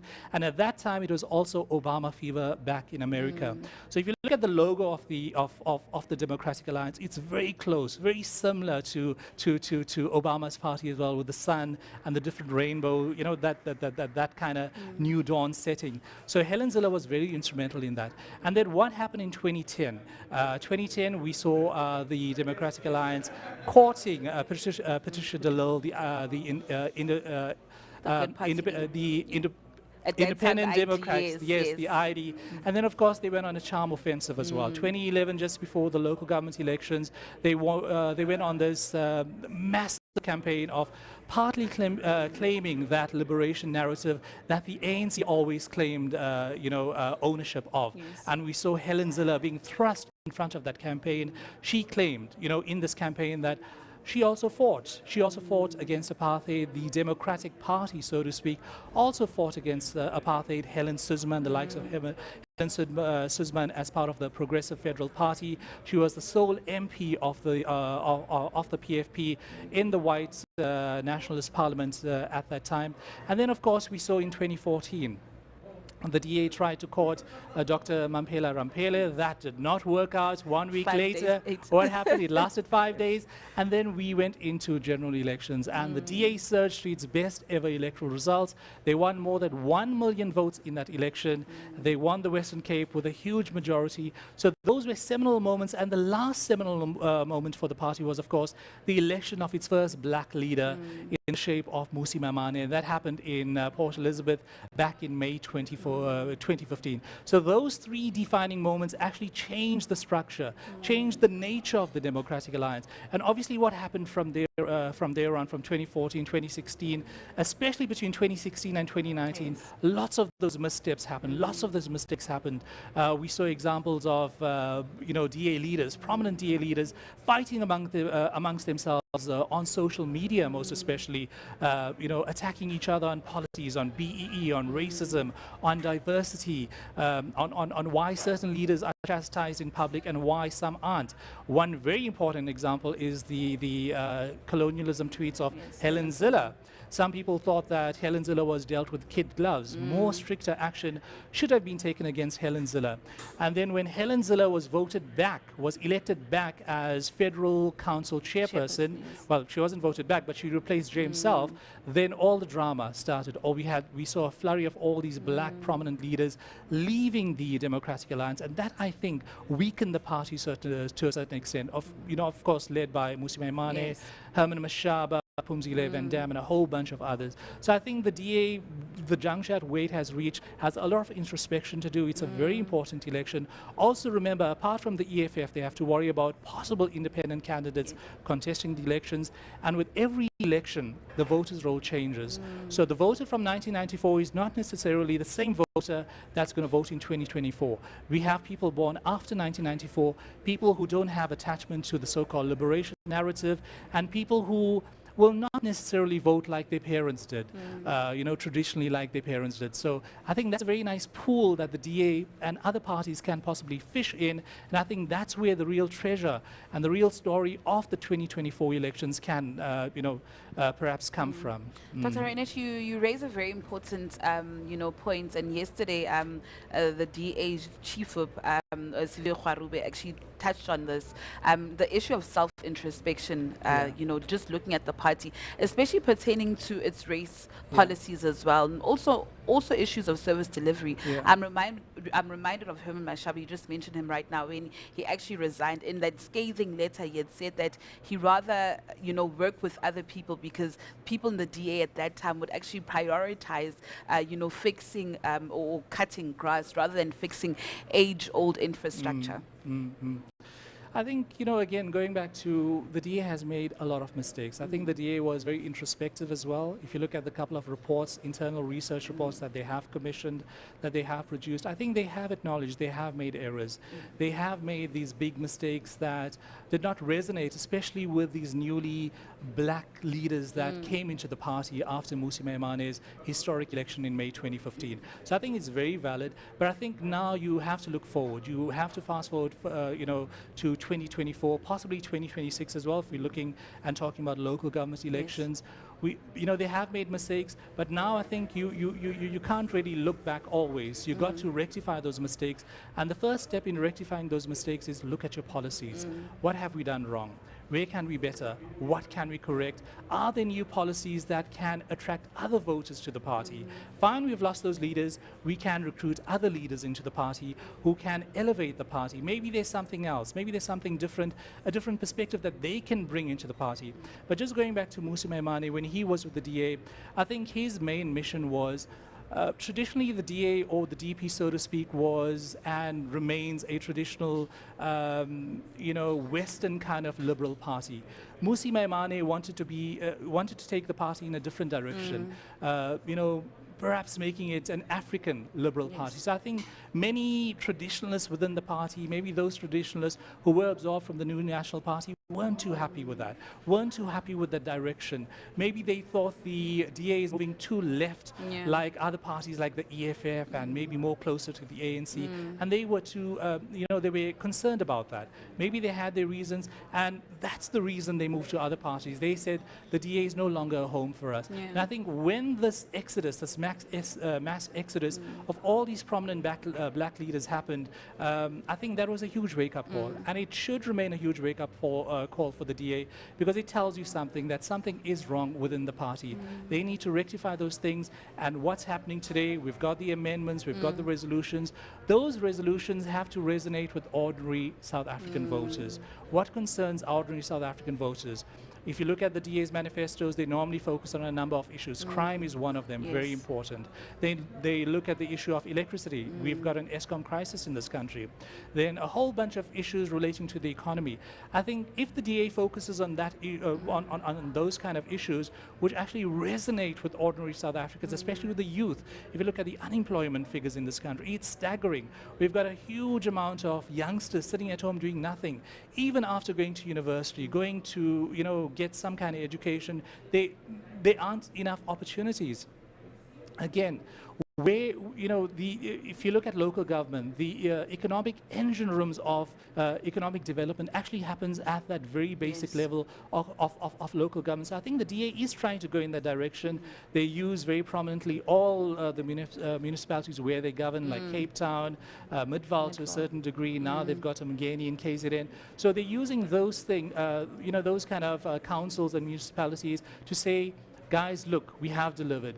These kind of delivery targets can happen in your parts of the world as well. We just need your support. Lend us your vote, and if we don't deliver, you can vote us out. So I think the DA is on the right track, but I think they need commitment from their leadership at the top, and that's why whichever leadership comes into this election and take this party into next year's elections is going to be very significant for the party and for the party's survival. Some are predicting internal polls that the DA is going to possibly dip below 20%. I somehow think they'll kind of increase marginally, but not as much. They won't reach the highs that they achieved back in 2014, but they will increase, but not by a huge margin, like 2014. Just looking at their policies, especially around, electricity, and economy, do you actually think they resonate with the people of South Africa? Some critics have said that, listen, the DA policies are somewhat protecting the status quo. They don't want to disrupt the status quo. You've got privatization of Eskom. You've got the DA saying that they're against land expropriation without compensation. They're against the minimum wage, BE, as if what you mentioned earlier on. Are they pro-poor? I think we've got to be very honest with ourselves. You look at all the parties across the South African spectrum, the DA is unashamedly a middle-class urban party. It used to be a party for white liberals. That has changed, and I think when Helen Zille came in as leader in May 2007, the party realized that they have reached the ceiling, but for them to actually improve their electoral fortunes, they needed to take a different route. That different route was trying to attract the black vote. They've done that very successfully, rather, by attracting prominent leaders. They even courted the king of the Abatembu, King Dalinyebo. So he brought a certain kind of, not authority, but a certain support base to the DA. They even courted the support base of the Seskona People's Movement in Cape Town. That was in 2016. So they have been going in that direction, but I think it goes back to that point. The DA, if you look at their constituency, they're urban, they're middle class. They will naturally structure their policies to appeal to that constituency. If you look at the voters' roll in the past couple of elections, most of the electorate, the registered electorate, around 45% of the electorate, is actually registered in those urban metros. So for the DA to actually make any kind of dent in any election going from here on, it has to appeal to that urban voter. So while they want to appeal to that rural voter, they kind of realize that if we appeal too much to that rural voter, we might lose more support, like what happened in 2019. So in 2019, if you look at what happened in the metros, they lost support. In all the metros, I think it was just one, eThekwini in KZN, they increased their vote by, I think, 10,000 votes, but all the other metros, they actually went down. So this time around, they need to focus on the metros. Then all the provinces, I think they had marginal increases in KZN, Free State, Northern Cape. Believe it or not, they increased by only 500 votes, just 500. All the other provinces, they went downhill. So this leadership elections, these policy proposals that we're discussing here today and tomorrow is very, very important for the party. That policy direction has to happen here, and that leadership has to be a very decisive leadership that actually pulls that DA, pulls everybody around the leadership that they elect tomorrow to take that party and actually increase their vote share come May, August next year. And lastly, another important one is coalitions, and this has been thrust under the spotlight. But I think what's so surprising, especially coming from the DA, you would have thought that the DA would actually master coalition agreements, because remember, as they've evolved over time, they themselves as a party have entered into coalition agreements with the NNP and so many parties, like you indicated earlier on.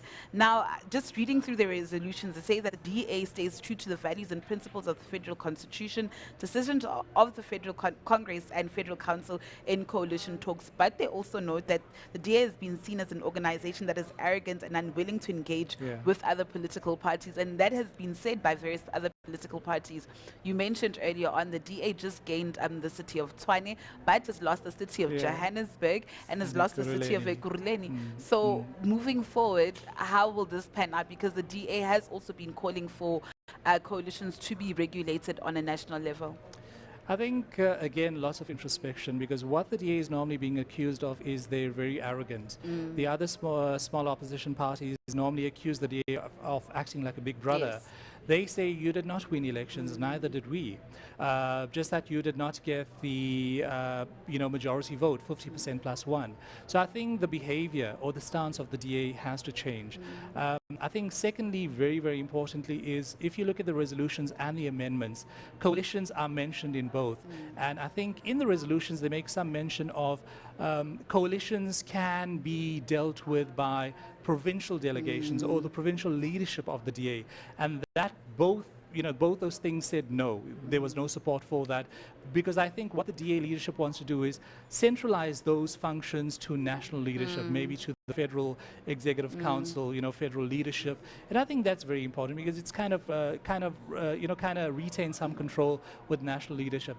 But Natasha, I want to take you back to a very significant thing that happened back in 2006. Before 2006, the local government elections, we saw Cape Town, the city of Cape Town was actually in the ANC hands. What happened in 2006, there was a vote, local government elections, but the DA managed to hold on to a coalition of around 10 parties, if I remember correctly. And the person behind holding that coalition very, very well together for the full duration of that 5 years was none other than Helen Zille. And that's where she actually managed to cement her position within the party. She cemented her leadership, and I think in 2008, 2 years later, she was voted mayor of the world, or world mayor, or something like that. So I think it is possible. I think your attitude towards your other coalition parties is very important. So I think that part is missing in all these other coalitions, especially after 2016. In all these major metros of Johannesburg, of Ekurhuleni, of Johannesburg, Nelson Mandela Bay Metro to a certain extent. But if you look at Nelson Mandela Bay Metro, the guy who was removed there, Atul Trollip, he was moved for different reasons because the debate around land without expropriation, that was a result of his removal. What happened in Parliament, the EFF, that part did not sit too well because I think the DA said we will not vote for it. But to punish the DA, they said the EF said, you guy, we're going to remove you just because of the color of your skin, not because for any other reason, for service delivery or whether this guy was successful or whether he was a failure. They just looked at his skin color and to punish the DA. But I think the DA needs to learn a very, very big lesson. I think it's still early days. Local government elections happening in 2021. 2026 is the next one. There was a new mayor elected recently in Tshwane. I don't think the guy should get very comfortable because once they started with one, I think they're going to go after Tshwane eventually.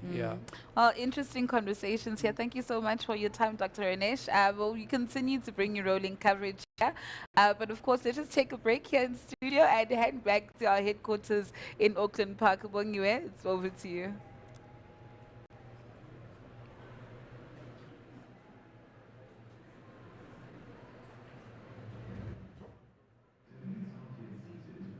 The forthcoming session, please urgently take your seat. Delegates not yet seated, you are delaying the forthcoming session. Please urgently take your seat.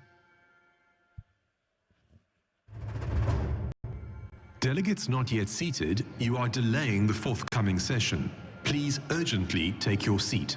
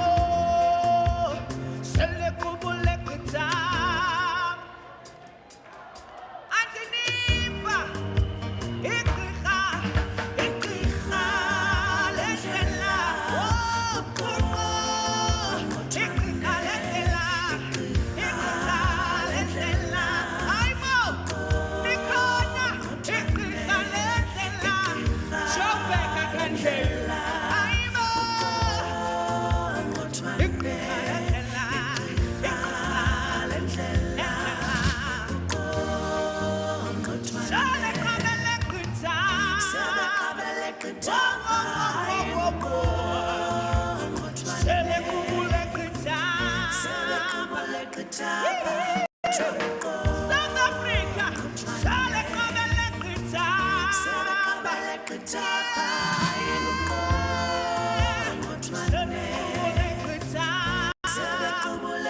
want everybody to stand up. I know.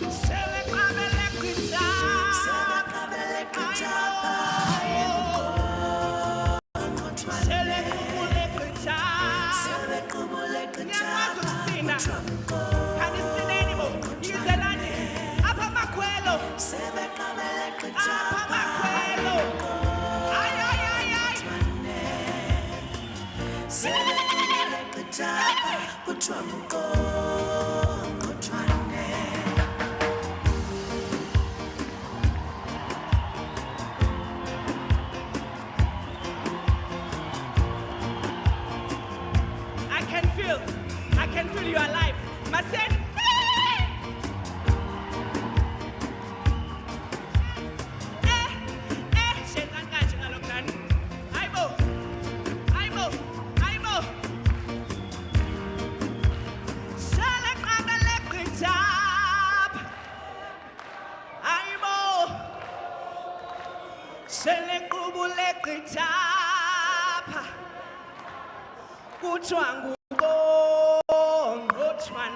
Good afternoon, South Africa.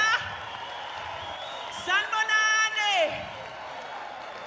My name is Sigi Jo, and to those of you who do not know me, some of you might know me from The Voice South Africa, where I sang this song. Hey, this video keeps on trending, and it's one of the reasons why I'm here today. I'm so grateful. I'm so proud to be African, and I'm so happy to be here with you today. I'm going to sing another song, and I hope that you are going to give me the same energy. Akiri, we want the energy. It's called We Are Growing. We are growing higher and higher. Play it for me, please. Can you use a lane?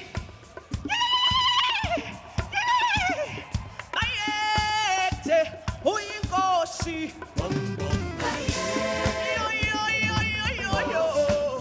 amabheke besokuhlala ndawonye ethisa mfondlela ayiphemitha wonye thixaniwe thifuna ukusela ayibonza ithetha lenze kuyithatha kumemva kwethu thixethe mhlobabo ungabisanenza njalo.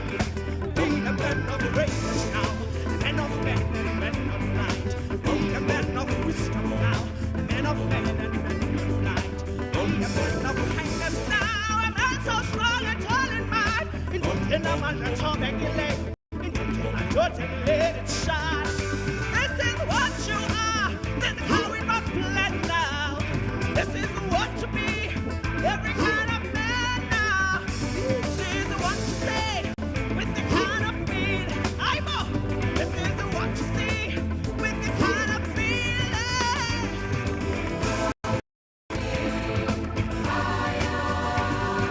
growing.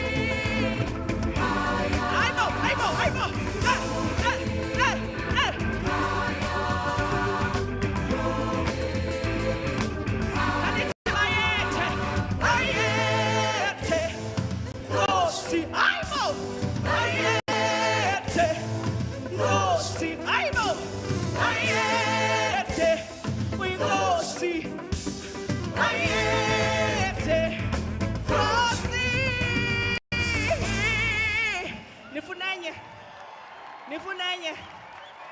Okay, I'm about to do my last one. Yay! This one is a celebration song. I know. It's Zani.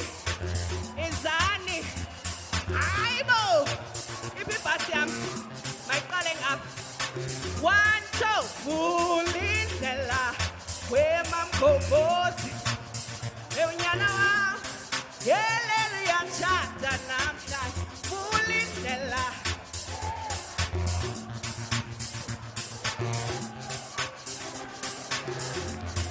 bengingazi ngamanye umakoti unyana wam yena ujongile this time makadebe vuke ekuseni uze emtshadweni bebesithi unyana wam ulinkoli bebesithi angeka ayifuna indlela wemamgogosi vula indlela elumbona vula indlela wemamgogosi vula indlela elumbo kodwa wena mangobese wena unomona kuba unanyana unetozodwa yoyoyo mangobese wena unomona kuba unanyana unyana njengoba bengingazi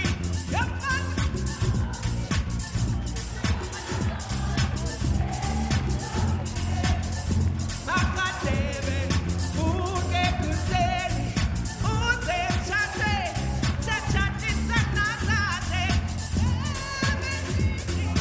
unyana wam ulinkoli bebesithi angeke avule indlela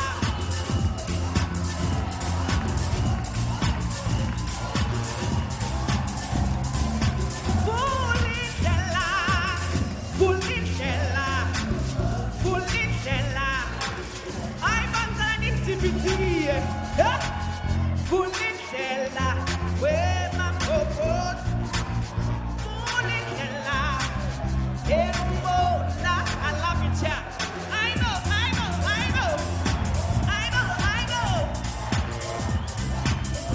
elumbo I know papa yini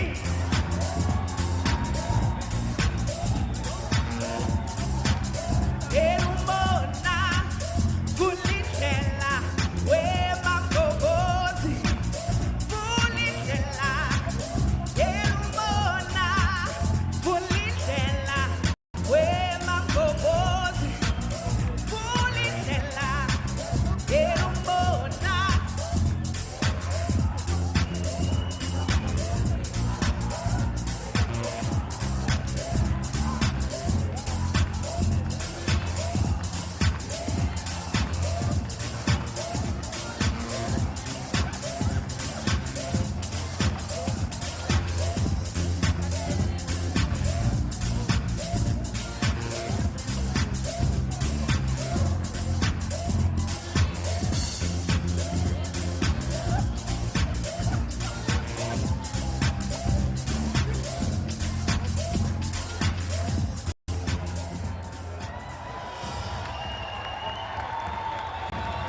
Ladies and gentlemen, Democrats, soon we will hear from our candidates for federal leader of the Democratic Alliance. But first, to brief you on the voting and lead us into the federal leader candidate speeches, please welcome back to the stage our presiding officer and deputy presiding officers.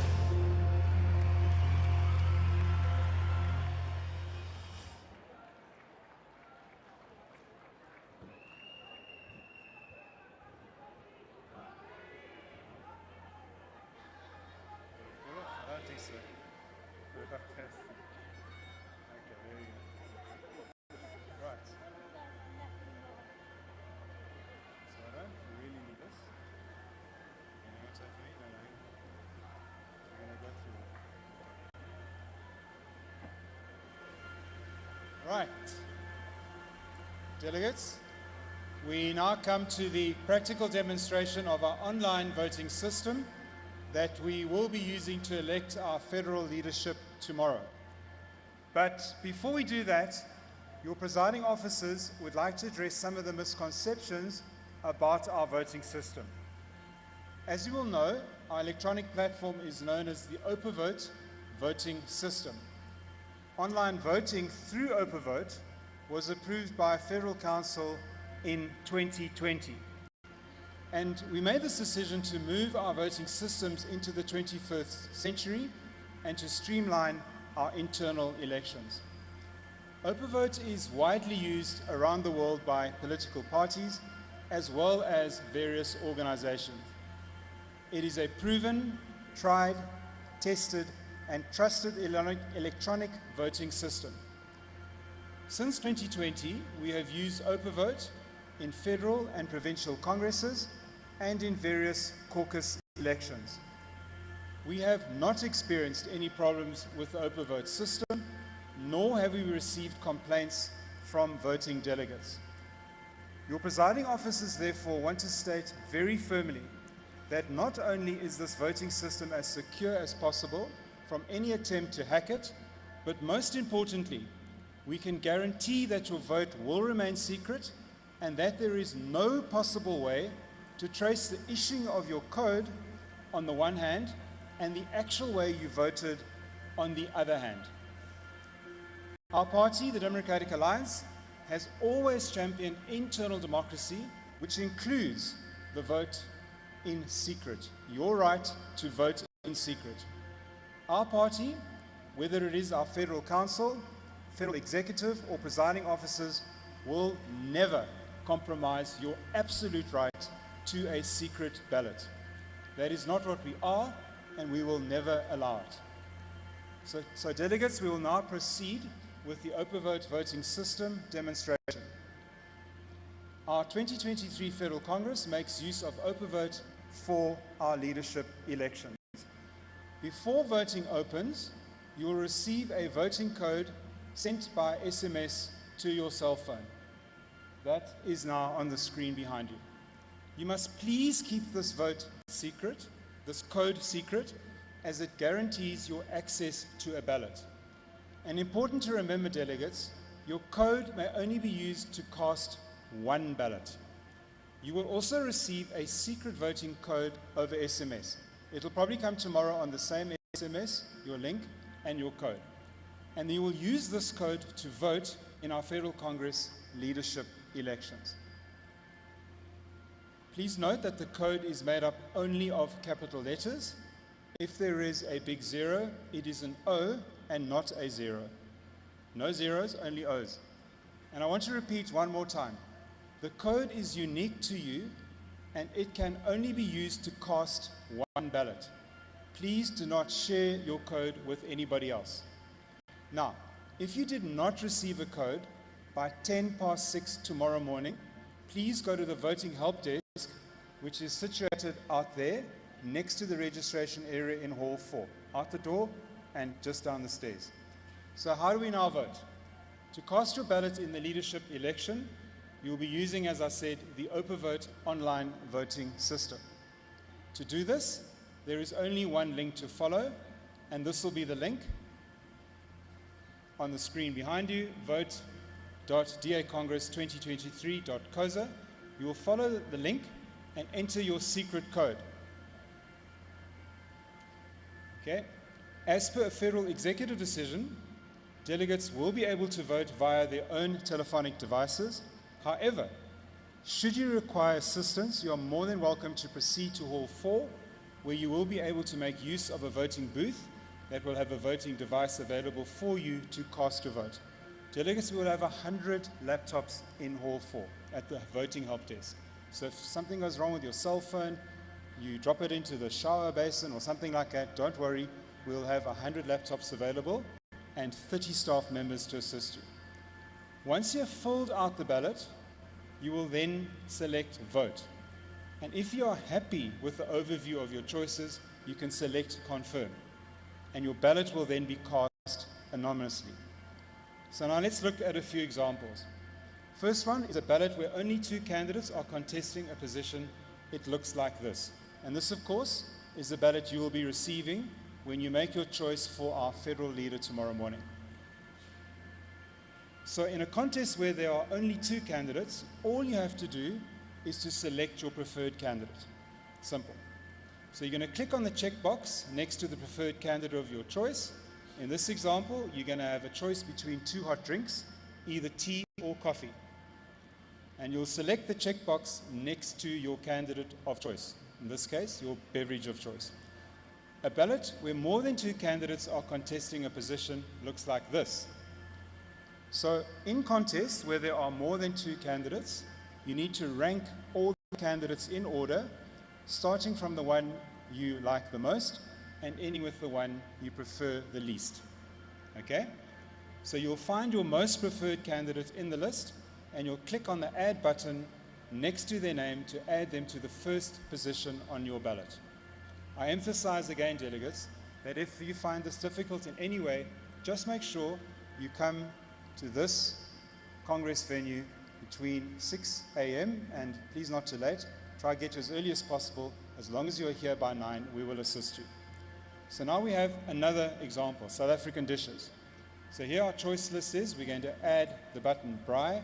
We've got shisha nama, we've got babuti, we've got a Durban bunny cha, we've got a Gatsby, and we've got a chakalaka and pap.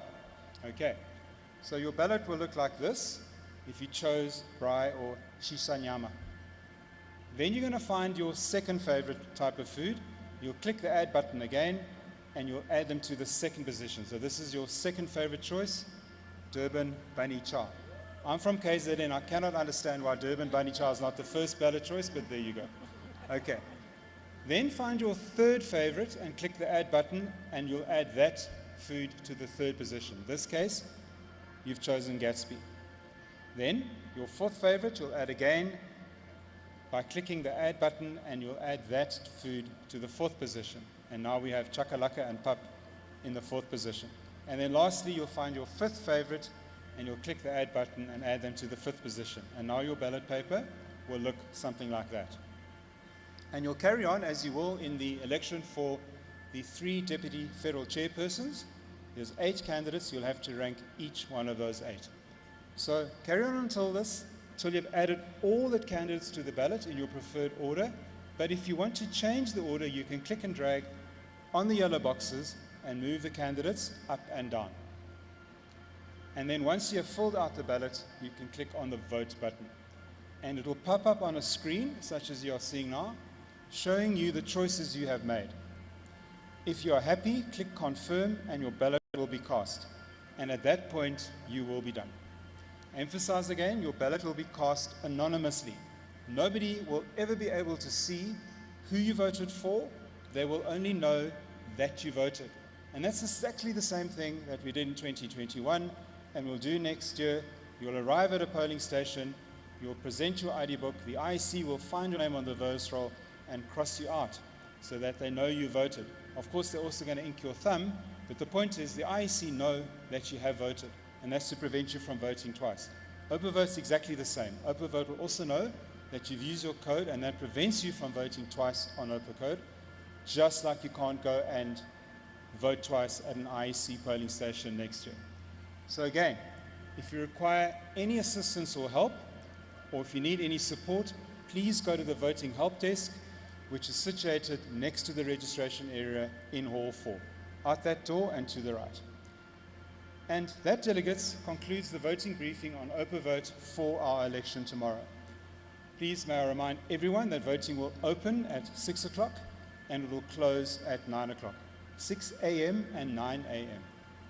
Right, so delegates, we now come to one of the highlights of our Congress program, the moment you have all been waiting for. We are now going to proceed with our federal leader candidate speeches. So please welcome to the stage our two federal leader candidates, Mpho Palatse and John Steenhuisen. Okay.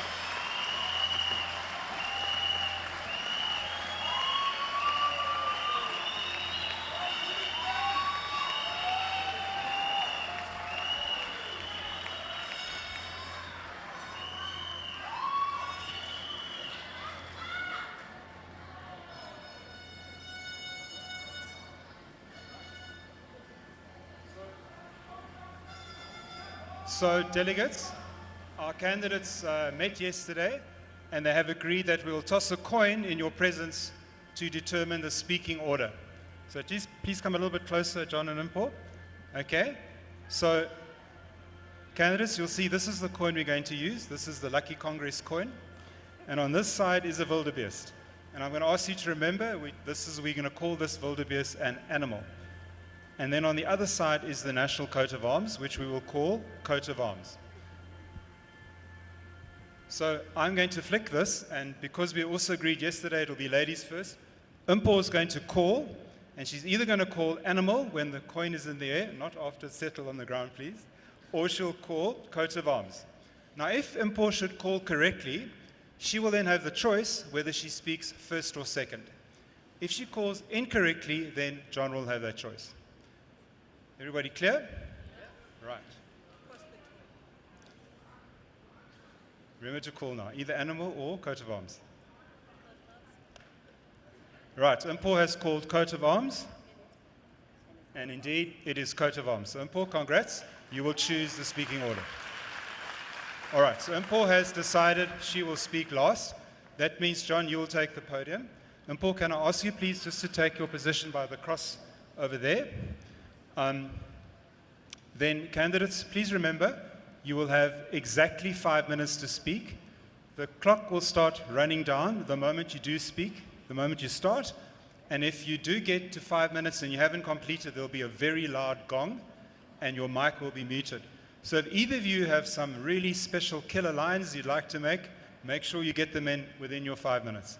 If you just give us a chance, John, to take our place over there. Once you're ready, please start. No, you must do it.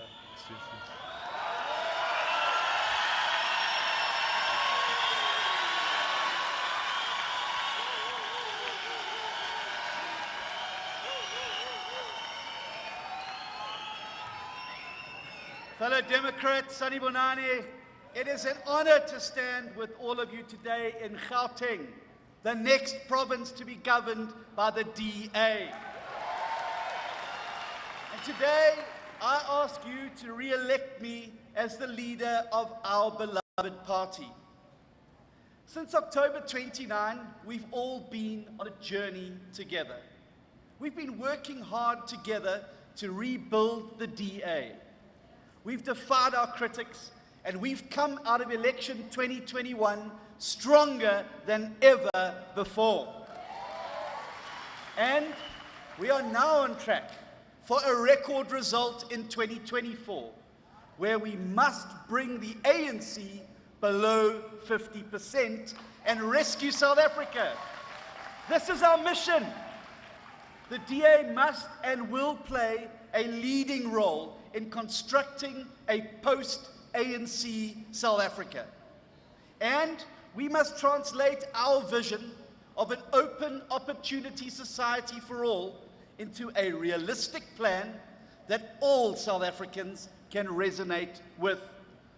When I first joined the Democratic Party in 1997, we were under no illusions about the difficulties that lay ahead.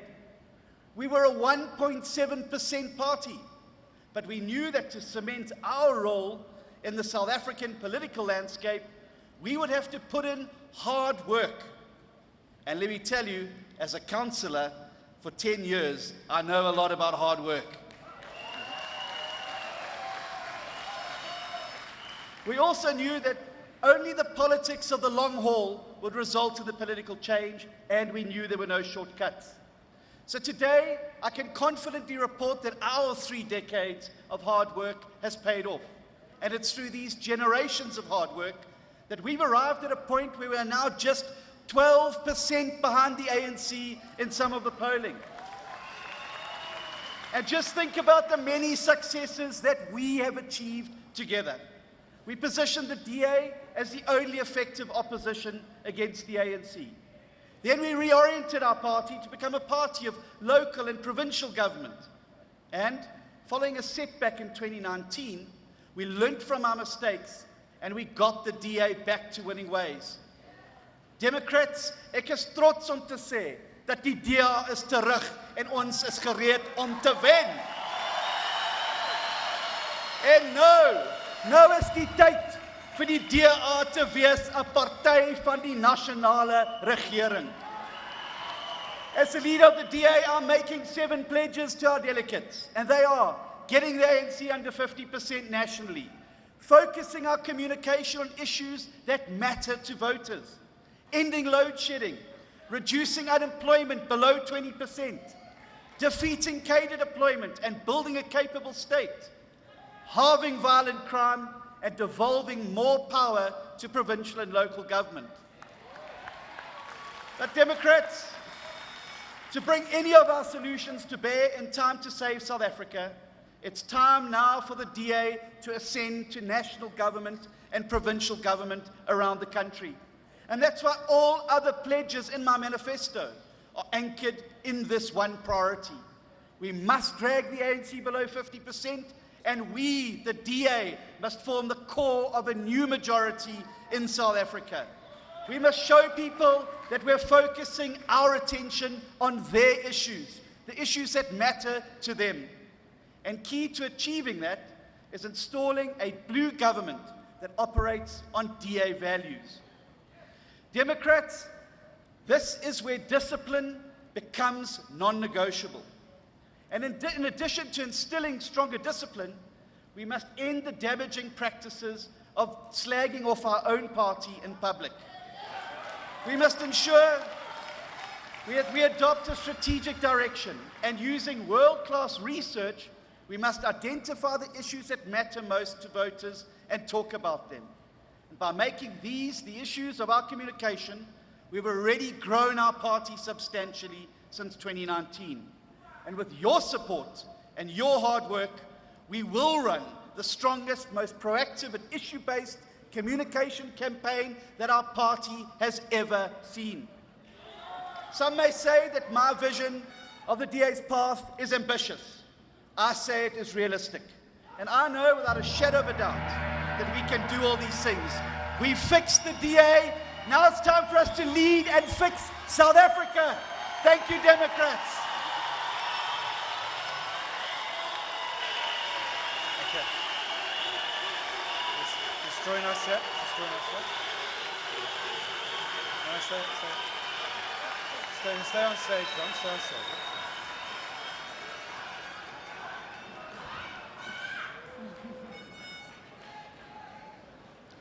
Fellow Democrats, fellow South Africans, Victor Hugo's phrase that nothing is more powerful than an idea whose time has come was very prophetic. It's as though he had South Africa and the Democratic Alliance in mind when he uttered that statement. The idea of the DA, of a liberal Democratic Party governing South Africa has come. Delegates, it is time. Our time has come. But it is now or never. South Africa is on the verge of total collapse. South Africans are now looking for an alternative. The ANC will drop below 40% in the upcoming elections, and the DA must be ready. We've cultivated a brand of good governance, and South Africans agree that where we govern better. But the truth is that we've been experiencing negative growth. Between the 2016 and 2021 local government elections, our party lost more than 1.4 million votes, and a total of 285 of our councillors lost their positions as elected public reps in communities. This, Democrats, is not because our brand is inferior, but it is because of a trust deficit that exists between us and the electorate. And this is what stands between us and our chances of becoming a national government. Everywhere I've been to campaign, people ask us, can we trust you? This Congress is an opportune moment for us to be bold and to once and for all address this challenge. I'm ready to lead the Democratic Alliance to embark on a process of introspection and repositioning from an opposition in Parliament to a governing party in 2024.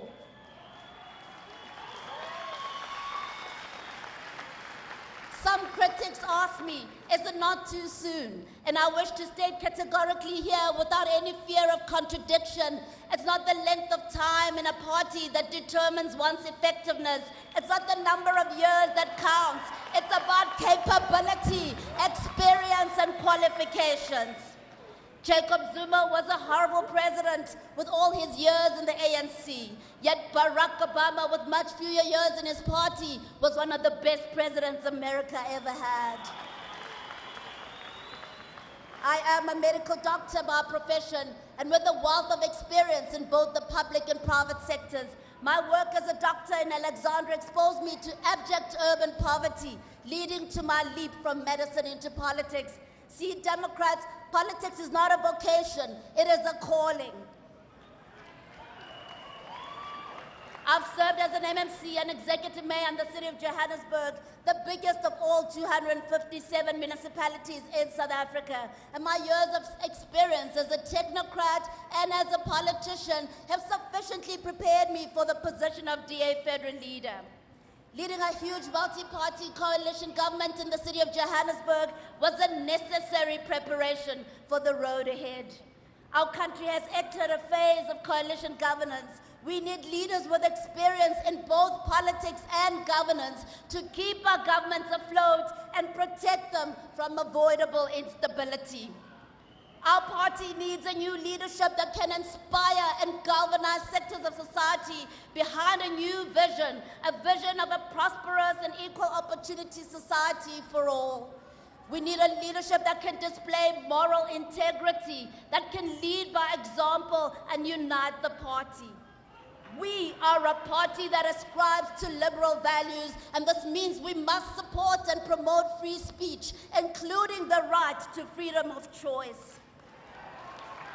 As a leader, I will defend the rights of everyone in the party, and I will not lead by fear, because the best form of leadership is leadership by example. I will work closely with our activists and structures such as DA Youth, DA Women's Network, DA Students Organization, as well as other ancillary bodies, empowering them to deliver on their mandate.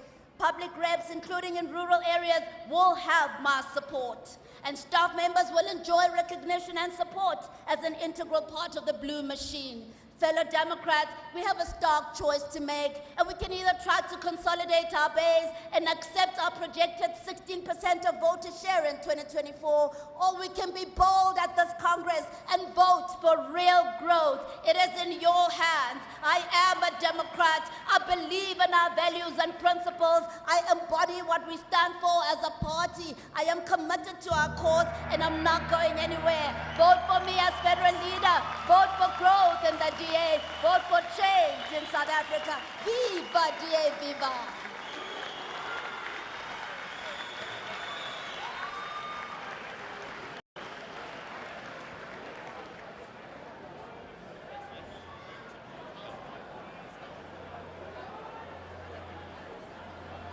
Delegates, you have shown great enthusiasm and energy so far, and it is now time for our first award for the best Gees of Congress.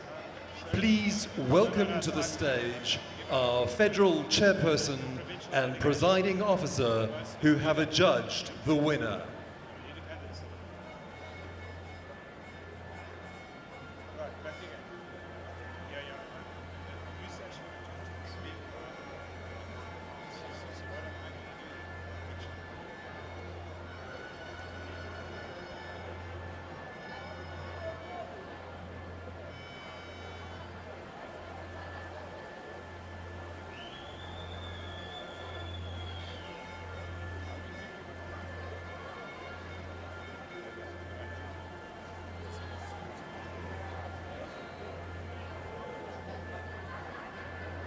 Colleagues, to put together a Congress of this magnitude and this quality requires a level of depth, but also a level of cooperation. But we have all that in place. But there's something else. We call it die gees van die mense. The spirit of the people. And we've been watching you very closely. I have 4 eyes. Greg has 2 eyes. And when I look at the spirit here, the behavior, I want to thank all of you, because this is the only party in South Africa that you get 2,000 people sitting the whole morning, behaving relatively well. Relatively. But we are in control. But you have displayed some exceptional behavior. But it is now my duty and my responsibility, under the watchful eye of the presiding officer, to look into this room and find the province that brought the gees from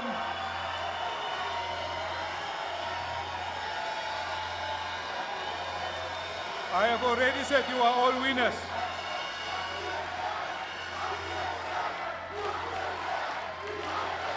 I am now happy to announce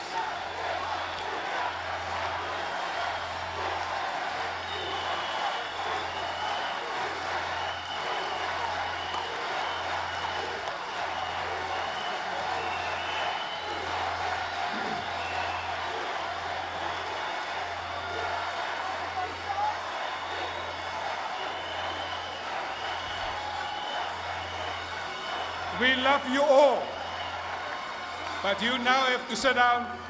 We have still a long way to go.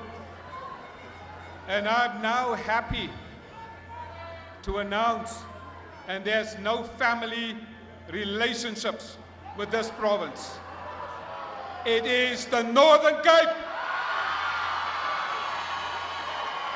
I therefore call on the provincial leader and the provincial chairperson,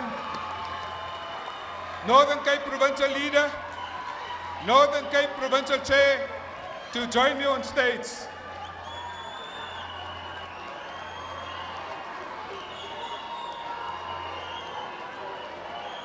Northern Cape, your leader, Saki, Noord-Kaap, Saki and Harold.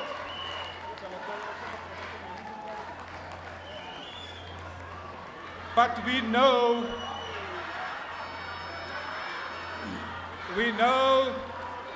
that it is not only politicians that's the glue in a province, but it's the provincial managing director of that province representing the professional staff. Can that person also join us on stage? Lisa Sikili. Lisa.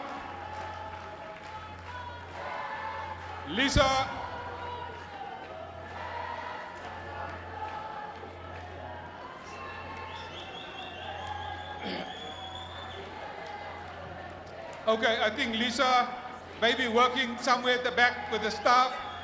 I would like, there she is at the back. Lisa, please come. She's running. Northern Cape people knows how to run. There's a marathon. Lisa, Lisa, Lisa, Lisa, Lisa. Lisa, Lisa. Awesome, mate.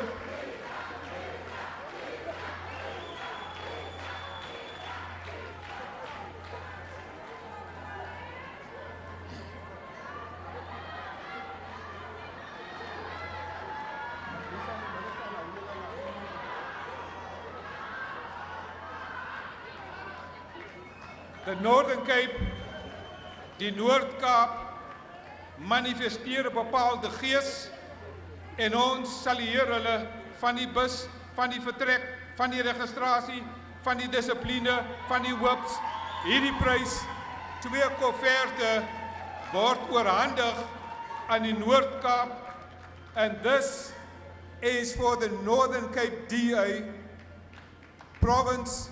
And we want them to use this money effectively to take over the government.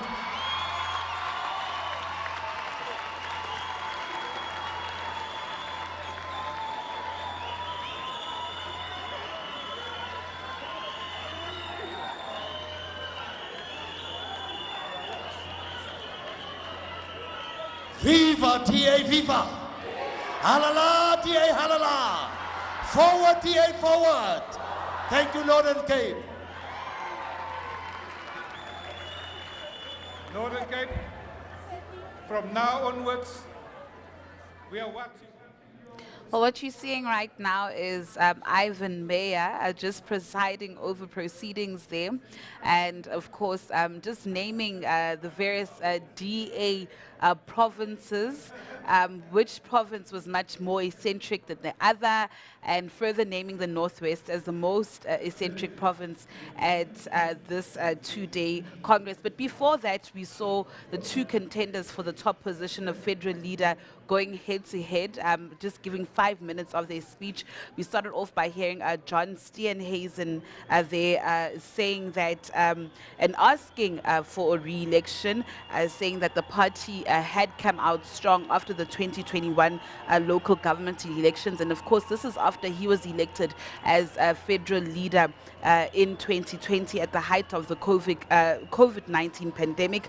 He further said to delegates, over 2,000 delegates here, that the DA will play a leading role in constructing a post-ANC-led era, and had promised, pledged 7 pledges to these delegates here, saying that under his tenure as DA leader, if he were to emerge victorious, as DA leader tomorrow, after tomorrow, he would bring the ANC under 50%. He would end load shedding. He would defeat cadre deployment. You would know that the DA and the ANC are actually in courts over this issue. He would halve, violent crimes. He would reduce unemployment in the country below 20%. As you know, we're currently sitting at over 30% in terms of the high unemployment rate. He had said that the DA must now emerge victorious to form a new majority should the ANC be brought below 50% after next year's 2024 polls, and the DA should play a pivotal role there in forming the coalition governments. Just ending off his speech, he had said that we have fixed the DA. Now is the time to fix and lead South Africa. Just moving on to what Dr. Mpho Phalatse, the former Johannesburg mayor there, had also said. She had guaranteed that the ANC will drop below 40% and the DA must be ready for her to bring growth and change, pleading them for votes of the delegates here. With that said, Bongi, I think let's just cross back to studio for now.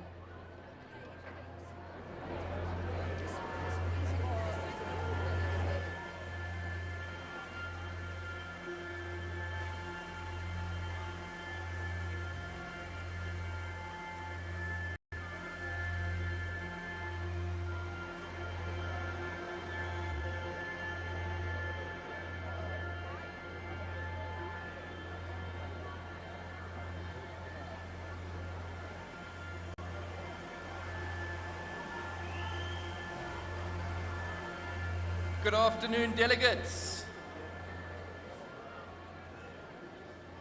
Okay, so we're back at constitutional amendments. I'm sure you're all sick of seeing me up here. Thanks, Ronaldo. Feeling the love, really feeling the love.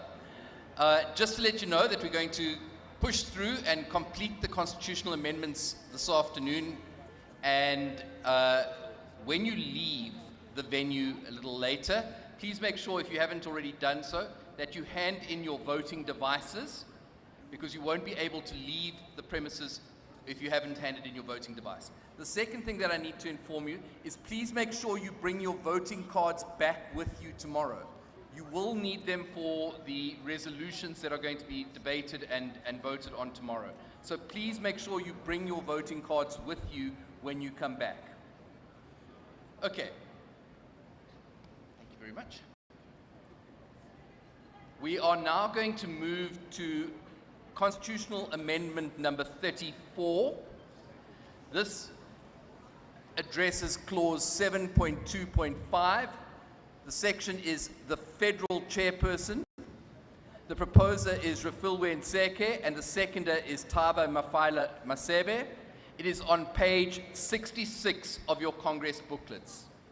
All those in favor of this resolution, please hold up your green cards. Those opposed, please hold up your red cards.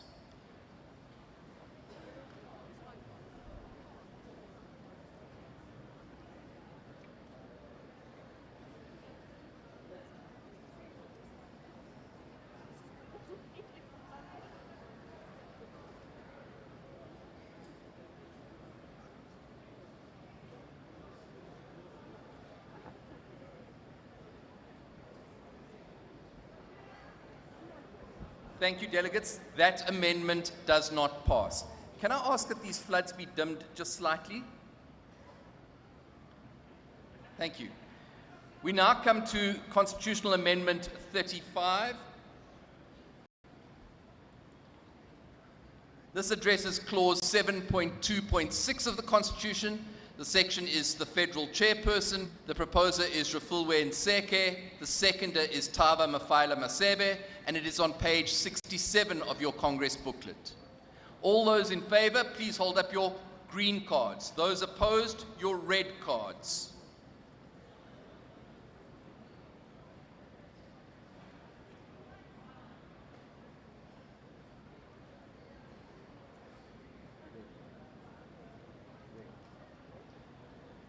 Thank you, Congress. That amendment does not pass. We are now going to vote on Chapter 7 in its entirety as amended. All those in favor, please hold up your green cards. Those opposed, hold up the red cards.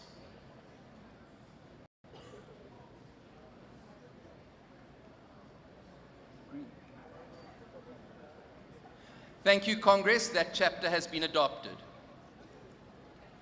We now come to Constitutional Amendment 36. This addresses clause 8.1.1.9. The section is Federal Finance Chairperson. It has been proposed by Siyamthanda Vimbani. The seconder is Indipiwe Olai, and it is on page 68 of your Congress booklet. Voting starts now.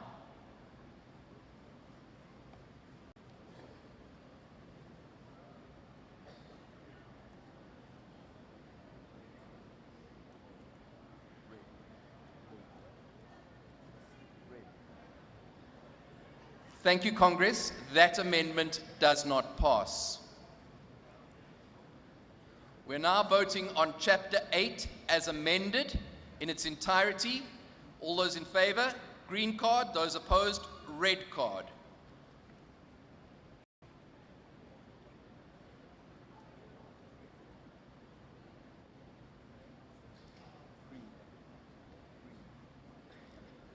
Thank you, Congress. Chapter 8 has been adopted. We're now dealing with Amendment 37. It deals with Clause 9.5.1. The section is disciplinary action. The proposer is Glynis Breitenbach. The seconder is Werner Horn, and it's on page 69 of your Congress booklet. Congress, all those in favor, please hold up your green cards. Those opposed, your red cards.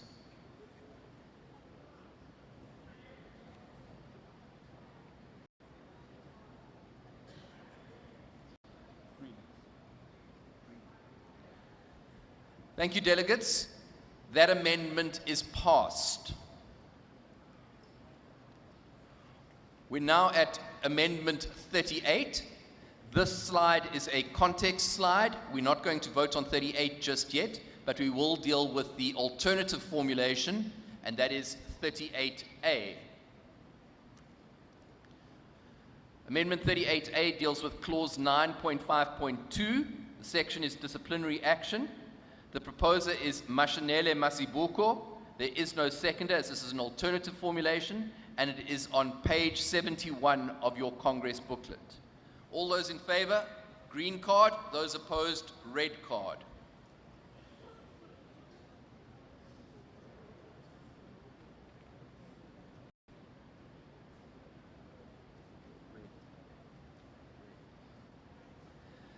Thank you, delegates.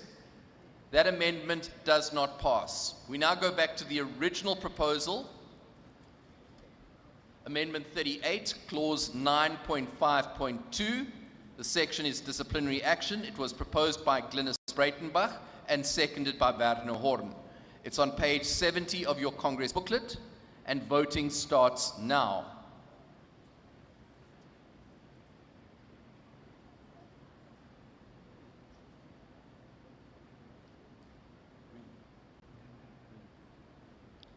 Thank you, delegates. That amendment has been passed. We are now on Constitutional Amendment 39, clause 9.6.3. The section is caucus rules. It has been proposed by Werner Horn and it's seconded by Glynis Breitenbach. It is on page 72 of your Congress booklets. You may now vote.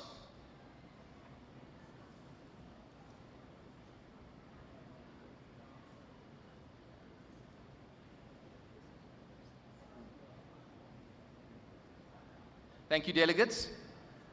That amendment has been passed.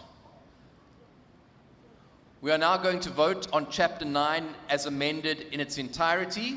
All those in favor, please put up your green cards. Those opposed, your red cards.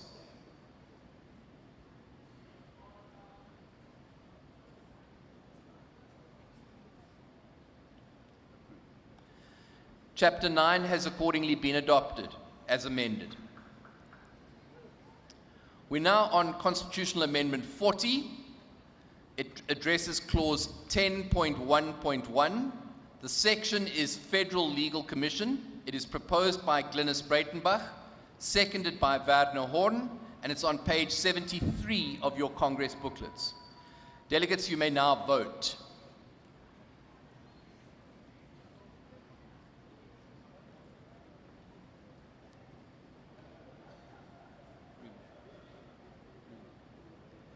Thank you, delegates. That amendment has been approved. We're now on Constitutional Amendment 41, clause 10.1.3. The section is the Federal Legal Commission, proposed by Glynis Breitenbach, seconded by Werner Horn. It's on page 74 of your Congress booklet. Green card for support, red card for oppose.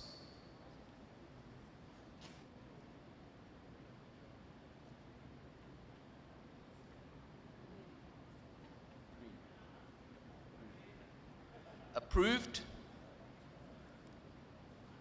Amendment 42 deals with clause 10.1.4. The section is the Federal Legal Commission, proposed by Glynis Breitenbach, seconded by Werner Horn, on page 75 of your Congress booklets. Delegates, I now put the vote.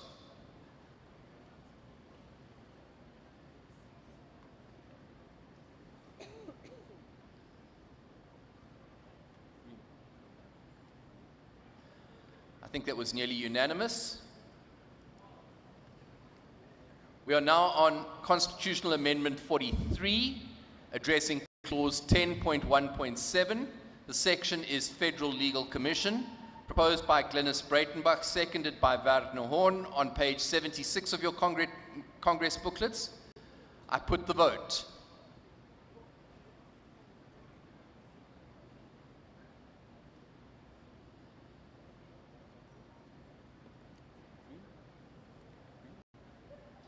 Thank you, delegates. That amendment has been approved.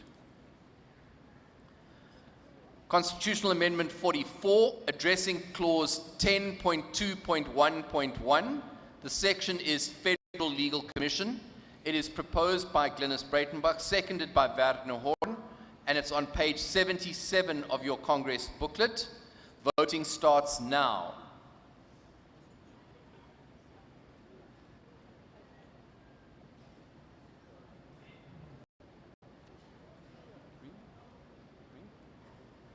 That amendment has been carried. Constitutional Amendment 45, addressing clause 10.2.1.3. The section is Federal Legal Commission, proposed by Glynis Breitenbach, seconded by Werner Horn, on page 78 of your Congress booklets. Delegates, green card for support, red card for oppose.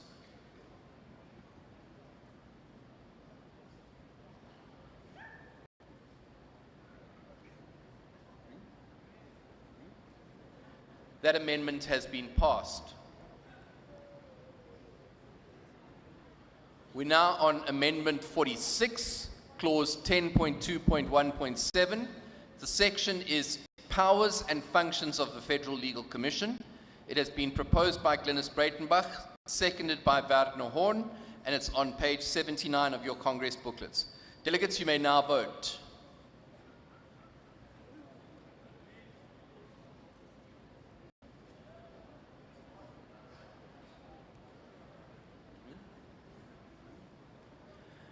Thank you, delegates. That amendment has been passed.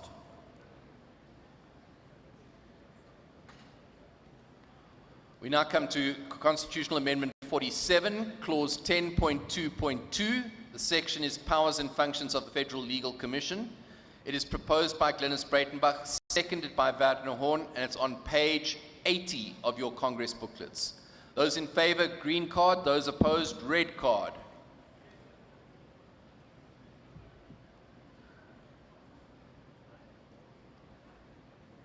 Thank you, delegates. That amendment has been approved.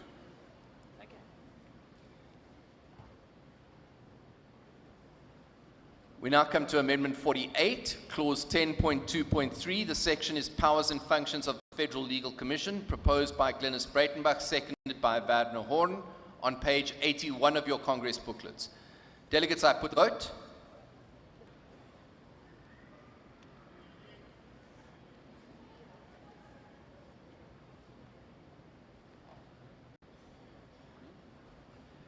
Amendment passed. Amendment 49, addressing Clause 10.3.1. The section is Establishment of Provincial Disciplinary Committees. It is proposed by Glenis Breitenbach, seconded by Wagner Horn, and it's on page 82 of your Congress booklets. Delegates, you may now vote.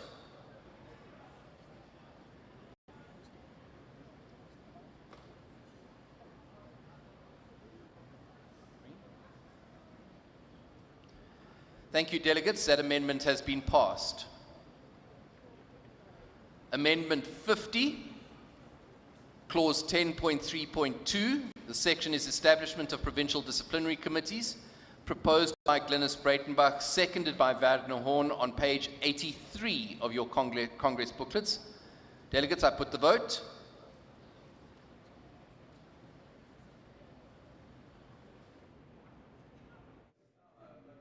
Well, thank you so much, Bongi. What you currently...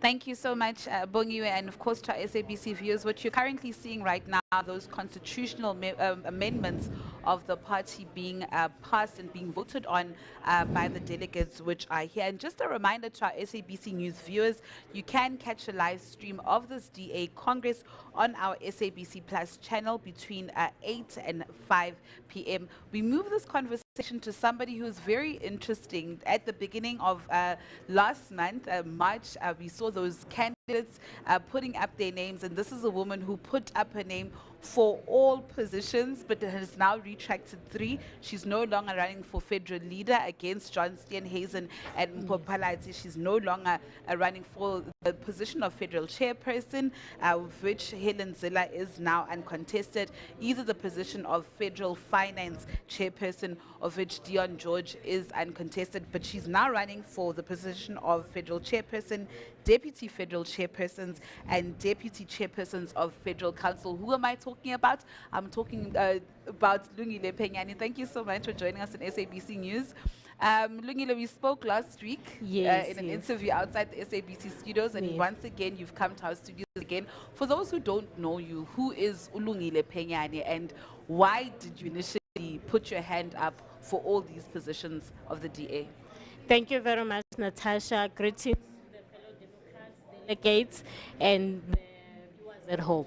I'm Lungile Penyane, one of the branch members in the delegates for Tshwane, Gauteng. So, Lungile, what informed your decision to say, listen, I want to contest all these positions, and then you pulled out? You're no longer contesting for federal leader, chairperson of federal council, and federal chairperson? Indeed, this is not about individuals or position or competition. So I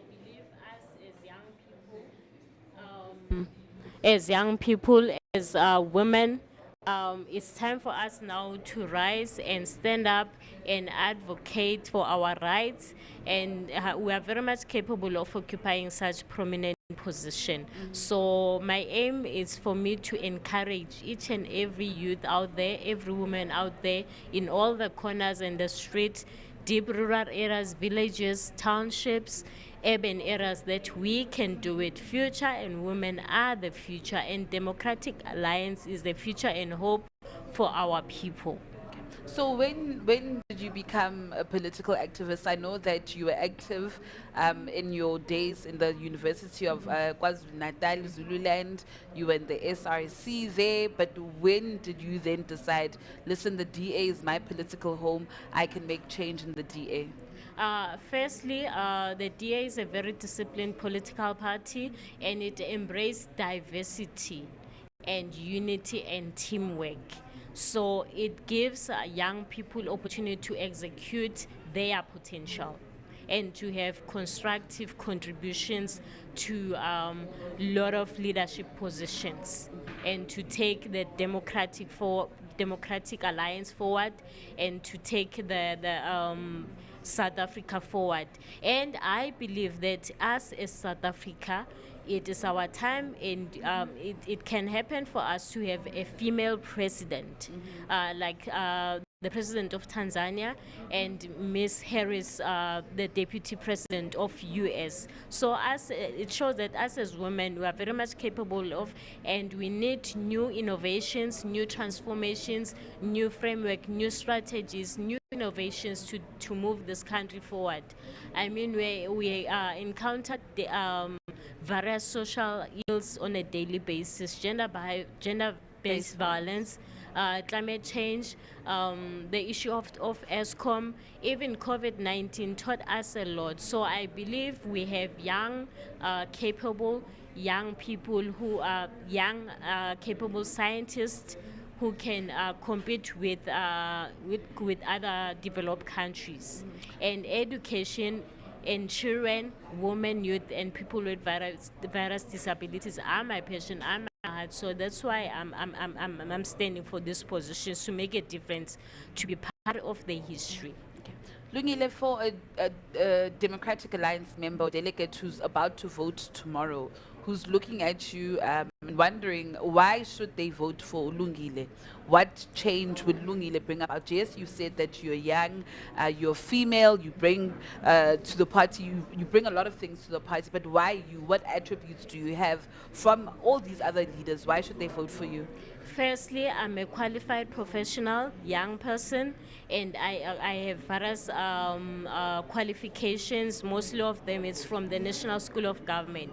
So also to deal with issues, human trafficking, issues of immigrants, and also address the issue of poverty, unemployment, and inequality, and to ensure that the unemployed young people, we introduce programs that will able to them to improve their lives for the better, and to make sure that because our people now, they are enough, and we have been in a democracy for many years now. So it's time for action now, and our people, they go on a daily basis on an empty stomach. So we must also introduce agriculture, food security, and also address the issue of economic crisis. It's not the first time you speak about these programs that you've just mentioned. Can you elaborate further to the ordinary viewer what those programs actually are? Firstly, as I was saying, education is my passion. So I'll ensure that because in other developed countries, the education system is very good. So we must also be encouraged as South Africa, as young people, to also compete with such, and in terms of technology as well, to improve on that one. And even now, the students in various high institutes of learning, they are struggling for their mere basic rights to education. So I'll ensure that everyone, those children in deep rural areas, they have a good and good quality and access to education like any other child, and also to address the issue of mental health and health for women and children, and also youth. Lungile, with all due respect, I have to ask this question because as the SABC we are independent, impartial. There's been an issue around, your candidacy and vetting you. You know very well what I'm talking about. There's an issue between your previous employer. Some have accused you of having a history of fraud or criminal record. Please clarify us, what are those issues, and were you vetted? Did the DA federal officers actually come to you and say, Lungile, somebody has raised this as a red flag, why are you standing for these positions? Hence, I'm saying that the DA is a very disciplined and a law-abiding political party with its own values, principles, and constitution. So I believe I won't be here if the DA don't see me fit. Hence, I'm saying I urge all the delegates, from all provinces, Mpumalanga, our very own Gauteng, Northwest, Northern Cape, to Limpopo, to support and vote for this vision of Lungile Penyane to make a difference. Firstly, we are not doing this for ourselves.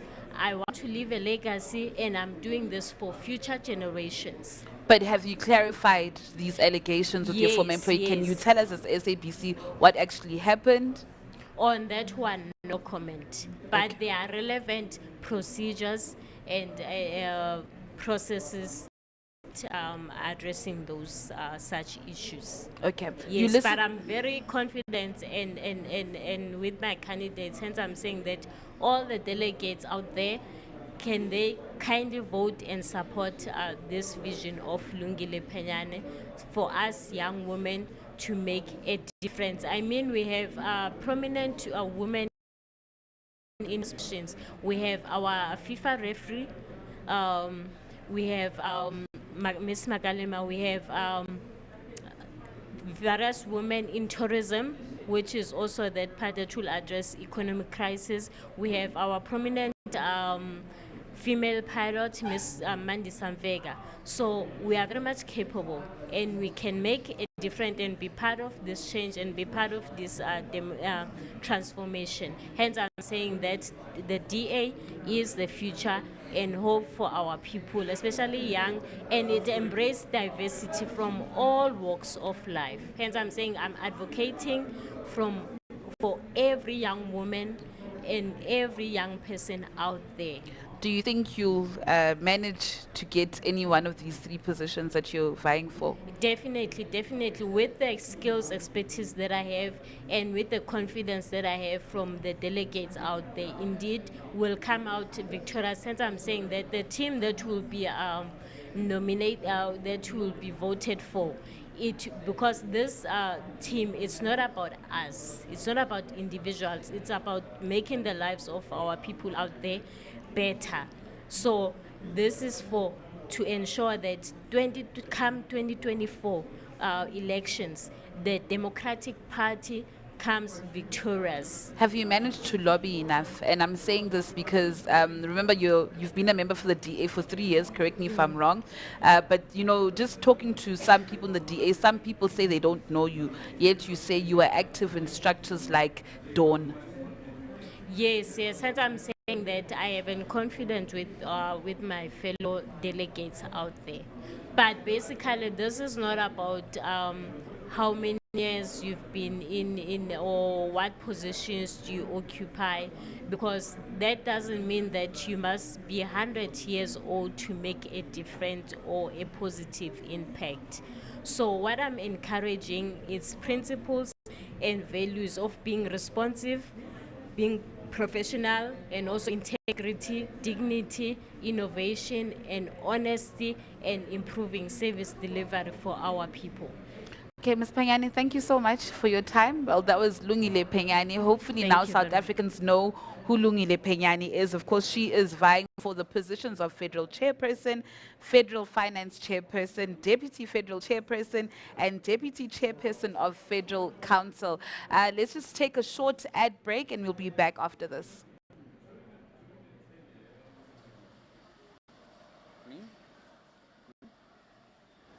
Thank you, Congress. That amendment has been approved. Constitutional Amendment number 69, Clause 10.10.2, The section is appeals to and reviews by the Federal Legal Commission. It is proposed by Glynis Breitenbach, seconded by Werner Horn. It is on page 103 of your Congress booklets. I put the vote.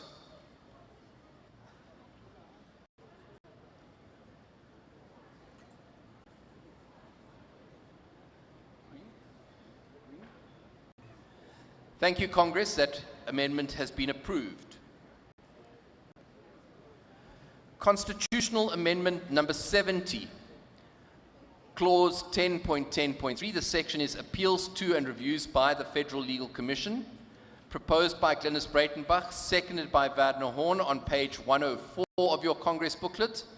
Support it by showing your green cards, oppose it by showing your red cards.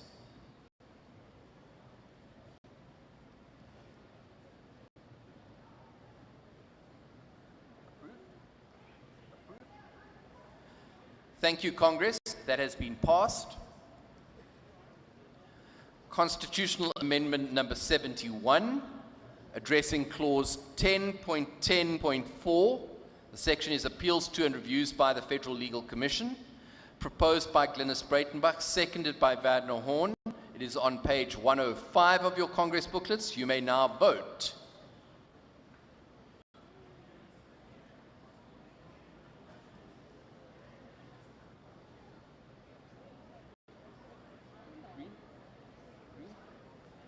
Thank you, Congress. That amendment has been passed. Constitutional Amendment number 72 deals with clause 10.10.6. The section is appeals to and reviews by the Federal Legal Commission. It is proposed by Glynis Breitenbach, seconded by Werner Horn. It is on page 106 of your Congress booklets. Voting will start now.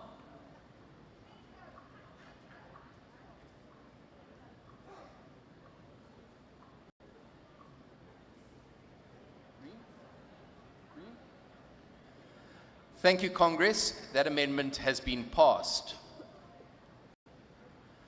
Constitutional Amendment number 73, addressing clause 10.10.7. The section is appeals to and reviews by the Federal Legal Commission. It is proposed by Glynis Breitenbach, seconded by Werner Horn. It is on page 107 of your Congress booklet. Voting will start now.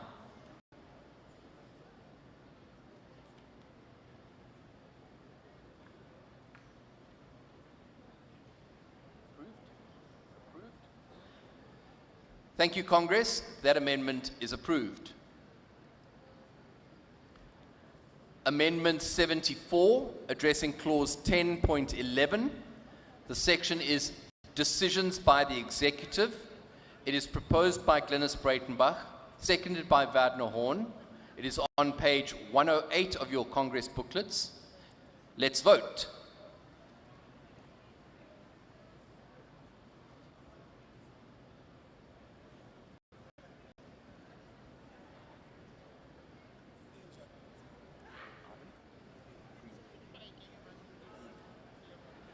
Thank you, Congress. That amendment is approved. Constitutional Amendment 75, addressing clause 10.12.1. The section is termination or suspension of membership. It is proposed by Glynis Breitenbach, seconded by Werner Horn. It is on page 109 of your Congress booklet. You may now vote.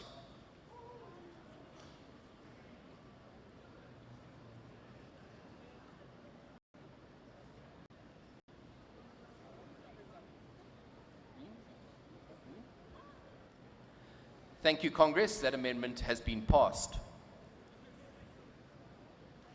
Constitutional Amendment number 76 for clause 10.12.2. The section is termination or suspension of membership. Proposed by Glynis Breitenbach, seconded by Werner Horn on page 110 of your Congress booklets. I put the vote.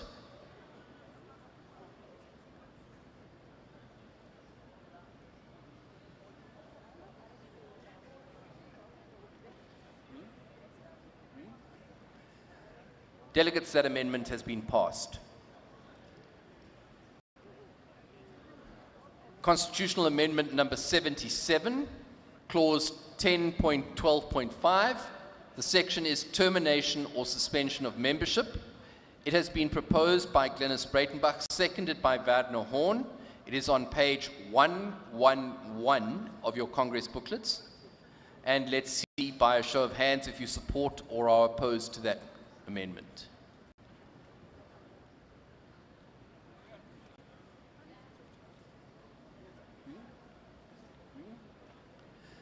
Thank you, Congress. That amendment has been passed. We are now going to vote on Chapter 10 as amended in its entirety. So Chapter 10 as amended in its entirety. Please raise your cards, your green cards if you are in support, or your red cards if you are opposed.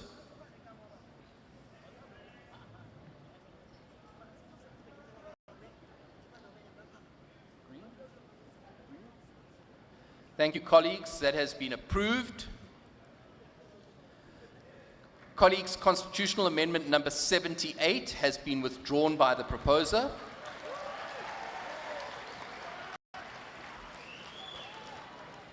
Constitutional Amendment number 79. This is a context slide so that you can see the original proposal. We will vote on the last submitted alternative formulation, which is Amendment 79A. So 79A, clause 13.3.2, the section is quorums of meetings. It has been proposed by Charles van Black. There is no seconder because it is an alternative formulation. It is on page 115 of your Congress booklet. By a show of hands, those in favor and those opposed, show your cards.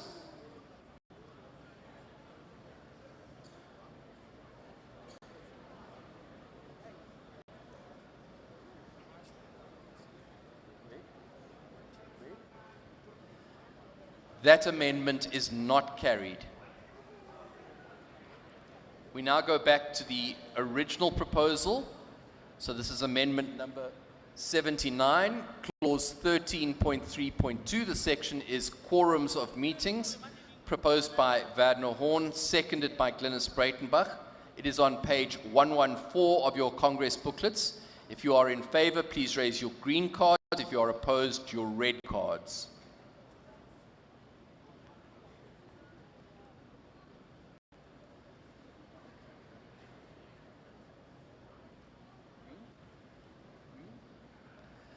That amendment is approved. Constitutional Amendment number 80, addressing clause 13.5. The section is definitions, proposed by Glenys Breitenbach, seconded by Wagner Horn, on page 116 of your Congress booklets. Delegates, you may now vote.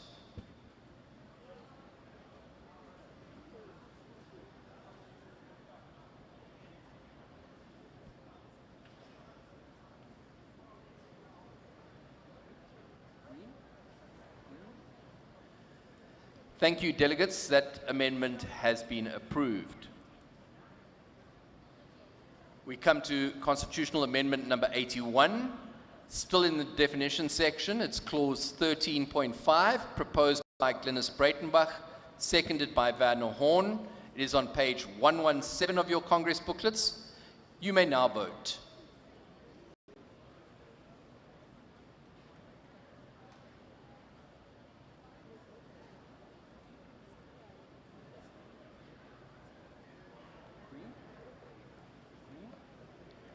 That amendment has been passed.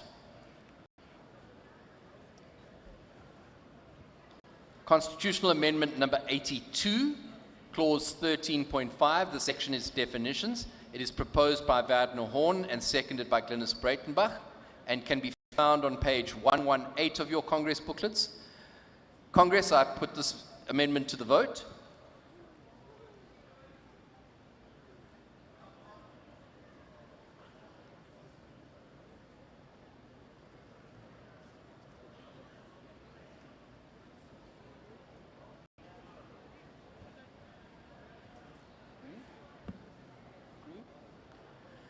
That amendment has been passed.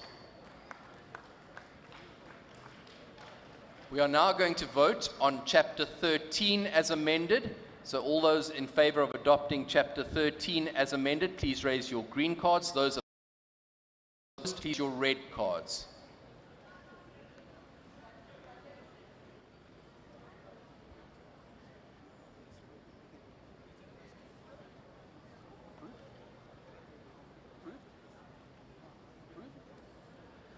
Congress, that chapter has been adopted. I'd like to thank you very much for your attention during this constitutional amendment session. I'd also like to once again thank all the people that have been involved, including the Constitutional Review Committee, the staff members, and yourselves as delegates for your inputs. And thank you again. And just a reminder to, first of all, hand in your voting devices if you have not already done so, and secondly, to bring these cards with you tomorrow to Congress. Thank you very much. I think they deserve a big round of applause, the Constitutional Amendments Committee. Well, this is our pathway to the union buildings. And so we are particularly happy for these constitutional amendments. What will now also happen, the team will then put together the new constitution, because the Congress, the delegates, have now amended the Constitution. And I think for us, it is very important to understand that this is our largest Congress ever, which has passed improved constitutional provisions. And our candidates for the federal leader have addressed us. Tomorrow we will vote for the leadership. Please take this evening tonight, do rest, do not party too hard, especially Northern Cape, and come back tomorrow fresh. But I think this was a very successful day. Constitutional amendments are important. Make sure that the ship of the Democratic Alliance is sailing in the right direction. What we will also later propose, because there are a lot of amendments, we will also make sure that the appropriate training is happening in every province so that we understand the constitutional new landscape. Thank you very much. Come back tomorrow fresh.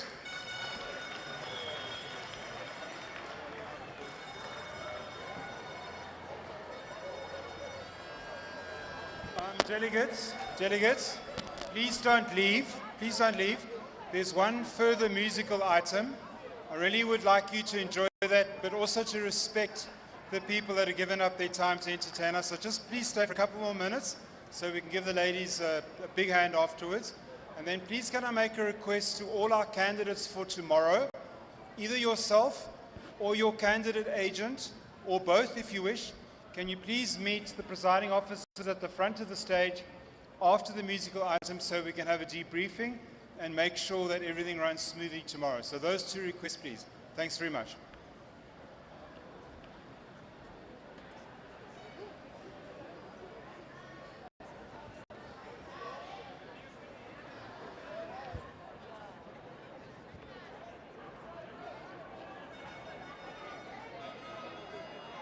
Don't sleep, man. What's the matter with you?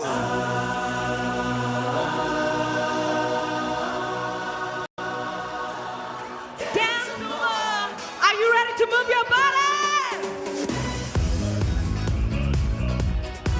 Come on, y'all. Away. Let me see you get up onto your feet. I said, dance, my pretty. Dance some more, get clever, whenever, and let your body grooving. Dance, my pretty, dance some more, get clever, whenever, and let your body grooving. Get up, up, up, up, up, get up, up, up.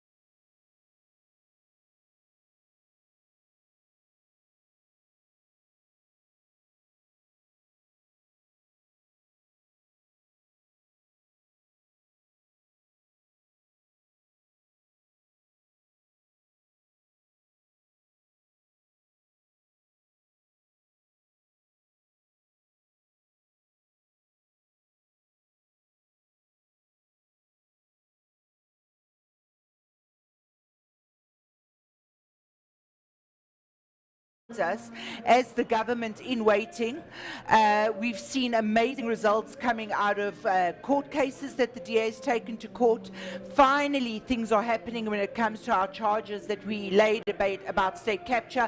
I mean, I think there was a time that you and I were talking twice a day about charges that we'd laid on state capture. So things like that are starting to really happen. So there's a feeling, a mood of happiness, excitement, and this 2024 election is going to be a really exciting period for us. It's interesting. The way that you describe it almost sounds like a Lazarus moment, and I think just before Easter it's probably appropriate to quote from the Christian tradition. A Lazarus moment in that, as you say, you have been going through a rough patch as a party. John Steenhuisen said, we fixed ourselves and now we're going to fix the country. That was his rallying call towards the end of his speech. What characterized those hard years for the DA from the DA's perspective? We as the public have our view, but from your perspective, why were those the horrible years? Well, we had a horrible time because we had the resignation of our leader and very horrible circumstances. We'd had a review, and you know, when a organization like the Democratic Alliance, it's such a huge machine, is analyzed so closely and every single one of your problems is identified and explained, it's not an easy thing to look at. I mean, we've done it with the SABC in Parliament. It's not nice for employees, it's not nice for you sitting there. So then we had Musi resign, we had Athol resign, we had Mashaba resign.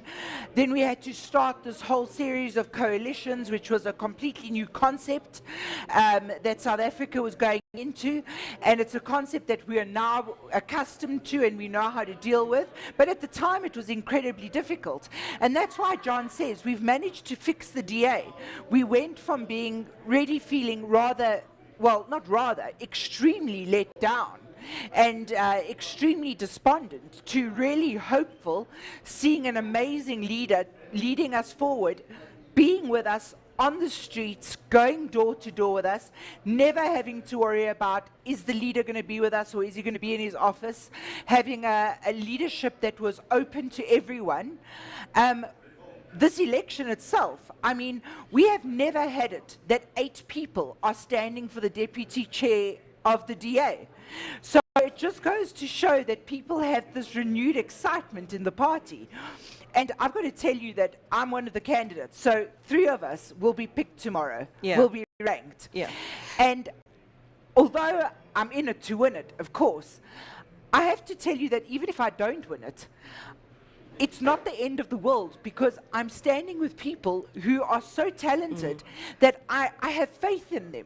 We're going to come back to your election fortunes. I mean, I appreciate the fact that you're saying in by-elections there have been some wins, but there have also been some massive setbacks for the party. I'll circle back to that in a moment. Just talk to us about how Musi Maimane is talked about within the party ranks now. Well, I don't think he really is talked about in the party ranks anymore. He doesn't really feature in the party ranks. He went his way. We went our way. He started his own movement and he does what he needs to do. We have our own party and our party continues to move forward. And we've moved forward at a very rapid rate. I think John managed to turn the ship around very quickly from a very negative atmosphere to a very positive atmosphere. And you think he's a shoo-in? For tomorrow's vote? In my opinion, yes. Okay, but let's talk then. Let's go back to your election fortunes. For the first time slowing down in the 2019 elections, I was hearing in Popalata, and if I remember what you said correctly, because I didn't write it down, was that you've lost 1.4 million votes over the last round. That's a massive hit. I mean, I appreciate that you want to take the glass half full approach, but there is a massive election, support hemorrhaging that the DA has endured. There was a hemorrhaging, but we managed to stop that hemorrhaging in the 2021 elections. So between the 2019 elections and the 2021 elections, we saw a massive improvement.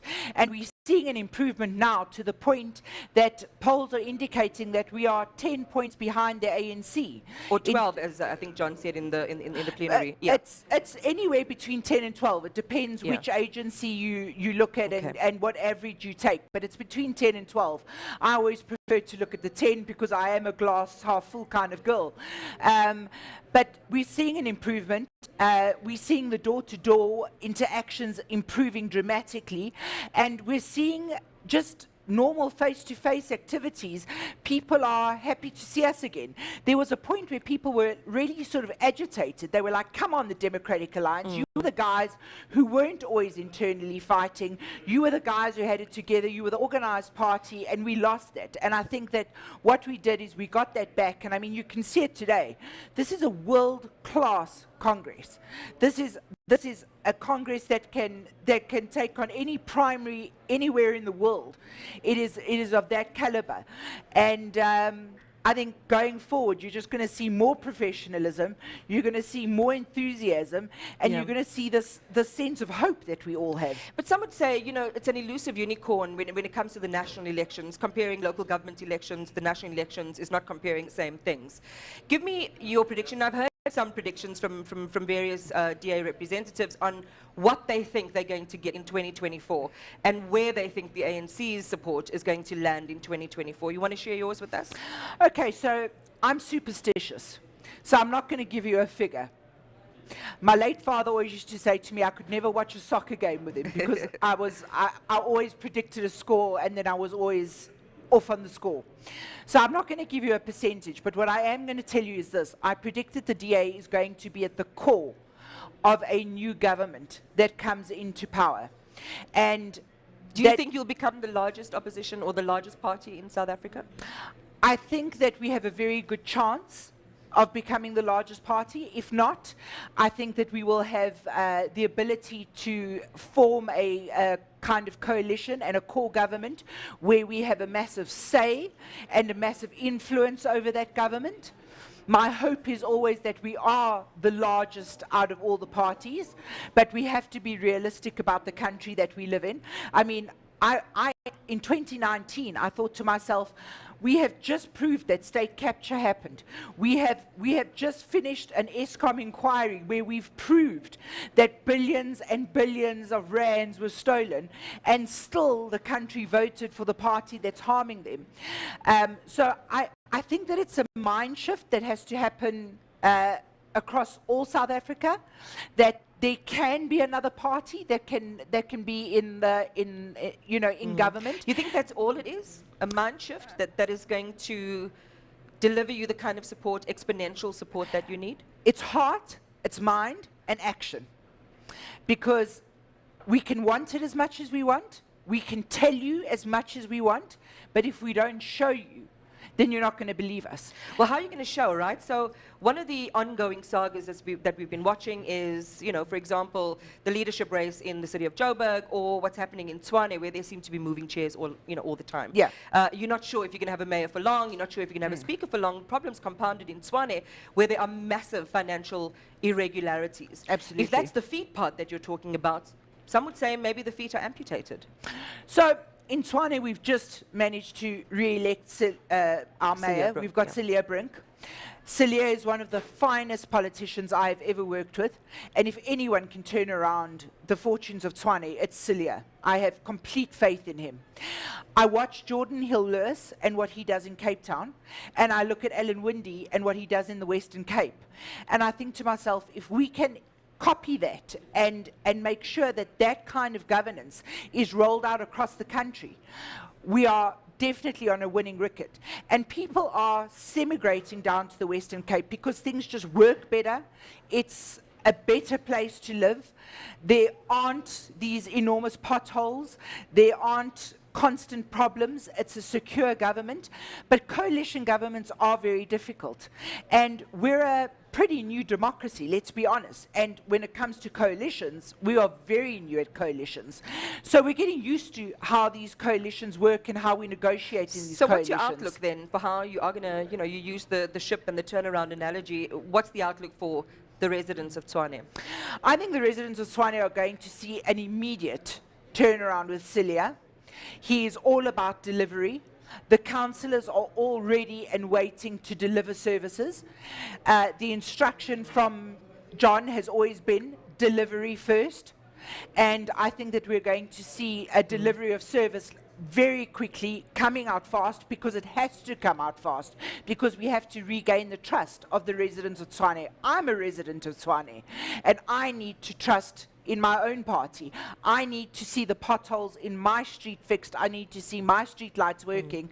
And I know that Celia and the team that he's chosen are the people to do that. So you mentioned John, and with a great deal of, kind of conviction in the way that he can lead and the results that he can get for you as a party. There was that moment where, you lost your DA chief whip position, which a lot of people described as a demotion in favor of someone else.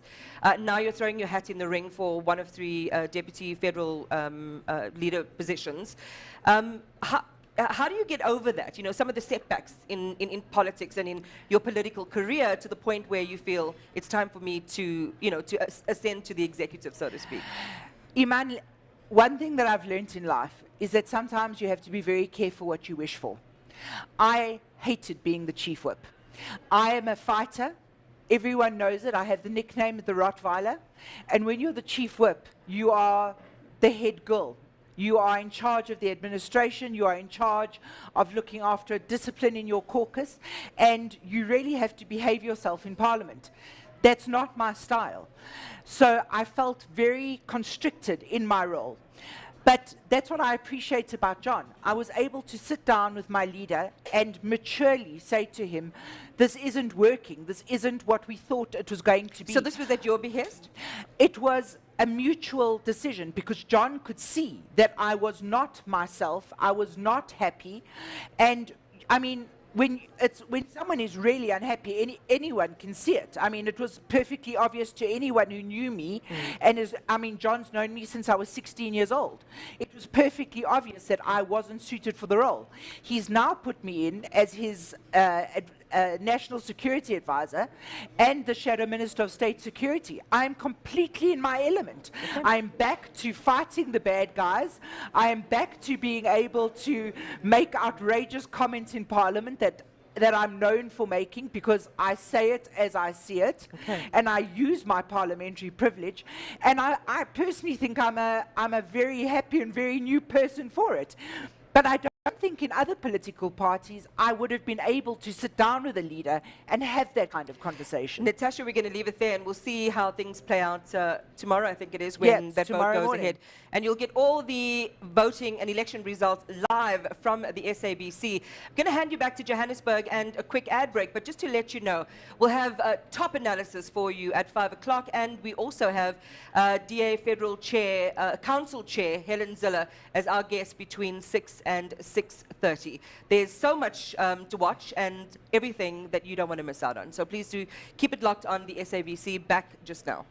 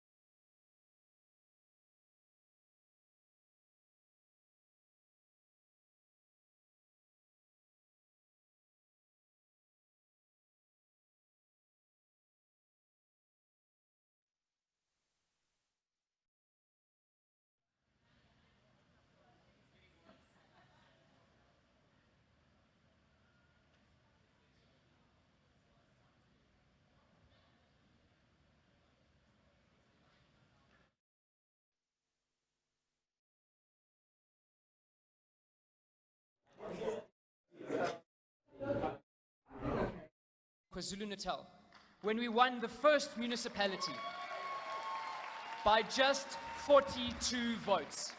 42 votes. We created history, driven by our motto that we are doing this for sacrifice and not status. We took the reins of power and immediately got to work. We started by conducting a thorough audit of the finances, assets, skills, and capacity of the municipality to deliver. We found millions of rands misspent, severe price gouging, non-existent human resources, policies that didn't exist, and no leadership and direction. It was up to us, the 13-man DA caucus, my team, who I'm very proud of, and the broader DA family in KwaZulu-Natal and leadership, to bring our municipality out of darkness. From day one, we set the marching orders for our institution. We sent a clear message of zero corruption. We put in place stringent measures to ensure value for money spending, and that becomes institutionalized by establishing the Municipal Public Accounts Committee, by recapacitating our audit committee, and ensuring that this became a thing that people knew that we were serious about. Based on DA best practice and drawing from municipalities like Stellenbosch and Drakensberg, Midvaal, and many more, we adopted policies to support our activities. We've been creating a culture of transparency and accountability by doing practical things, such as opening up the tender process to the public and randomizing the temporary selection of employees. South Africans are hungry for a government that can get the basics right. And in the last 15 months, we've achieved some of the following, amongst others. We've spent 24 million rand on specialized equipment like TLBs and tipper trucks, rollers and excavators. We've increased the number of people who have access to free basic services from 133 to over 3,000. We've doubled our roads budget from 11 million to 24 million. We've established a municipal traffic department for the very first time. We've completed 6 million rands worth of projects that were left unfunded and decaying by the ANC. We've installed 400 LED streetlights, installed solar lighting in informal settlements, increased waste collection to rural areas, have load-shedding proof traffic lights, and many, many more. But importantly, the Auditor General gave us a vote of confidence, and we improved our municipal audit outcome from qualified to unqualified. Through hard work and dedication, we are turning the Umgeni local municipality around. 27 years of destruction, policies, and cadre deployment are being painstakingly undone. We are rebuilding our communities. We are determined to show that the DA difference is something real, and that the DA keeps to its promises, and that we get things done. There is hope for our cities, towns, villages, across the whole of South Africa. And in each and every corner of our country, we must continue to build a strong DA that can deliver a better future. Lena le South Africa fanele siqhubeke saka i-DA ezokwakha ikusasa engcono. Amakwala ayaqhaqhazela. We are building and we are going to deliver a better future for all. Thank you so much.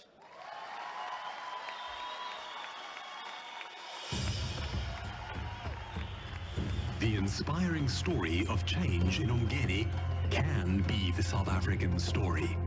And only the DA is within striking distance of achieving this future. To chart our way toward it, please welcome to the stage DA Mpumalanga leader Jane Setole and DA Mayor of Tshwane, Celia Brunk.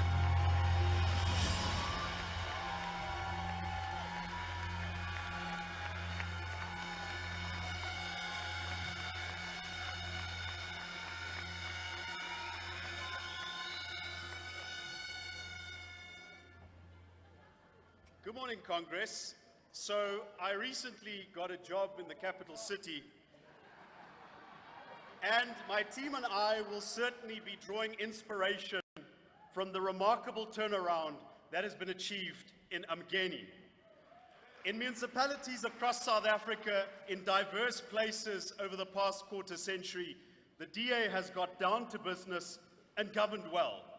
It has been a story of delivery to the people for upliftment, benefit and progress for all of the people. And it has been a story of clean, effective, frugal governance. These aren't just our claims, they encompass independent recognition and evaluation time and time again, because we as a party are dedicated and committed to the South African people. We have built almost 25 years of governance capacity as we prepare for national government. And make no mistakes, we are preparing to govern South Africa. Because we are convinced that that is the hope to build a better future for our country. This is the hope to dismantle the criminal state, to end cadre deployment, to stop corruption, and to get government working again. And election 2024, Democrats, election 2024 can be our tipping point. Democrats, South Africans, the prospects for 2024 are stunning. As we come together today, the governing party of this country has never been as weak as it is now. We need to look no further than the opinion polls published by Rapport and City Press recently, and we can look at independent opinion polls. We can look at the ANC's opinion polls, and they all are telling us the same thing. The governing party is now down to support in the 40s. It has unquestionably lost the support of the majority of South Africans. Now is the best chance ever for change. At support levels in the 40s, the party currently occupying the union buildings is on notice. The people no longer want the ANC in government, and as the leader of the DA, I'm making 7 pledges to our delegates, and they are getting the ANC under 50% nationally, focusing our communication on issues that matter to voters, ending load shedding, reducing unemployment below 20%, defeating cadre deployment and building a capable state. We are halving striking distance, and this is what it looks like. As the leader of the DA, I'm making 7 pledges to our delegates, and they are getting the ANC under 50%. Under 10%. This race has never been closer. In election 2024, it is the DA and only the DA that can bring the ANC under 50% and form a new government. 'n sterk DA is binne trefafstand van die ANC. En dit is die enigste manier wat ons verandering kan teweegbring. Kom ons doen dit vir ons party, maar kom ons doen dit bovenal vir ons land. Baie dankie.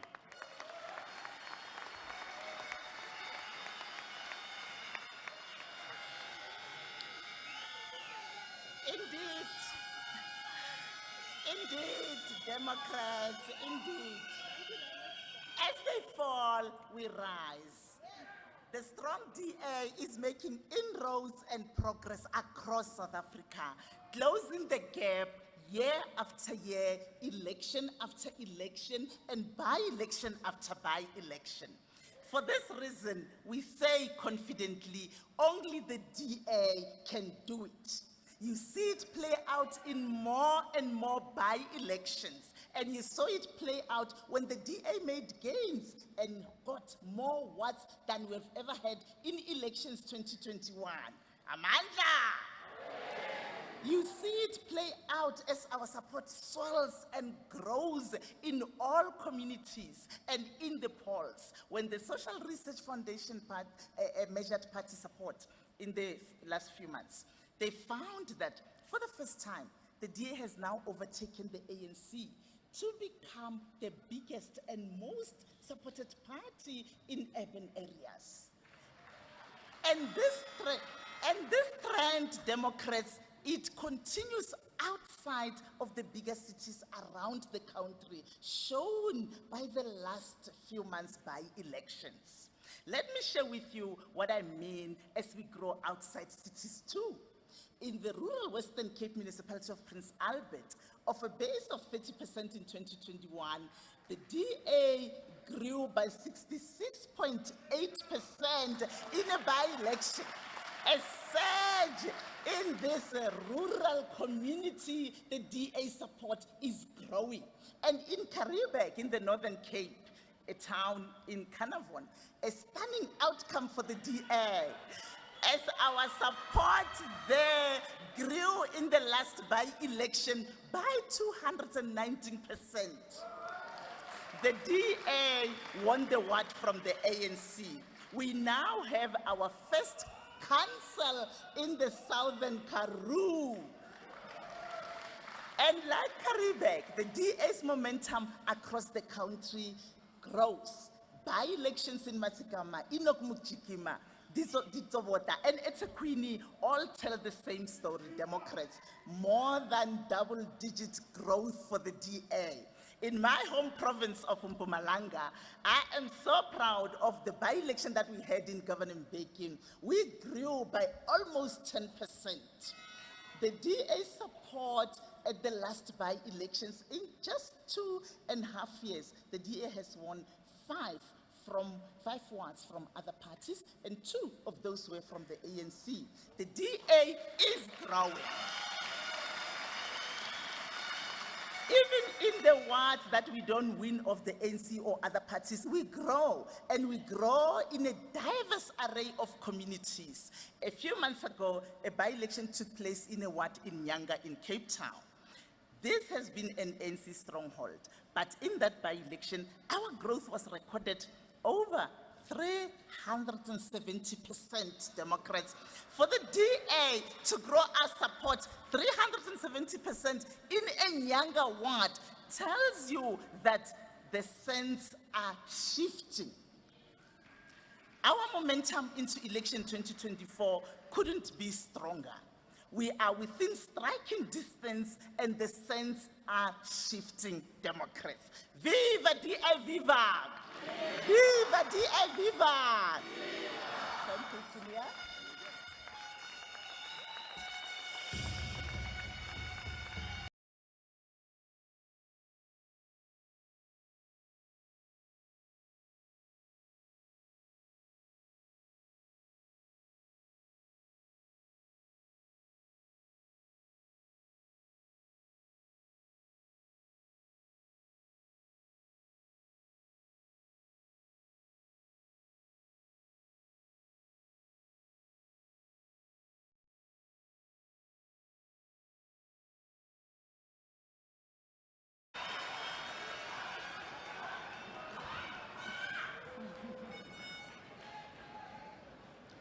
Fellow Democrats, fellow South Africans, Victor Hugo's phrase that nothing is more powerful than an idea whose time has come was very prophetic.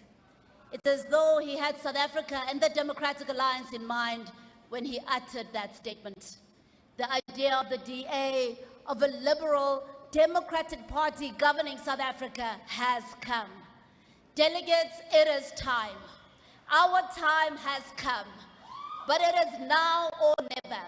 South Africa is on the verge of total collapse. South Africans are now looking for an alternative. The ANC will drop below 40% in the upcoming elections, and the DA must be ready. We've cultivated a brand of good governance, and South Africans agree that where we govern better.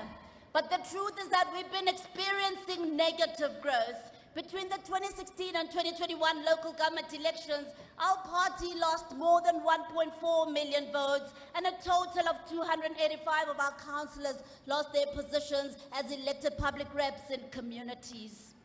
This, Democrats, is not because our brand is inferior, but it is because of a trust deficit that exists between us and the electorate. And this is what stands between us and our chances of becoming a national government. Everywhere I've been to campaign, people ask us, Can we trust you? This Congress is an opportune moment for us to be bold and to once and for all address this challenge. I'm ready to lead the Democratic Alliance to embark on a process of introspection and repositioning from an opposition in Parliament to a governing party in 2024.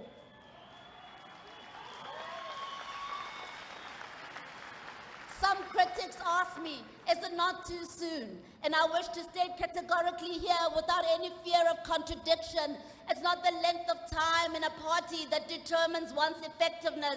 It's not the number of years that counts. It's about capability, experience, and qualifications. Jacob Zuma was a horrible president with all his years in the ANC.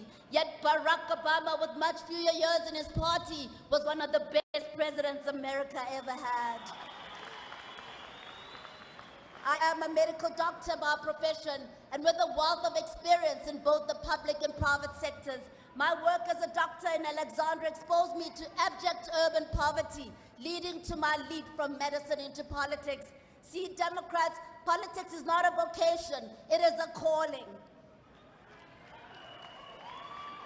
I've served as an MMC and executive mayor in the city of Johannesburg, the biggest of all 257 municipalities in South Africa. And my years of experience as a technocrat and as a politician have sufficiently prepared me for the position of DA federal leader. Leading a huge multi-party coalition government in the city of Johannesburg was a necessary preparation for the road ahead. Our country has entered a phase of coalition governance. We need leaders with experience in both politics and governance to keep our governments afloat and protect them from avoidable instability. Our party needs a new leadership that can inspire and galvanize sectors of society behind a new vision, a vision of a prosperous and equal opportunity society for all. We need a leadership that can display moral integrity, that can lead by example and unite the party. We are a party that ascribes to liberal values, and this means we must support and promote free speech, including the right to freedom of choice.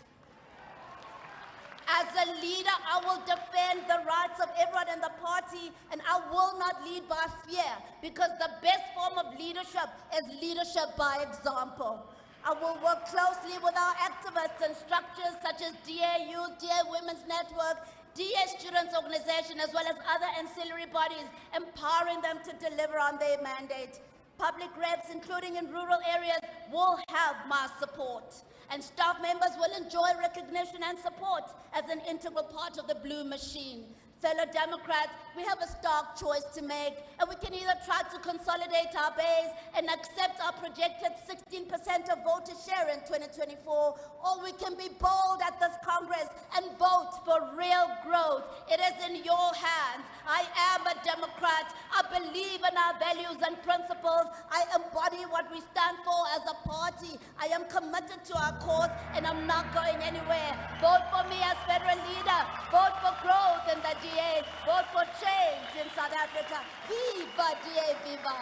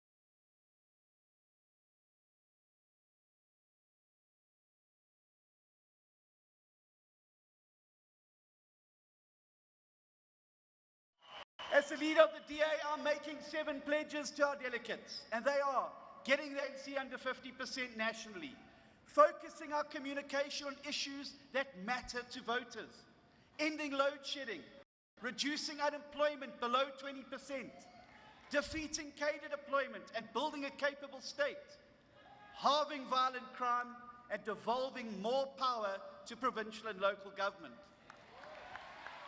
But Democrats, to bring any of our solutions to bear in time to save South Africa, it's time now for the DA to ascend to national government and provincial government around the country. And that's why all other pledges in my manifesto,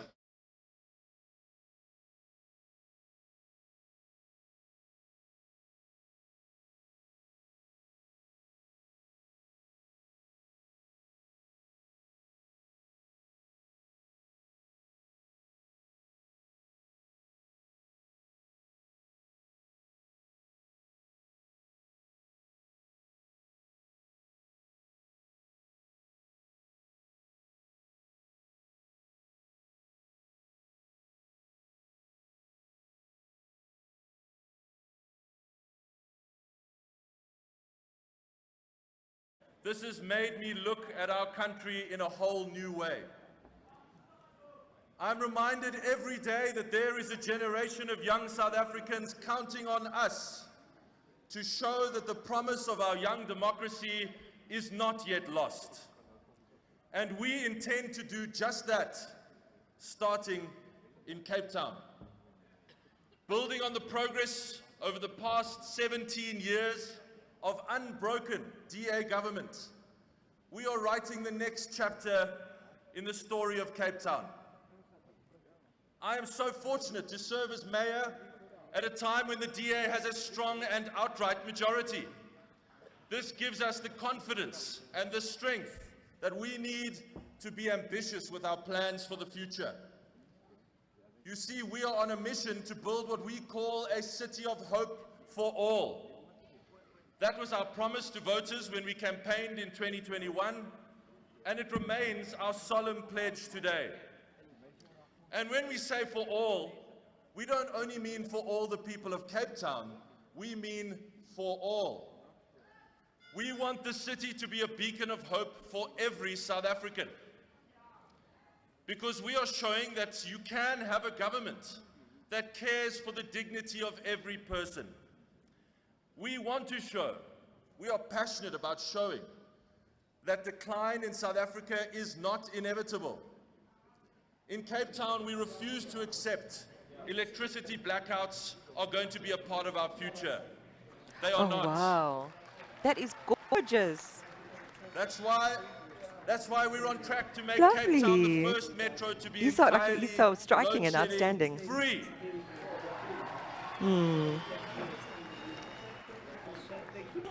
We refuse to accept that 4 out of every 10 people who want to find work in our country. You should. I think it's so cute. You don't need to do it for a long time. You can just do it for a year.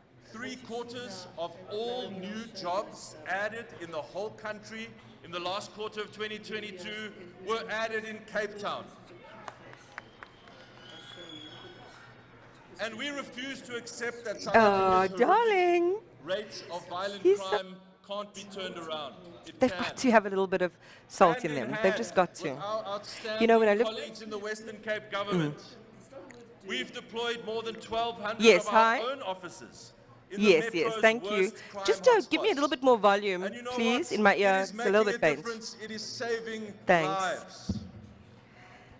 We refuse to No, accept that's the divine. collapse of sewers, of roads, and the water grid that we see in so many other places around our country.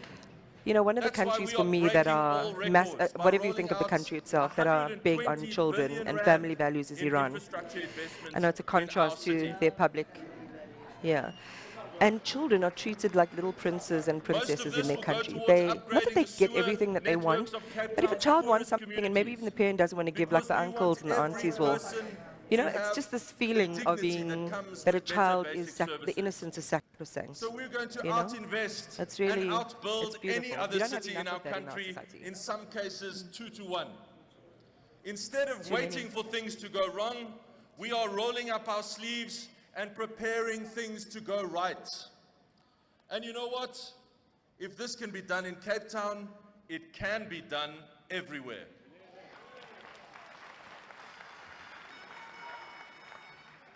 We are 1 year out from the most significant election since 1994, and I am confident that the people gathered here today, this blue team, can do the same across South Africa.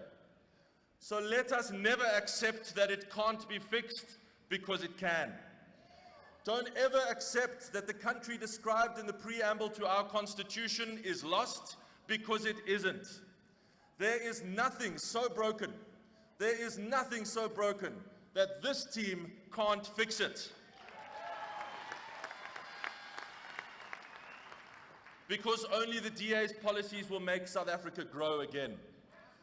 Only the DA can create jobs and deliver dignity to those whom poverty still robs of it.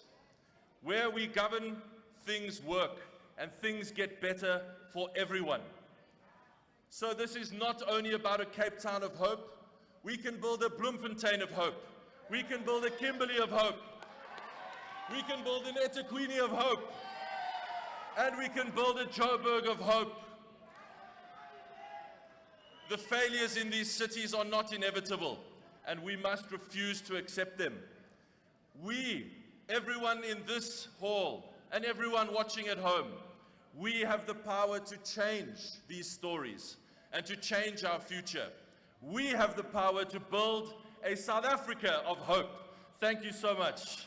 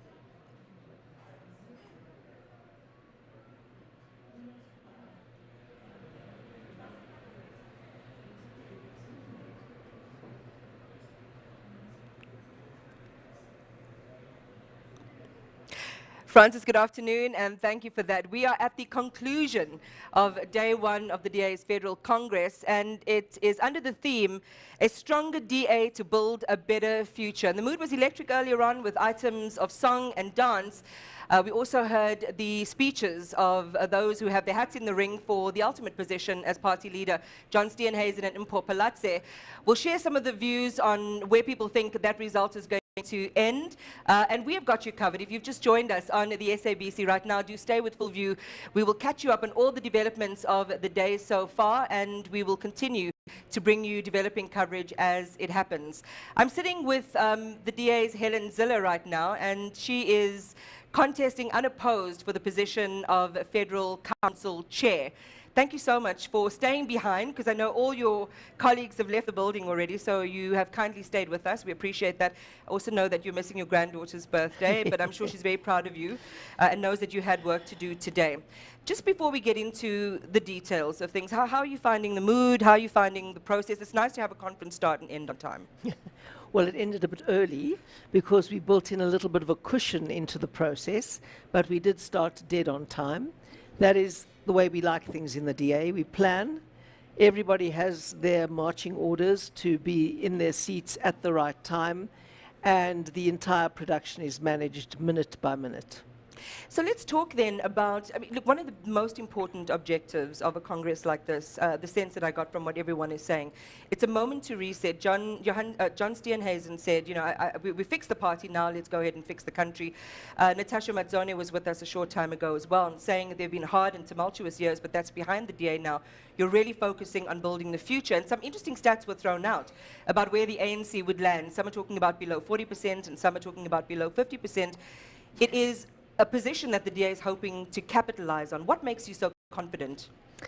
Well, I'm never overconfident. I've been in politics too long to be overconfident. And I know that a week is a very long time in politics, and a whole year to go to an election is an eternity. So I believe the DA will do well in this election. I believe the ANC will fall under 50%. I also know that on a good day in our polling, the DA is only 12 percentage points behind the ANC, and we've never been that close before. And it means that if we can consolidate the opposition vote behind the DA and stop the fracturing of that vote amongst literally hundreds of parties, hundreds of opposition parties, it's absolutely possible for the ANC to become the second biggest party in South Africa and the DA to be the biggest party in South Africa. That's a lot of fighting talk there. And you have made the comment previously that managing multi-party coalitions that are voluminous can be unstable, and they are very unmanageable, and that they can't provide a better alternative around, in terms of opposition politics. How do you plan on convincing the voting public about this? Well, I think the most important lesson the voting public needs to learn from those coalitions that have failed, and they haven't all failed, but those that have failed, I think the key lesson is this: don't split the vote across scores and scores of tiny parties. Because when you have a large and unstable coalition, you cannot consolidate, focus on an end goal, pull a government behind you, and get to delivery. You worried all the time about holding the government together, about surviving one no-confidence motion after another, surviving from one council meeting to another. Rather consolidate the vote behind the party that has the best chance of providing that good and competent alternative, that non-racial alternative, the inclusive alternative, and that's the DA. You know, what I'm hearing, how I'm interpreting what you're saying is, if you have 10 things you want out of your party, in order to still get the real bang for your buck in terms of a vote, even if you get 6 things out of a party, go with that rather than go with someone else who might be a lone player who you assume will give you the 10 out of 10. I don't think there's any party that will give any voter the 10 out of 10. But I think the most important criterion for your vote is to say which party can govern well. Because governing well makes a huge difference to the way people live their daily lives. And over time, like we've been in government in Cape Town now for 17 years, it makes a big difference. The vast majority of jobs created in the last quarter in the whole of South Africa were in the Western Cape. I think over 90% were, and a lot of those were created in Cape Town. And that is because there's confidence, basic services largely work. We're about to become load-shedding free. People have confidence, they invest, they start businesses, and that creates jobs. And that is what you want. So life gets better. Life gets better, especially for poor people, when there's competent government. If there's time, we'll come back to your pursuits for electoral reform to do the thing that you said you want to do now. If things are so patently clear about a better life under the DA in the example that you used just now, why do you think more South Africans are not buying into that message? Well, that's a very good question. You know, we had a by-election not too long ago, and I won't offer any names, but there was a candidate who is a close family member of the most notorious drug dealer in the area. And I thought to myself, it's not possible that people are going to vote for this candidate. And a lot of people did. He didn't win, but a lot of people voted for that candidate. And then I have to ask myself, on what planet? I spent days in that community and walking around, and almost every house complained to me about the fact that one of their family members was on drugs. And yet when the vote comes, I'm not sure how that happens. I don't know where the disconnect comes, frankly. Well, let's talk then about some of the research that the party, I understand, has commissioned internally to look at places where you dramatically reduce your voting power or your voting support, and places where you dramatically and exponentially increase it. What's happening between that pendulum swing? Yeah. Why are you losing big and at the same time gaining big? Yeah. The most important factor in a by-election these days is not the brand of the party, it's the brand of the candidate. And we're finding more and more that a candidate in a by-election is make or break. So we lost the by-election in Karreeberg in the Northern Cape, and the ANC won it. And then we had a by-election, and we chose exactly the right candidate, and we grew by 42%. Because the people in that community knew the candidate, had confidence in the candidate, felt he would serve their interests. He knocked on every door in that ward 3 times, speaking to people about their issues, about their concerns. He went back to them, that sort of thing.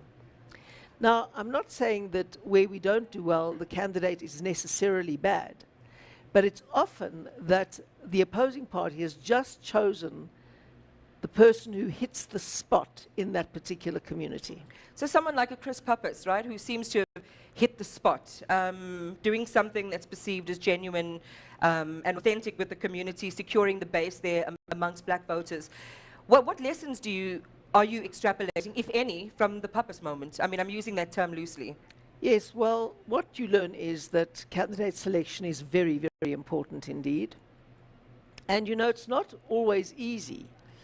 We have candidate selection panels. It's a very tough and competitive process. You don't just walk into being a candidate in the DA, and you don't get picked by a leader who says, I want you and I want you. It's a tough process, and we're busy refining that process, especially for by-elections, so that we can get the person who is really fit for purpose for that ward. Now, often we have 1 or 2 candidate selection panel members from that ward, but we don't want to play into factions, so we often have very objective people from outside that ward. And they may be applying criteria that don't resonate with the voters of that ward. So we are learning all these lessons and coming to some very important conclusions and adjusting our processes accordingly. In general elections, it's usually the brand that can carry you much further. But in by-elections, that is not so. We'll come back to the brand in just a moment, but are these sort of gems in a way that you're learning behaviorally from your councillors and the interface that you are going to actively accelerate in the months ahead of the next election? Look, we are a learning organization. Every time something goes wrong, we focus very honestly on what went wrong. We are brutally honest with ourselves, and we say, well, how do we fix this? And when things go right, we also do reflection and say, okay, why did we turn our vote up by 42%? We've done that in several places now. How did that happen? And so far, the most important variable, apart from a good campaign and efficiency and all of those very important things, apart from all of that, the variable of the candidate is crucial. I wanted to give you the opportunity to talk a little bit about the history of the DA, because I thought it was quite fascinating, that 1959 moment, Progressive Federal Party, Helen Suzman, the lone MP in Parliament for 13 years, then the party grows, changes its name, all the way through to where you find yourself in contemporary South Africa. Just share with our viewers what the origin story, very briefly, of the DA is in that moment in opposition politics in an apartheid parliament. Yes, well, absolutely. Helen Suzman and some other members of the United Party then were very opposed to certain land issues that the United Party would not take a firm stand on and would not be fairer to land requirements to the majority of South Africans. And they split on that issue, as far as I recall. I remember my parents discussing it. I was a little girl. I remember them discussing it at the dinner table, and I have that very clear memory. And then they went to an election. I think it was 1961 or 2. And in that election, only Helen Suzman was re-elected. All the other people who broke with the United Party on that principle were not re-elected. And so Helen Suzman was the sole MP for 13 years, till 1974, when the big breakthrough happened. I joined the Progressive Party Youth in 1967, and so I worked very hard in that 1974 election, and I've got a very clear memory of politics since then. I then went into journalism, so I had to drop politics, because in those days you were not allowed to be a journalist, and especially not a political journalist, if you were a member of a political party. And I spent about 10 years in journalism, very actively, and enjoyed that a lot. But when I left journalism, I worked very hard again in non-governmental organizations, in various other But ways. if I can circle back just to the reason it stood out for me, the origin story of the DA, was, you know, sometimes the picture we don't talk about, how there was that fight against the dominant forces of the day, and a fight for the voice of liberalism and for freedom of South Africans, especially the black and oppressed majority.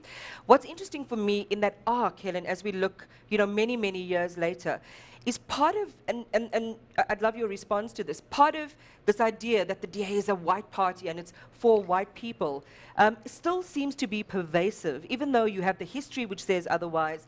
You have some moments, you know, some would say bad electioneering slogans, you know, fight back and all of those campaigns. Fight back was not a bad electioneering Well, slogan. it was... Today... Yeah. Well, if it was interpreted as a fight back by different opposition parties. No, let me and so tell on. you this. It wasn't by the opposition parties, by the ANC. Right. If you look back at every point that the DA has been controversial, if you look back today, we were right.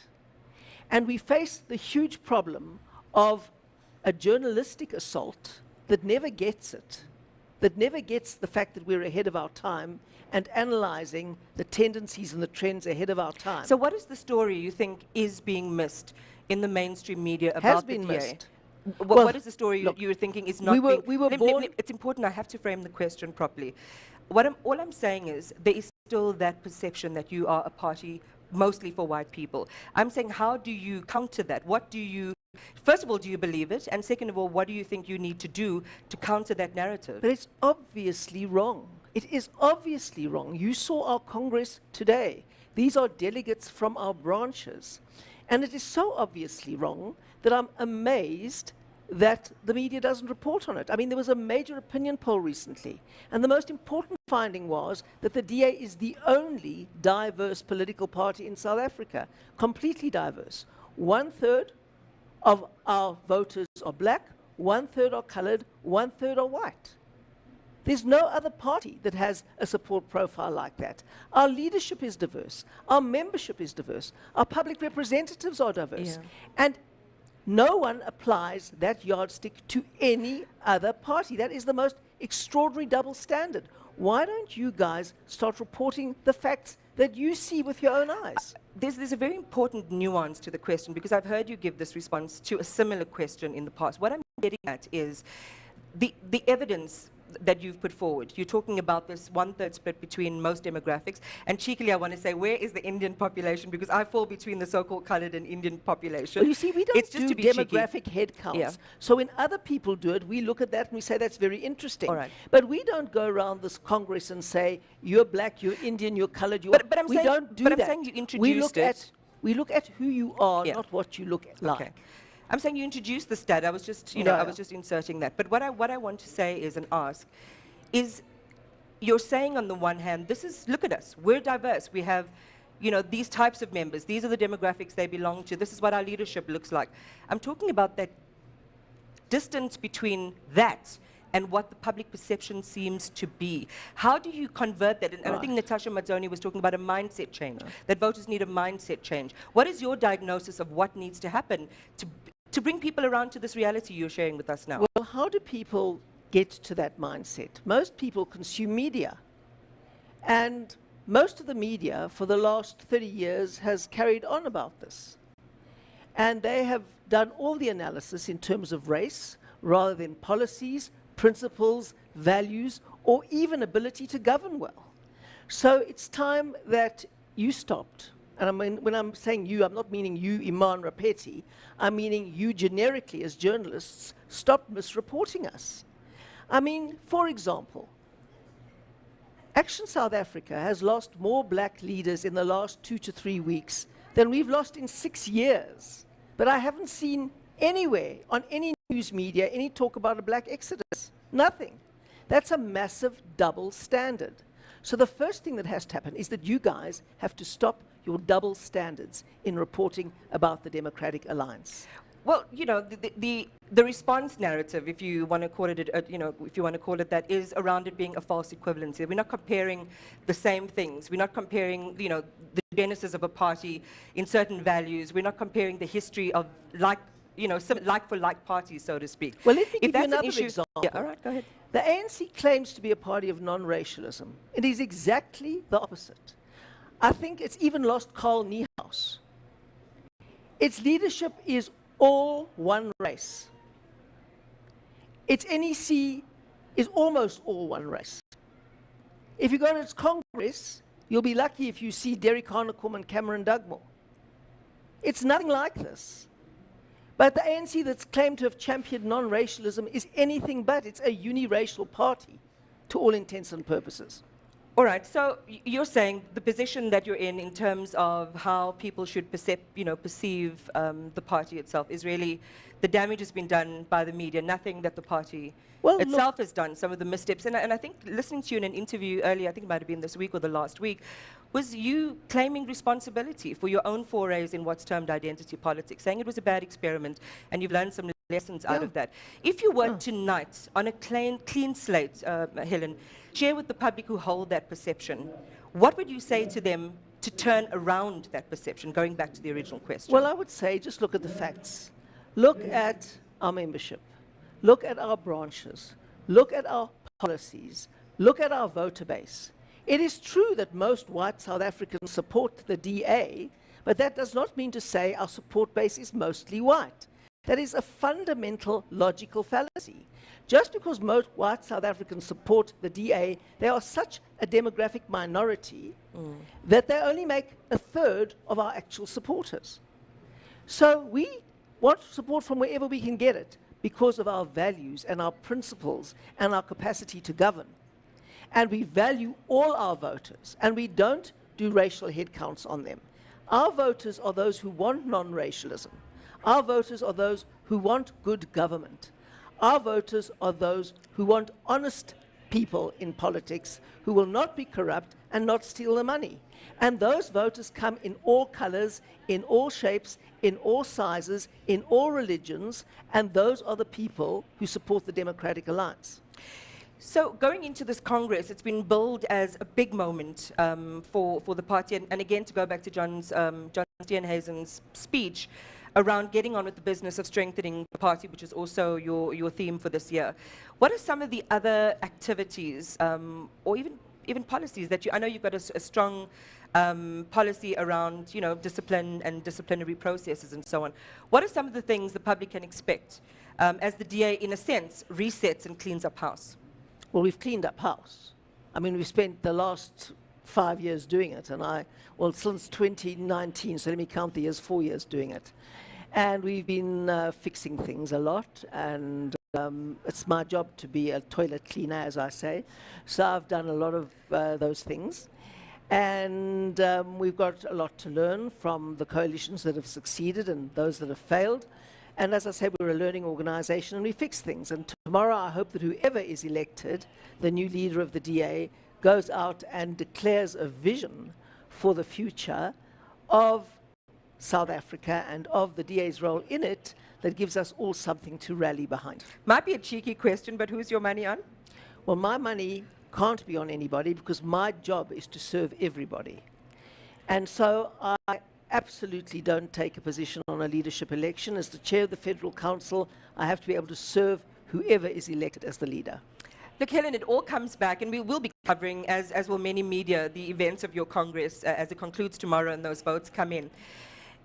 They say that the proof of things spoken, or the evidence of things spoken and believed is what's actually being done.